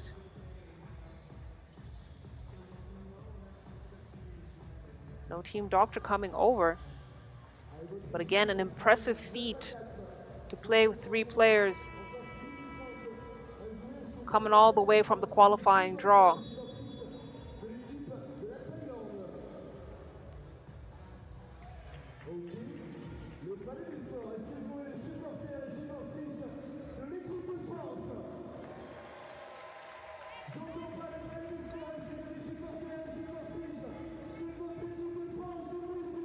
So Kunchuan clearly limping, but back on the floor. She has no choice. If she is unable to move, then it's going to be a forfeit. Udomsuk! She's fouled on the way up by Eve Wembanyama. And that's just what she got to keep on doing. She keeps on attacking. Again, Thailand's, when their game breaks, when they get out of rhythm, and it's clear that they haven't quite found their rhythm yet, but Domsuk gets the free throw and gets the steal. Possession is with Thailand. Kunchuan needs her teammates to be more active away from the ball. And they got to be more aggressive offensively as well. Try and chip away at this 4-point lead that France has.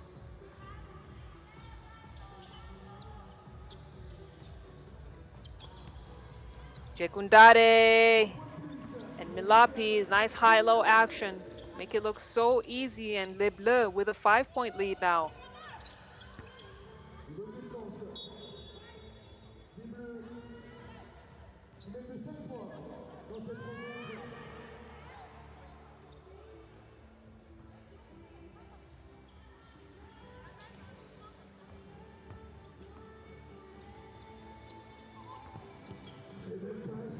Jekundade, nice, easy lay-in.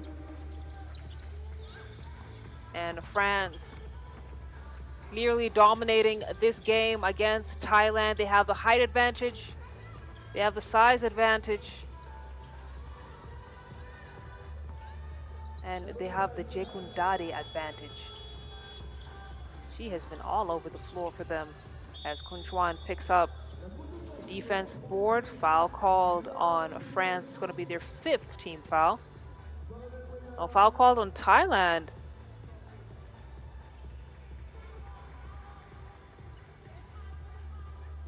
And it's looking like the fatigue of having this be your 4th game of the day is finally settling in.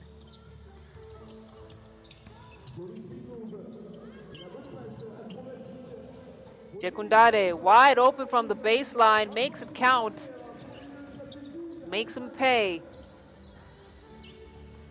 Domsik gets the ball back, and she has not found her shooting touch.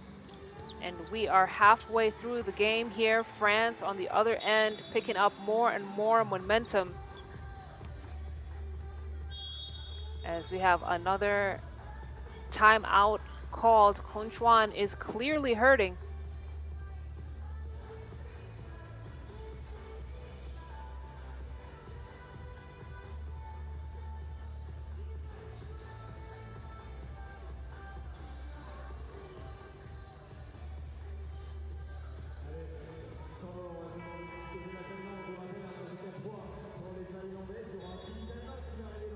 look at some of these replays. Mari, Milapi, and Jekundade have been putting on a show. They've been playing so well together, and why not? They've had a lot of team chemistry, a lot of history between the two of them, and they bring that flair and cohesion into this French team. Sumat, great find for Kunchuan on the cut. Still a 7-point lead for France. Plenty of time and the game clock. But Thailand are going to have to knock down some major twos if they want to get themselves back into this game as the Milapi Jekundade onslaught continues.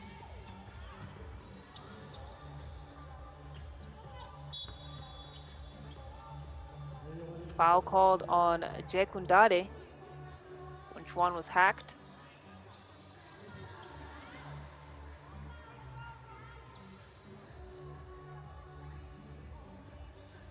So she'll shoot one.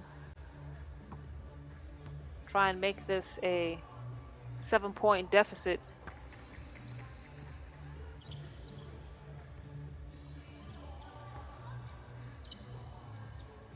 Wembanyama from deep.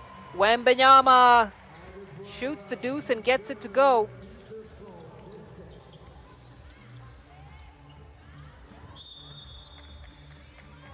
And that's another fall to the floor from Kun Chuan, and she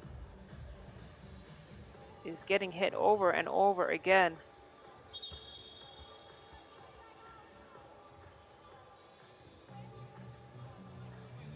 Struggling to get up.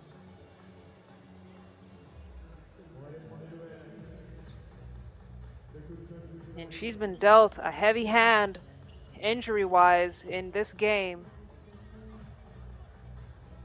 As we have the medical staff check her out. Certainly hoping that she'll be okay. She's slow to get up.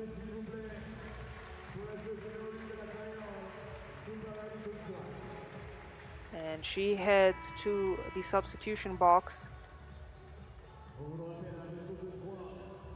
Looks like it's something to do with her elbow.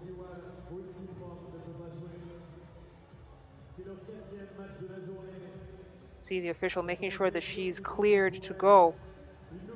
Want to make sure we have healthy girls on the floor.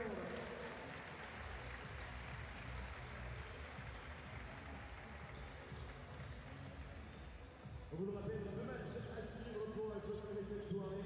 Rome, Amsterdam et Autriche, Uganda.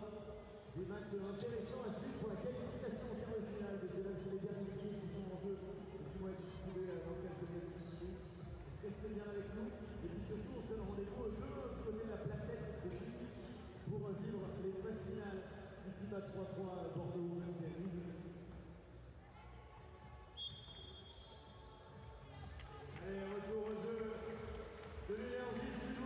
So the game will continue. It's great to see that Kun Chuan is able to. Got a quick wrap up of that elbow and she's back in business. Gets the first free throw to go.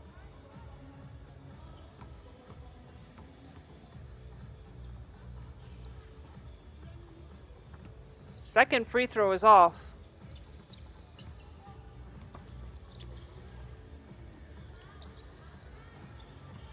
Kick out to Wembanyama. Wembanyama, head fake, and the finish.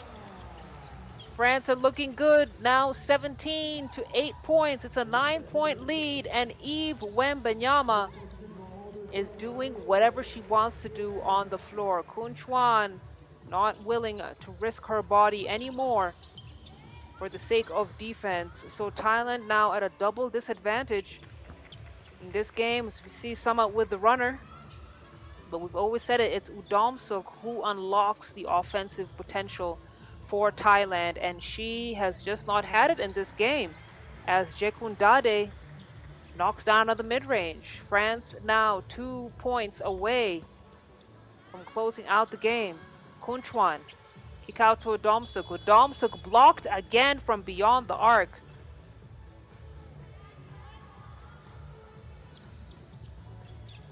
And Jekundade feeding in to Milapi. Milapi, the bounce and the bucket. And France are that much closer to closing out this game. Probably the shortest game that we've seen so far today. As we see the game come to a nice and easy finish here for France. And the game was all but over for Thailand as soon as Kunchuan went down.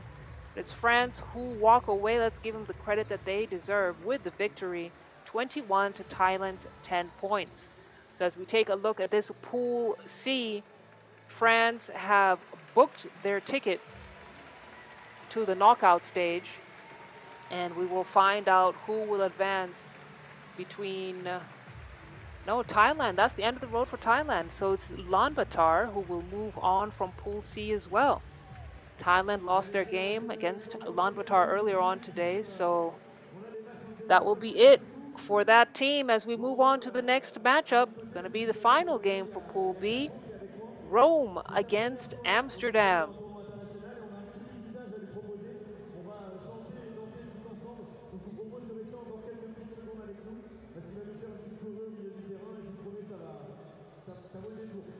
Si vous avez 2 minutes devant vous, c'est le moment de rester un petit peu avec nous. Et en attendant qu'ils se mettent en place, on peut applaudir bien fort une nouvelle fois l'équipe de France qui est qualifiée en quart de finale. Et qu'on retrouvera demain sur la placette de Lille. Alors, il est où mon danseur préféré Capo, je t'en prie, c'est le bisutage. C'est comme ça un petit peu, elle était positionnée. Regarde, on n'est plus beaucoup ce soir, mais les gens vont chanter, danser, on peut l'applaudir bien fort.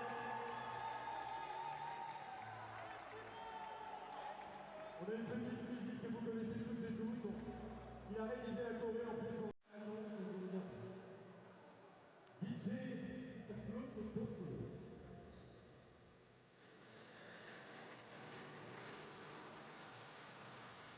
Allez, tout le monde pour le suivre.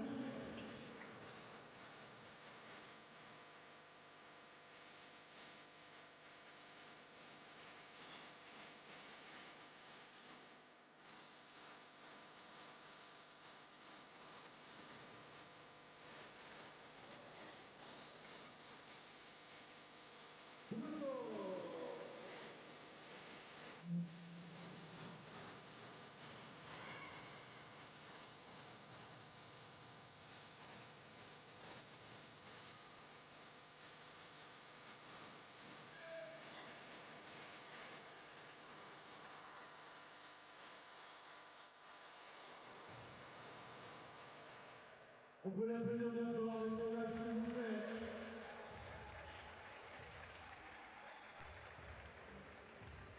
Et on en a une petite autre, on va vous faire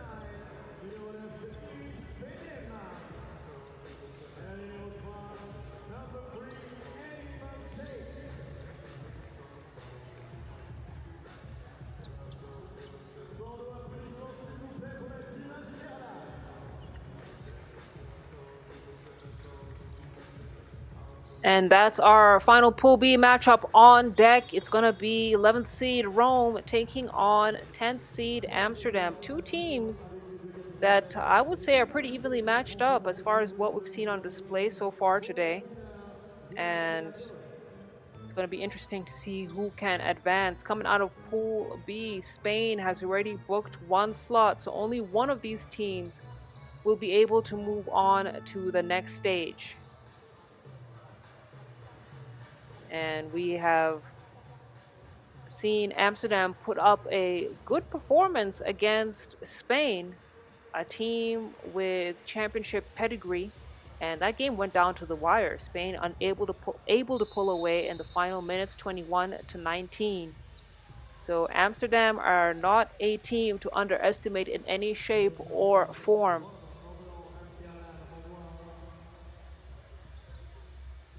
They also have the size advantage on Rome, but Rome know how to be physical inside despite that being a shorter team, and they know how to switch well defensively. So let's see how they handle this team from the Netherlands.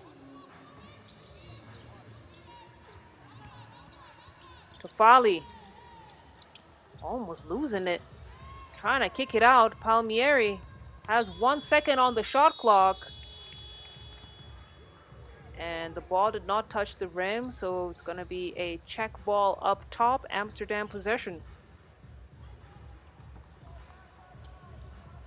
Again, this is a team from the Netherlands, first time in the women's circuit this season, as we see them draw first blood. Great move from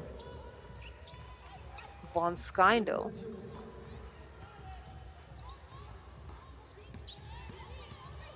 Venema on the drive. Venema, venomous. Couldn't get the finish.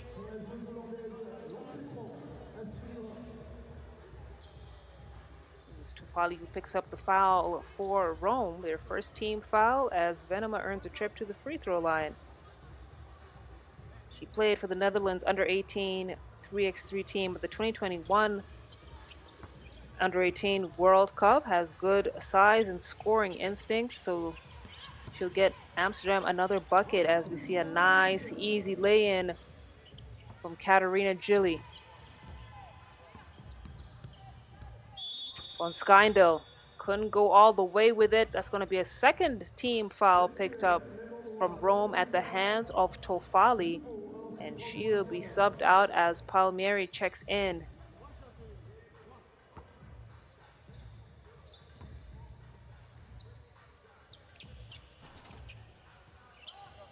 Von Skyndel gets the free throw to go. And now it's Palmieri at the wing, manages to shake off her defender, and a nice dish on the cut. Rome are just a team that has improved so well over this season. Finished 9th at the Vienna stop, 13th in Baku, and reached the quarterfinals knockout stage at the Orléans stop. And it'll be exciting to see what this team becomes over the next couple of years. At this pace, the youngest player on the floor for Rome is also their strongest in Giorgia Palmieri. As Tofali now head down, nice finger roll finish off the glass. And it's 4 points apiece. Toonstra, using her size advantage, wasn't able to score. Frustrated if she wasn't able to score, I'm sure. And it's going to be a foul called on Van Skyke.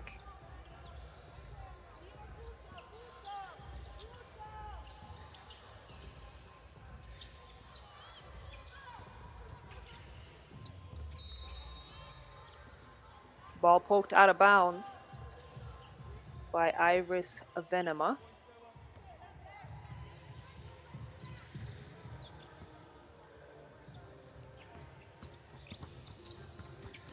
Giorgia Palmieri puts the Jets on, manages to get the ball above her opponent, but couldn't get it to drop.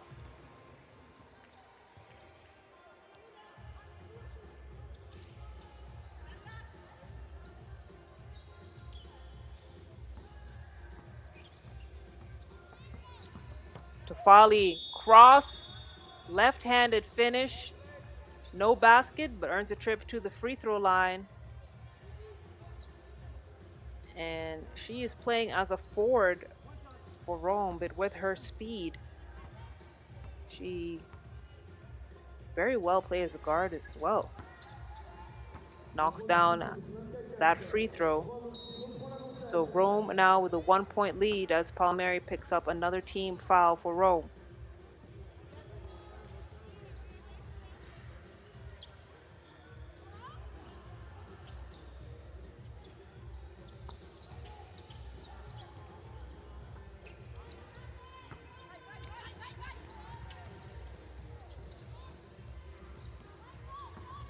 Palmieri clears the center lane, is wide open, no one is home, and she makes him pay.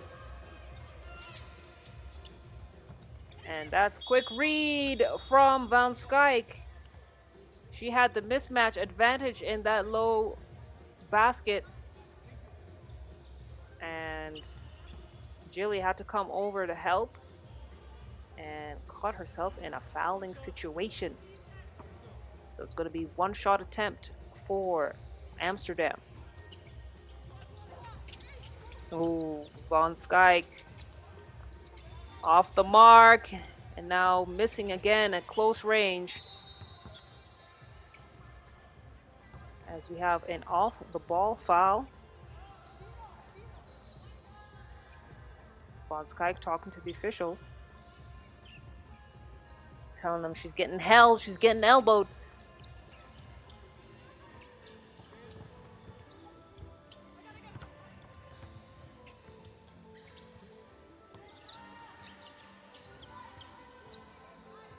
Von Skindel fires.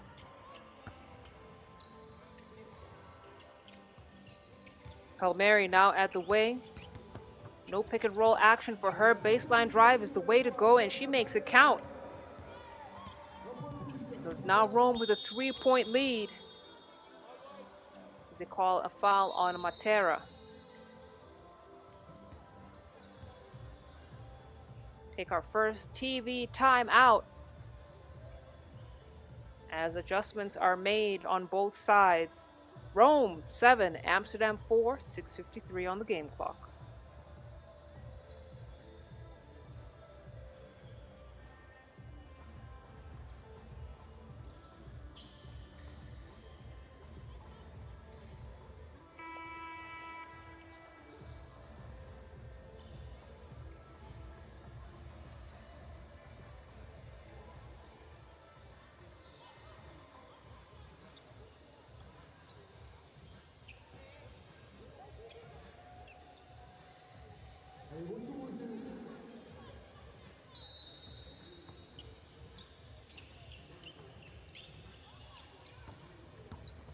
Handoff. Venema all the way, curls to the basket. 2-point game. Palmieri trying to create space for that shot. Step back is no good. And Toonstra gets the bounce and the bucket. As Amsterdam are giving as good as they're getting. We knew this was going to be an evenly matched team. And now we see the battle between Toonstra and Matera. They're evenly matched up size-wise. And Amsterdam feeling good from deep, not going to get there.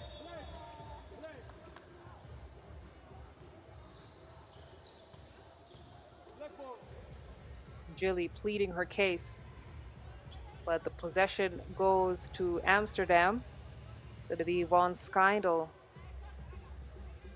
get us started.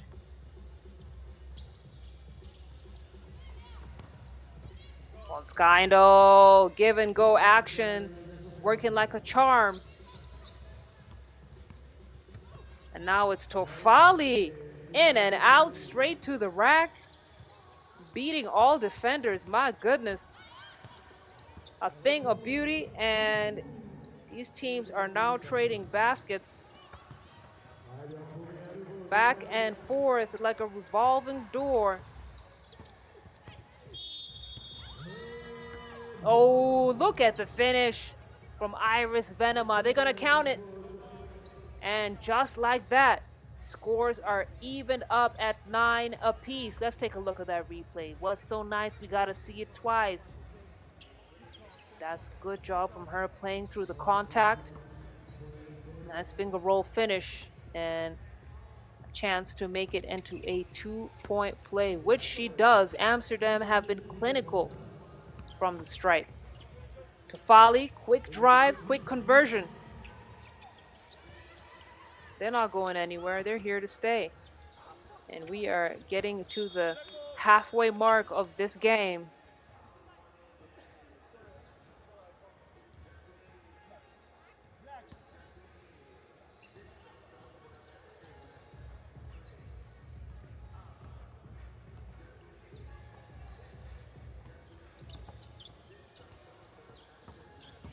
Van Skyndel trying to find out the best options. Up and under. Great finish. Right in the face of Tafali. And now here comes Jilly with the quick response. Gets that basket to go. And both of these teams playing with confidence, but none more so than Rome's Tafali. When she's got that ball in her hands, she's feeling very, very unstoppable. And you look at that play right there, she was off the mark. It's a bit too strong on that attempt. Amsterdam are going to make him pay. Palmieri from downtown. Deuce doesn't get there.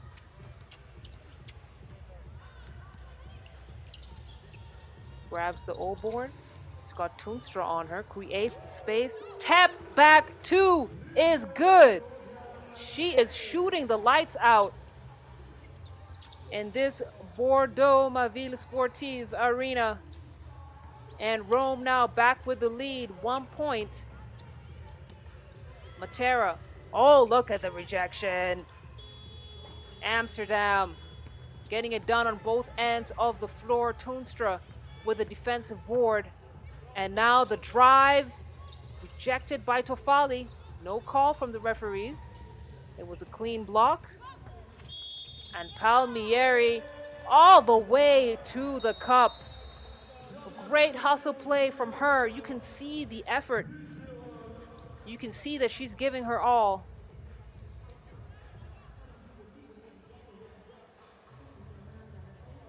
One of the youngest players on this floor, bowing to no one.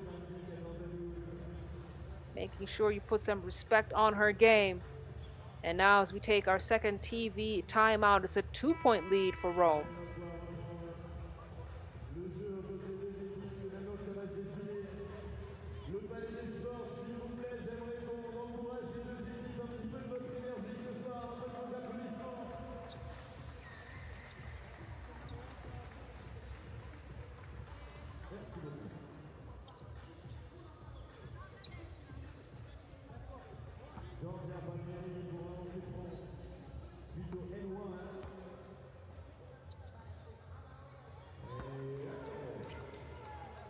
Palmieri gets that one to go. 3-point lead for the team from Italy.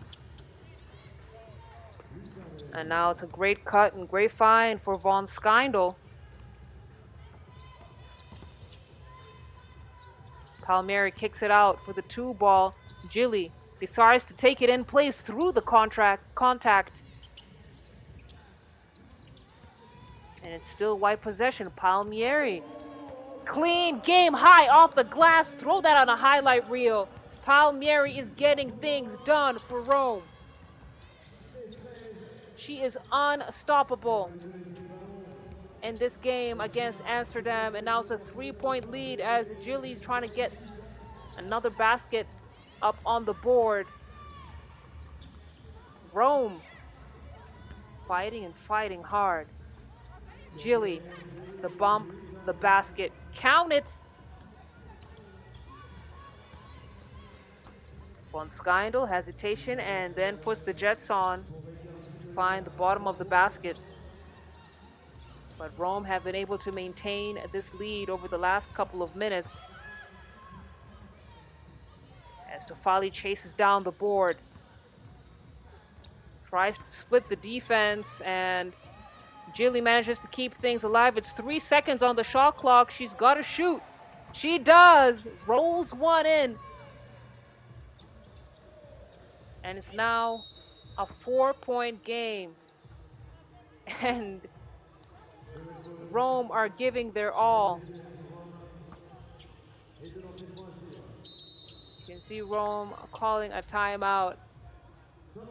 Listen, if a 20-year-old is tired, you can just imagine what effort is going on that floor. But it's been an amazing performance from Tofali and Palmieri. They are making the hustle plays on the defensive end, being aggressive on the offensive end, and they've been rewarded. They have a 4-point lead against Amsterdam, a team that has the size advantage over Rome.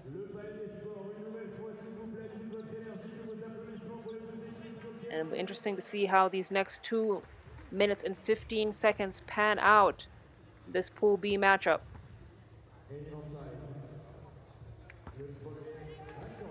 Von Schaik gets the first free throw.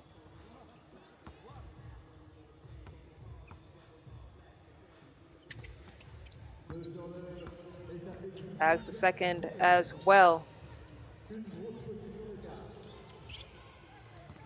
And it will be the winner of this game who advances to the knockout stage as Matera kiss off the glass.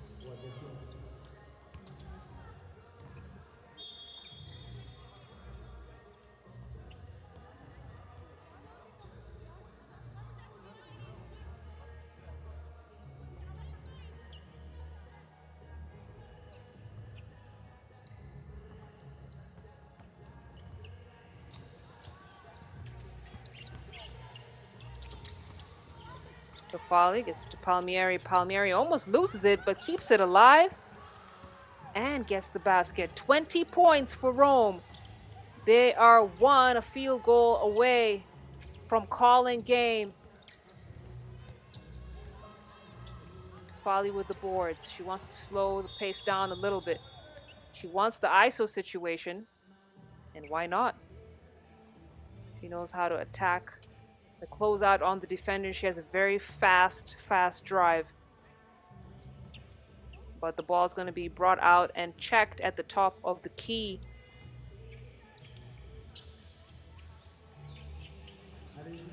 Tofali, handoff, and that will do it. No! Blows the wide open lane. Misses it at close range. And even though they're down 4 with 1 minute 14 seconds on the game clock, Amsterdam's hopes will surely still be alive as Palmieri too strong off the glass. And that was 2 fantastic opportunities to call a game that Rome has squandered. And it's going to be a foul. And now Von Schaik going to head to the free throw line. She will shoot 2. Von Schaik misses the first free throw.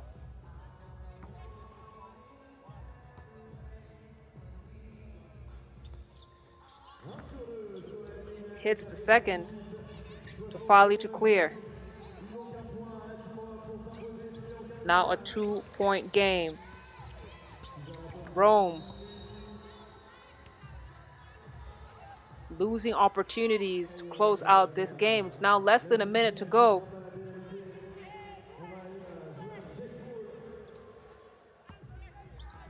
And Amsterdam are clinging on for dear life. It's going to be Rome possession.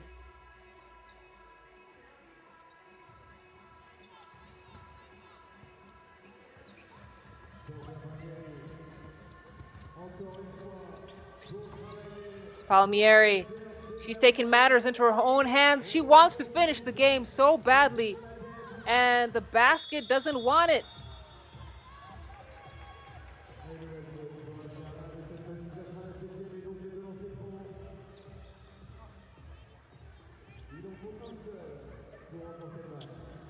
Now 39 seconds to go. Georgia Palmieri, the basketball gods have had mercy on her and have given her a free throw opportunity to end this game and give her lungs a break. Yeah, she gets the free throw to go. And victory for Rome, who will be the team that advances to the next stage. They've earned a trip to the quarterfinals. Final score Rome 21, Amsterdam 18 points. And we got one more game coming up for you. Some Pool A action as we find out the final team that will advance.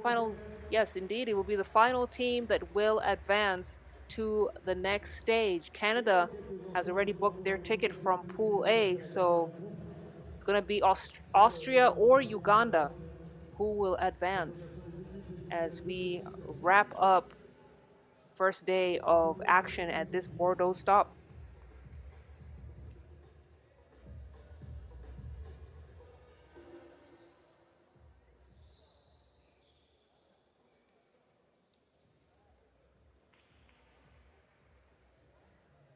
Ok, mesdames et messieurs, arrêtez tout, posez vos téléphones, ce qu'on va vivre maintenant est historique. Vous n'êtes pas resté ici jusqu'à 22h55 avec nous au Palais des Sports pour rien, puisque vous allez vivre ici ensemble un match historique, comme je vous le disais, car croyez-le ou non, jamais, je dis bien jamais, l'Ouganda et l'Autriche ne s'étaient affrontés dans l'histoire du sport jusqu'à aujourd'hui. Et ça s'applaudit, mesdames et messieurs. Alors souvenez-vous de ce moment. Dans quelques années, vous pourrez dire fièrement, j'y étais, j'ai vu le tout premier Ouganda, Autriche.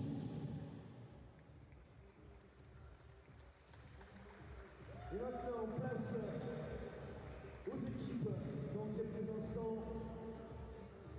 On va pouvoir attendre le timing parfait pour lancer dans les meilleurs délais la présentation des équipes.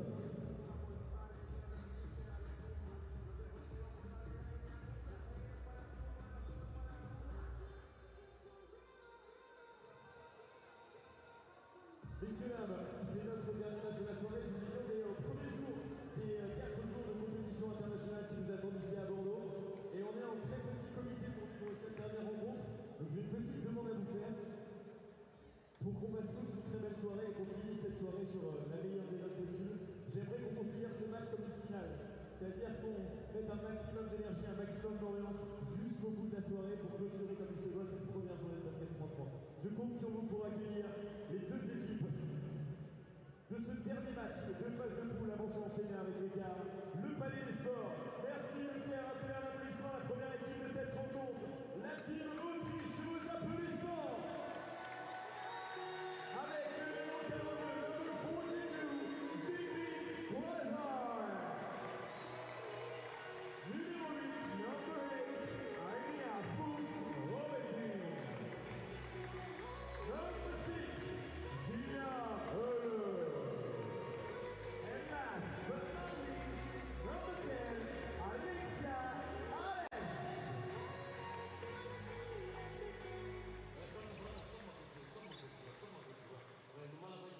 Ils sont opposés à cette équipe d'Autriche. On vous le disait, l'équipe de l'Ouganda, wearing number 99, Sylvia Nakituka.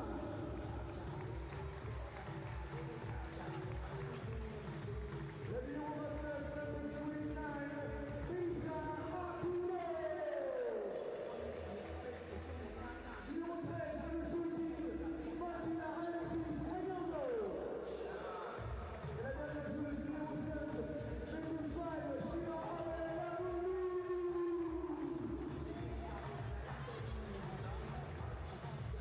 Allez, vous s'il vous plaît, le Palais des Sports pour l'équipe d'Ouganda.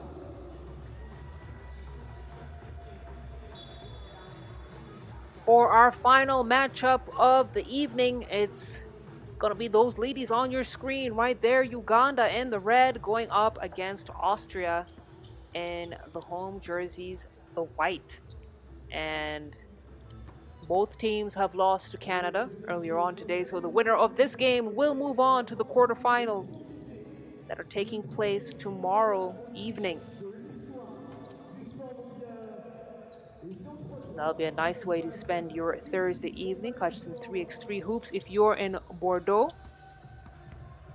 And if you're not, you can hang out with me right here as we will be bringing you all the action live and direct.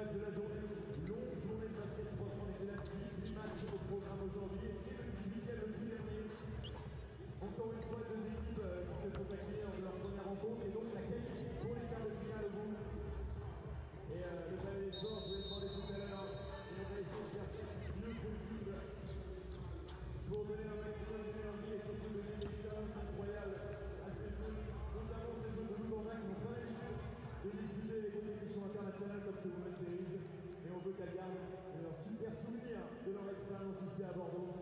Alors je compte sur vous, le Palais des Sports de Bordeaux, pour donner un maximum d'énergie à cette équipe de Bordeaux, à cette équipe d'Autriche. Le Palais des Sports, s'il vous plaît, du bruit pour les deux équipes. Final handshakes and daps as we get this final game started.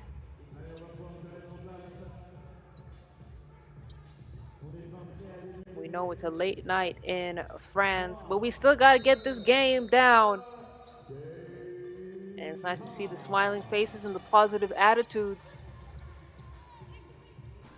Austria looking to draw first blood, no go.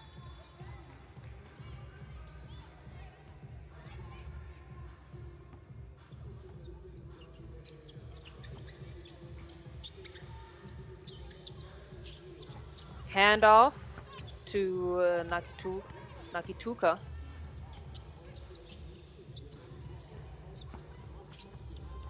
And now we have the drive from Haller. Haller straight to the rack. Holla back. Alexa Alish and Austria. 2 quick buckets. Trying to make it 3. Oh, look at the rejection. Great defense from Akulo, and Akulo trying to go right back up with it. Unsuccessful. But Uganda are known for their aggressive defense. Very physical, very gritty. And they'll be delivering that exact menu to this Austrian squad without exception. Good help-side defense from Nakituka. And now the kick out for the 2 balls. Not going to get there, but Nakituka fouled her. So she'll head to the free throw line, shoot a couple free throws.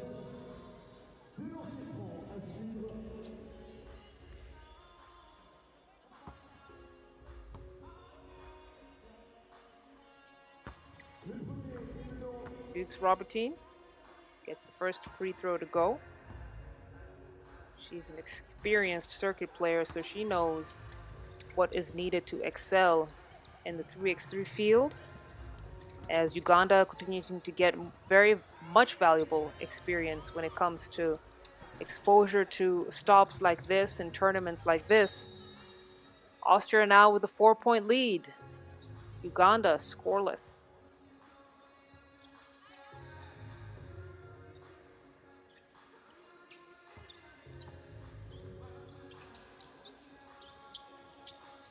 Alish.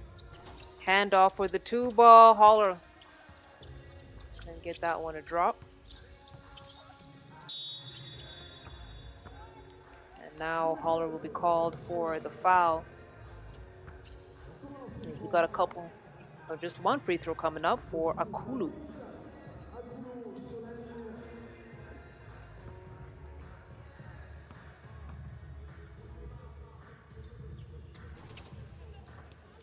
Akulu comes up short. Alish on the boards.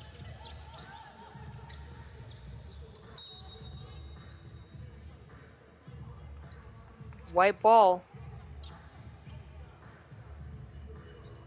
Just over a minute and a half played in this final game of the day. And the winner of this game joins Canada as the second team to advance to the knockout stage. So the stakes are high as Uganda scoring woes continue. They're really struggling to get up on the scoreboard. Akulu kicks it out. Lamunu on the drive. Lamunu gets her own rebound. And now creates just enough space to fire off a 2-point shot. That one isn't going to drop either. And possession is back into the hands of Austria. Kick out to Fuchs Robertine.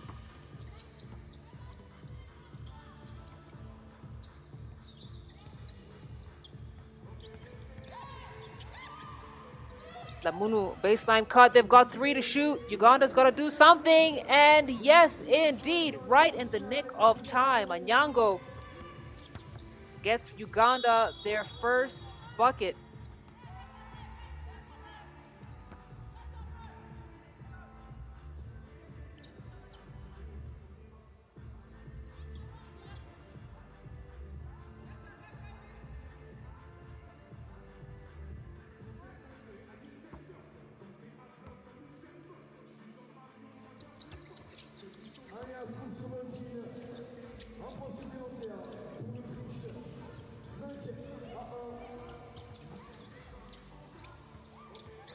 Kick out for the shot. No, behind the back. Decides to go all the way in with it. Holler.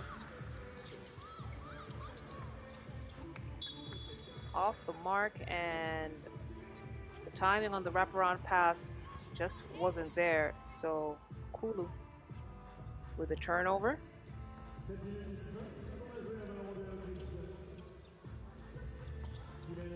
Alish at the elbow. Good pressure defense from Uganda.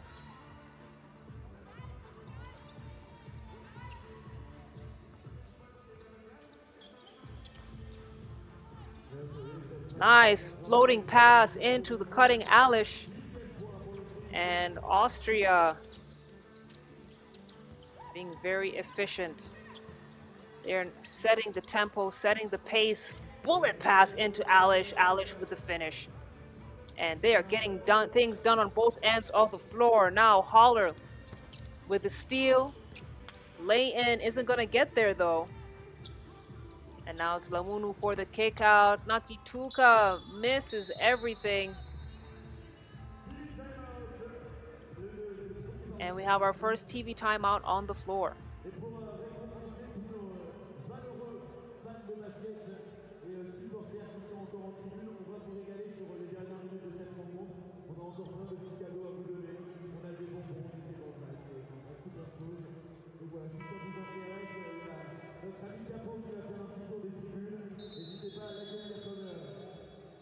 Comme il se doit.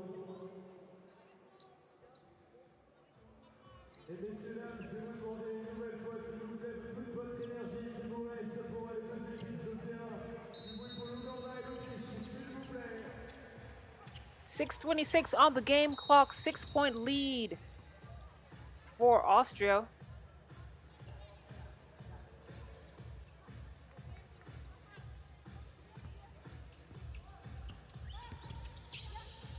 Holler on the drive, no, kicks it out. Good ball movement to find Alish for the finish. Now it's Akulu with the ball. Akulu almost losing it. Gets it to Nakituka. Nakituka, high arcing shot. Too much juice on it. Uganda managed to keep things alive. Second opportunity for them to score, and it's Akulu who's fouled on the lay-in. So she earns a trip to the charity stripe.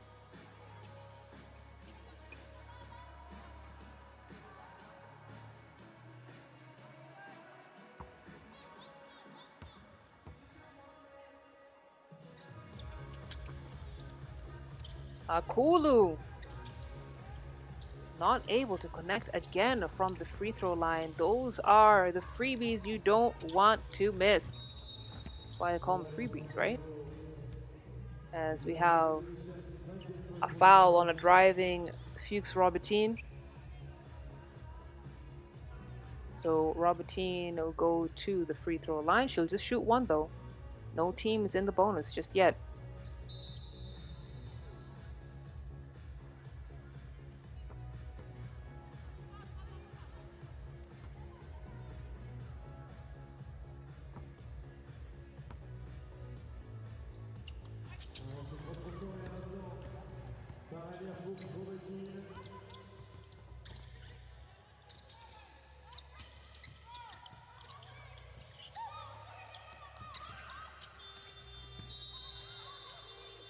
Uganda unable to convert on that possession once again. And you get the sense that they are just have not been able to find their rhythm offensively.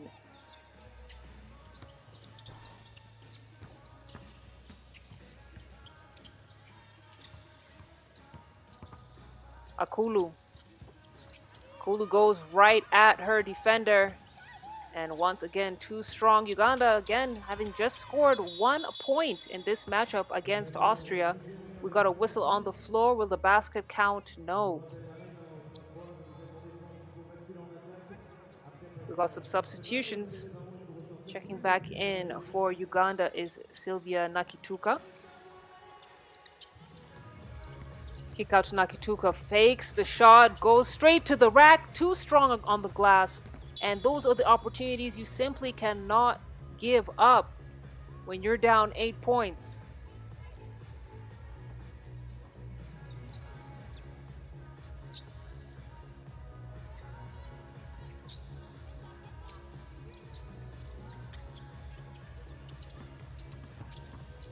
Alish, she saw the opportunity and took it. Oh, skyhook, just too strong.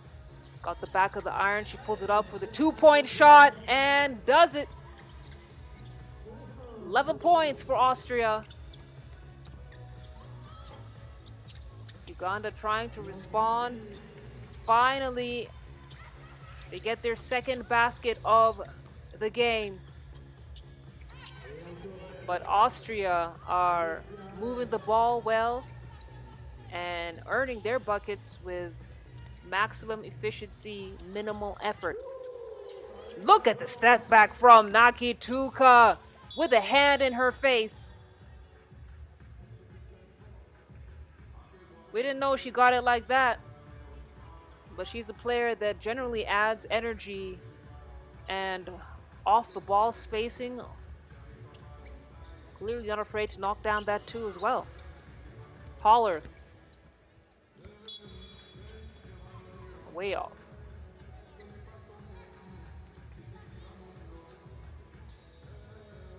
So 8-point lead here for Austria. It's going to be a red possession. Hulu on the drive. Looking a little bit more comfortable with that left-handed finish. And you get the sense that Uganda just need a little bit more belief in themselves, as we see them coming a little bit late to the party, but seems like they've finally arrived.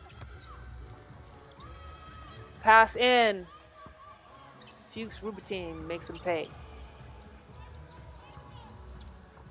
Now Kulu wants it in the low block, and she's fouled by Koizar. We have a final TV timeout for the game.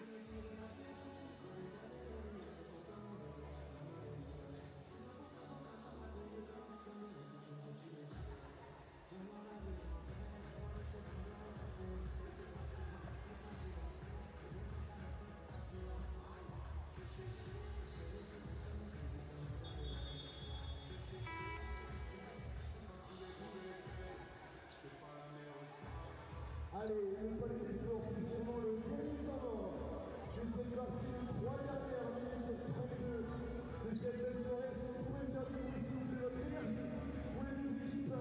Est-ce qu'on pourrait applaudir, s'il vous plaît, les moyens du sport? L'équipe de l'Autriche et du Uganda.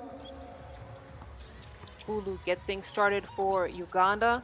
He decides to go right at her defender. And that was great defense from Holler. Made sure she forced Akulu to take the shot. Kept her hands straight up. No foul called. Clean basketball, but she had the last touch, so it's going to be red ball up top.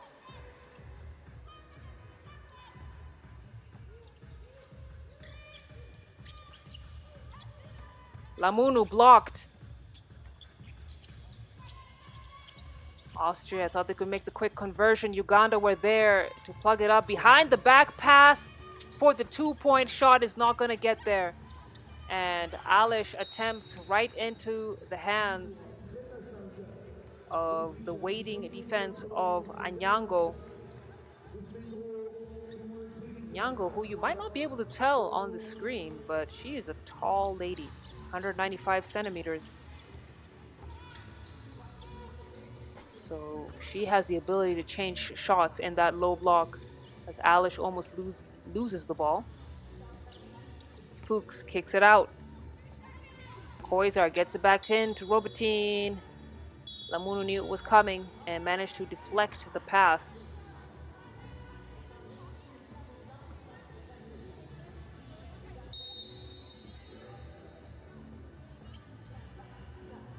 And it's going to be a timeout called by Uganda. 2:45 left in the game clock.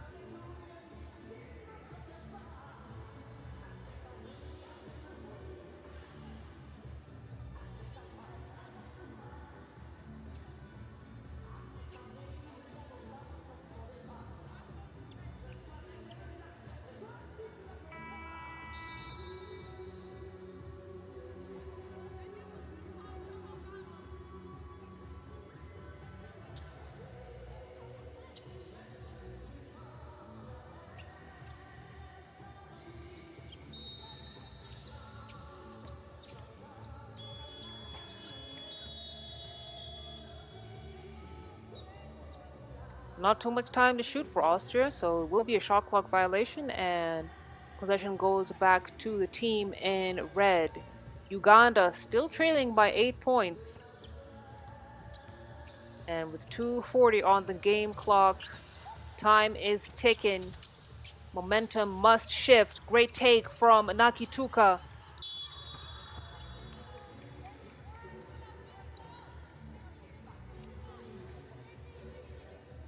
And we got a whistle on the floor. That's going to be offensive foul called on Austria. So it's going to be Uganda ball. As Uganda fighting for their lives. Fighting for advancement, really, to the quarterfinals.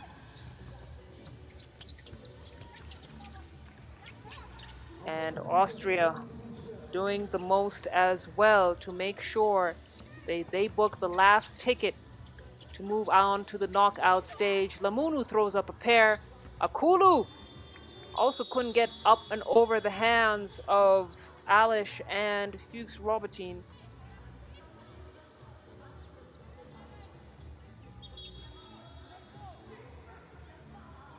So Austria have managed to maintain this 8-point lead.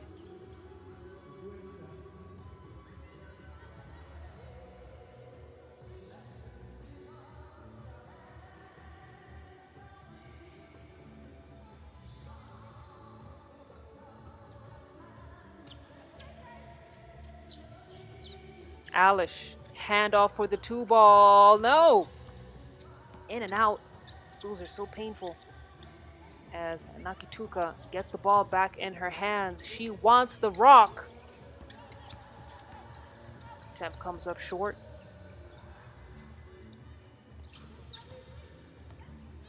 Koizar, plenty of space to shoot, lines it up, knocks it down.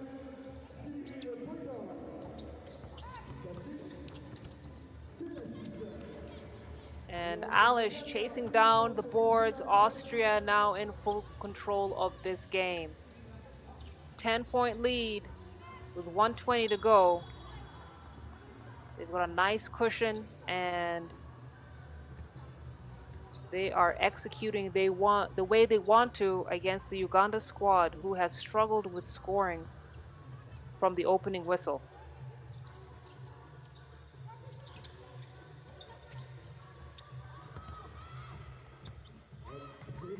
Good find for cutting Fuchs Robertine. And now we got the drive from Nakituka. Good clean basketball on display. Fuchs Robertine denying the attempt without getting Austria in foul trouble.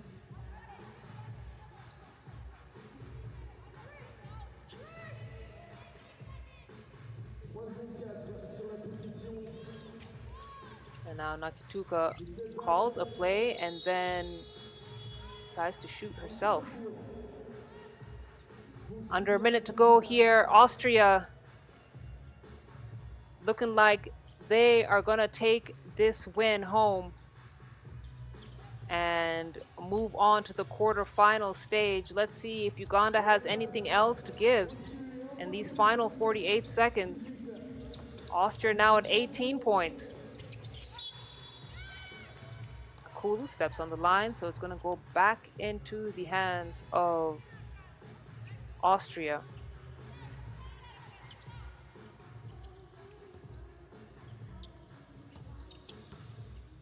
Alish, nice spin move from Holler. Back to Alish. Great defense from Akulu. And reverse lay-in. But it might be, it's likely to be too little too late for Team Uganda. Lamunu doing her very best to prevent Austria from scoring again. This time it's about pride because this game is just about over.